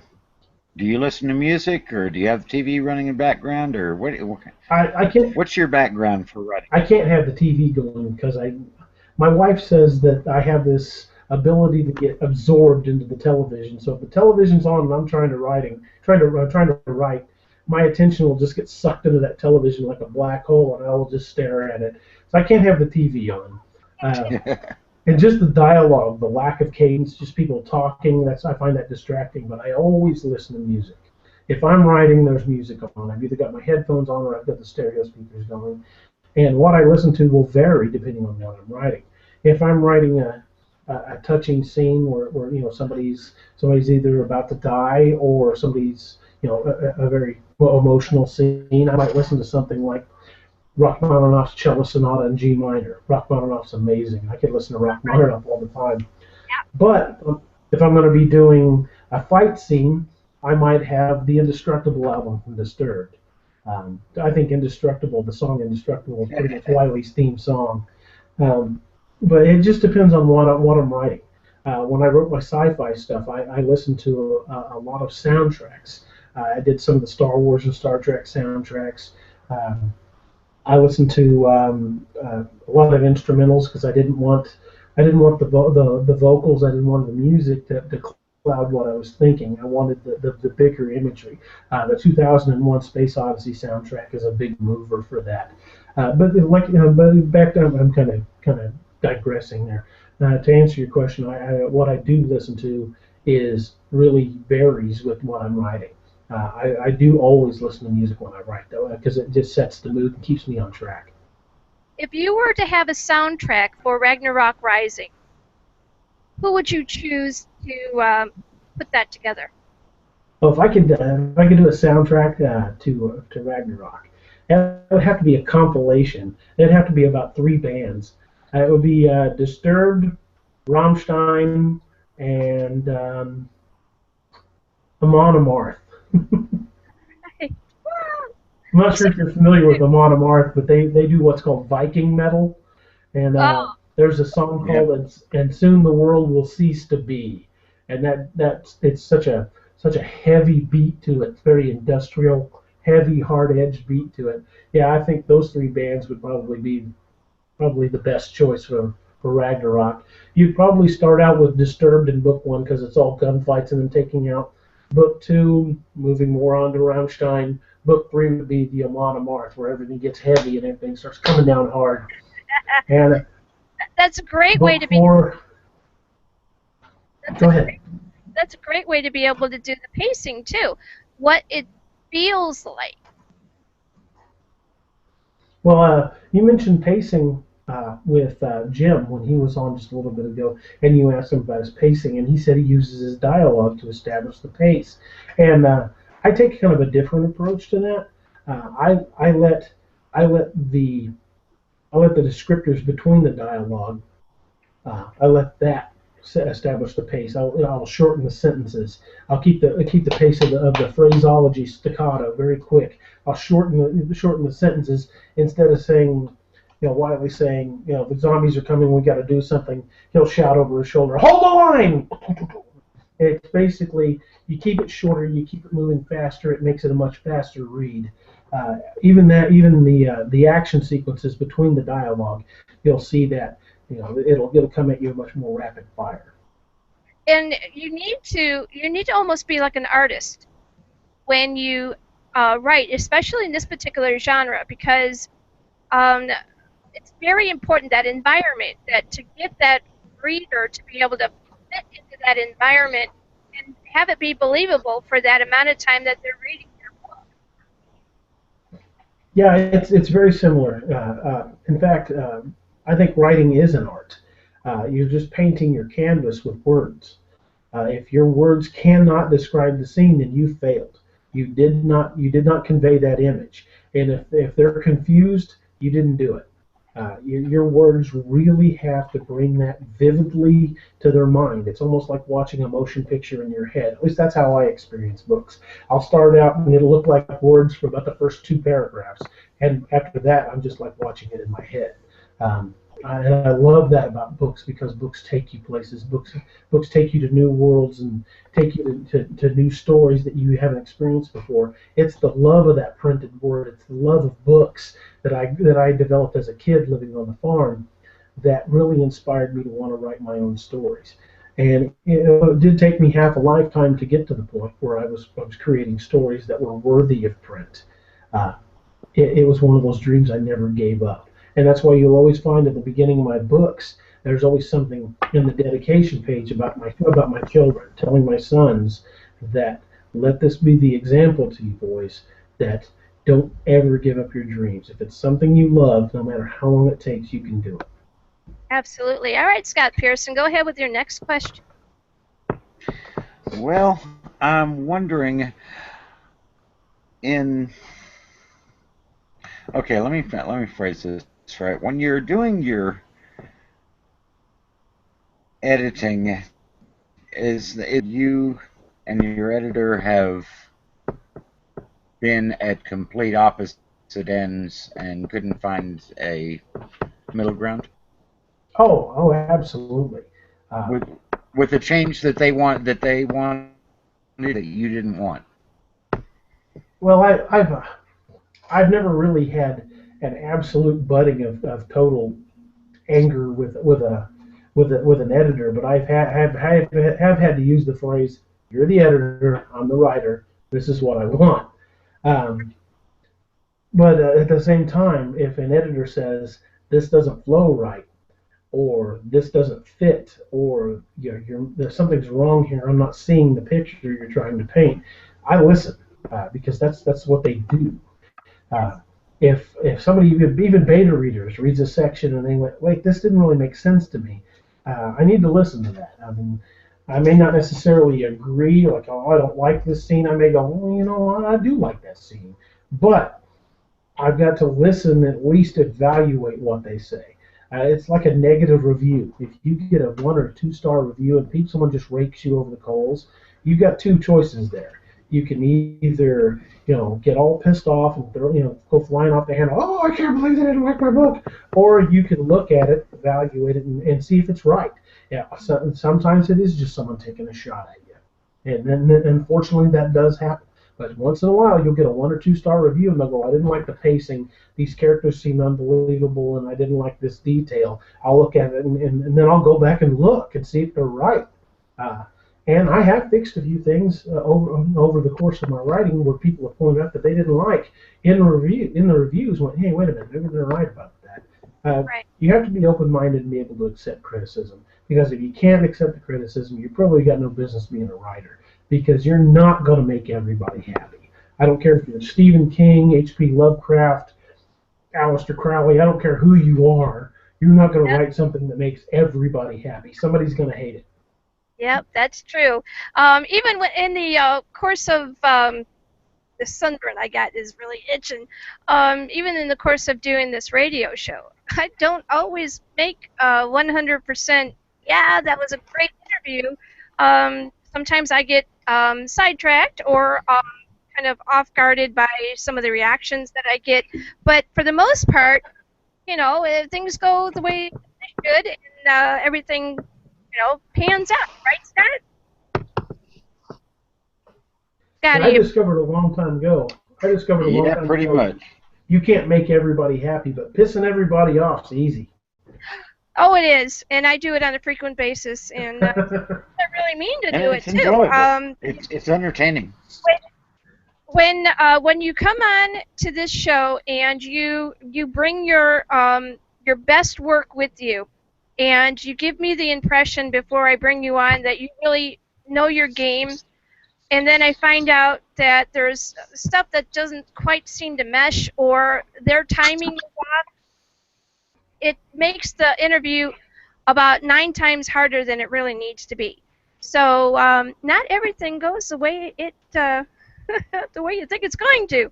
Have you, in your writing, have you started up on a course and then went, well, no, that's really not going to work, and then maybe picked it up later in life? Oh yeah, I started out when I first started writing book 3. I wrote close to 70 pages, and at the end of when I got through that scene, and it was a great scene. I really enjoyed writing it. I went, nope, and started over. And I didn't delete it. I didn't throw it away. I just set it aside and put it in a different file and went back and started completely over. And I wound up taking that scene, that 70-page block, and it's in book 5 now. Yes. It actually will be in the book, but it just didn't fit for what I was writing at the time. I knew what I wrote I liked. I knew it was something I wanted to do. It just, that wasn't the time. Right. So I saved it, and I am using it in book 5. So for authors and writers, and I make the distinction, writers have not yet sold their first book. Once you've sold your first book, you're now an author. I don't care if you're being paid a nickel or $1 bazillion. Pretty cool.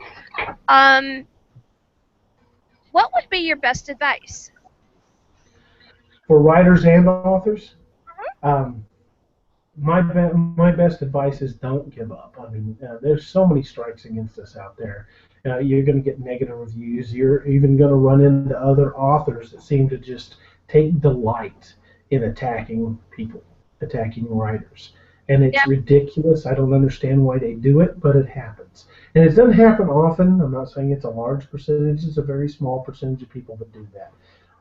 And it kind of really makes me sick that it happens, but it does. But just don't let that kill your dream, because really what it's about, it's not about me becoming a celebrity. It's not about you becoming a star. It's not about you getting your name up in lights. It's about sharing the stories, and it should always be about the writing first. The writing is the important part. If your readers aren't enjoying your writing, I don't care how big of a celebrity you think you are. If your writing is not making your readers happy, you're failing.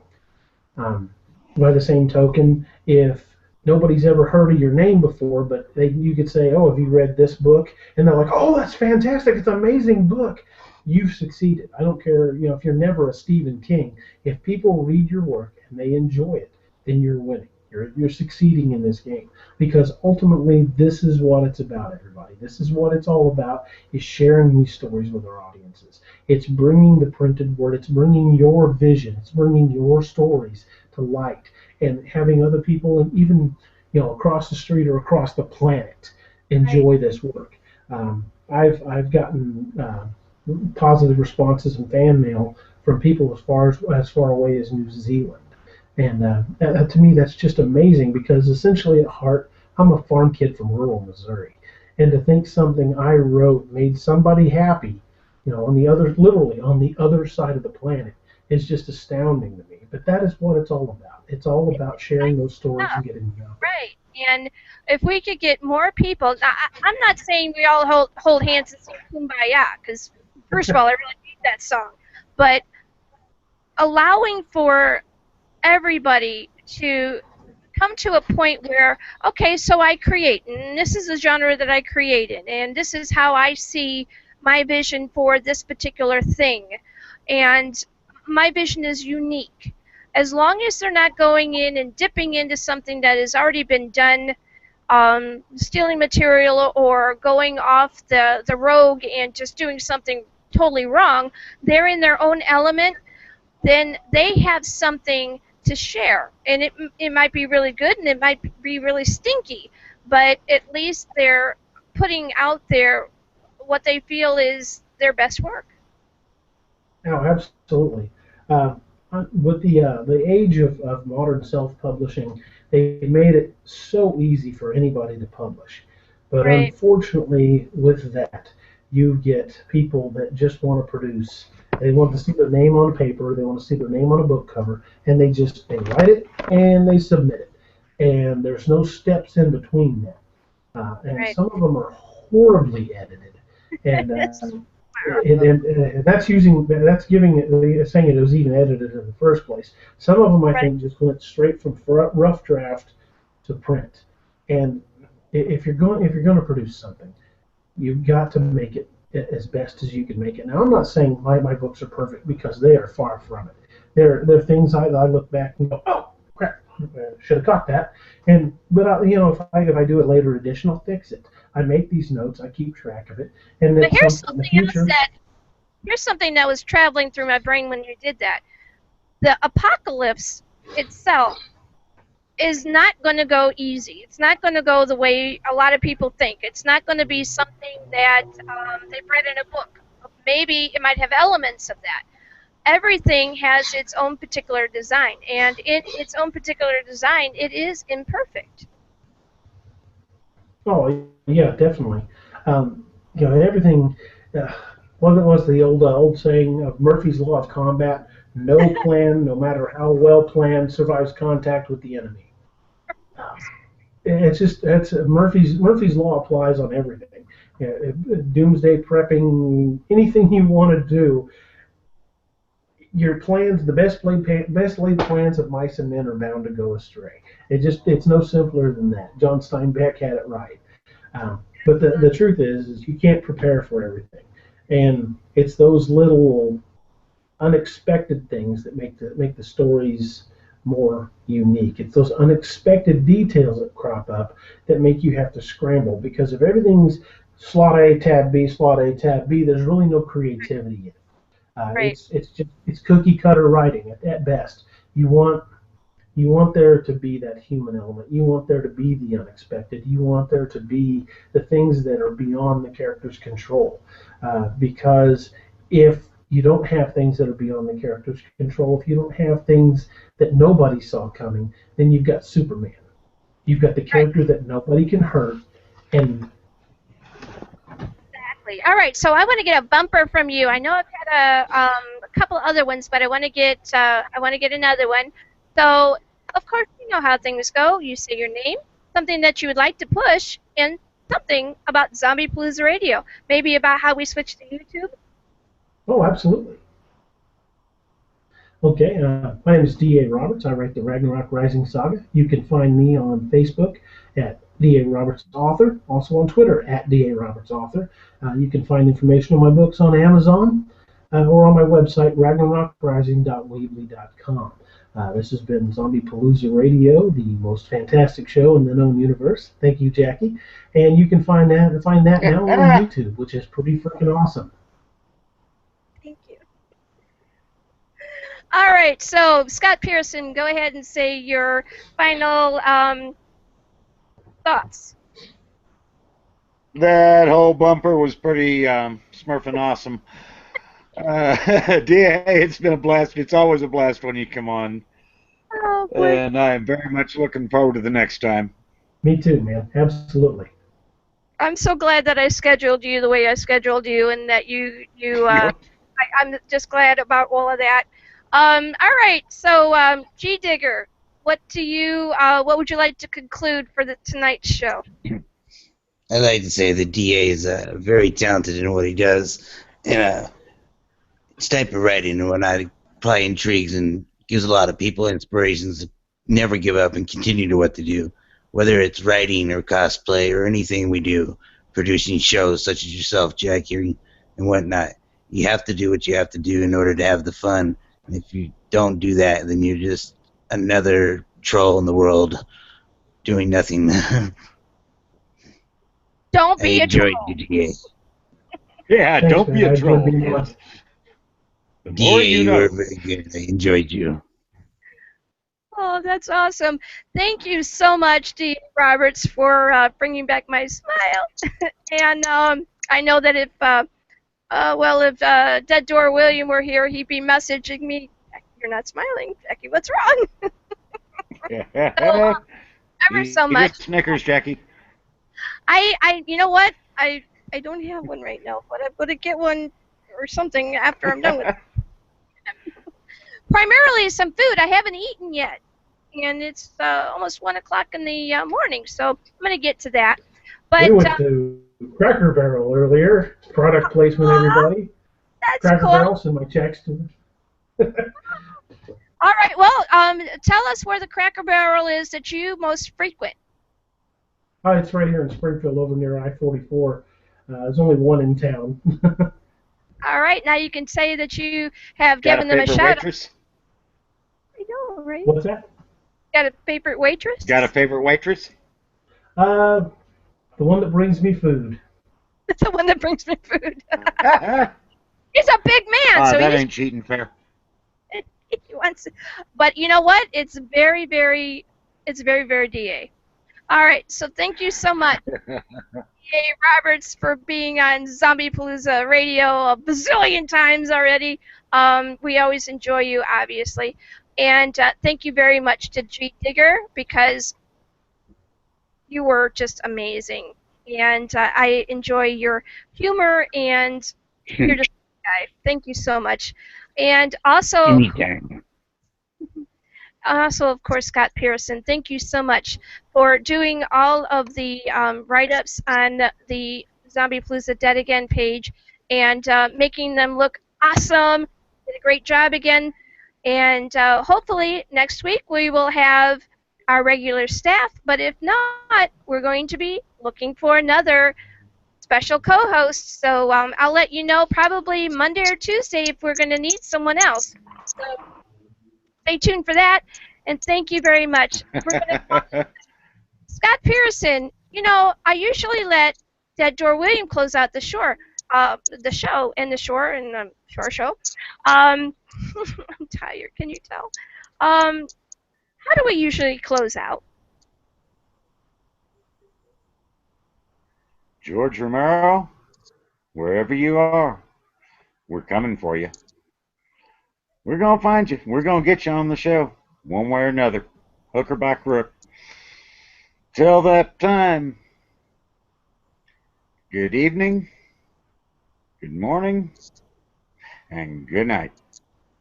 Good night, folks. That's all. Nothing like that.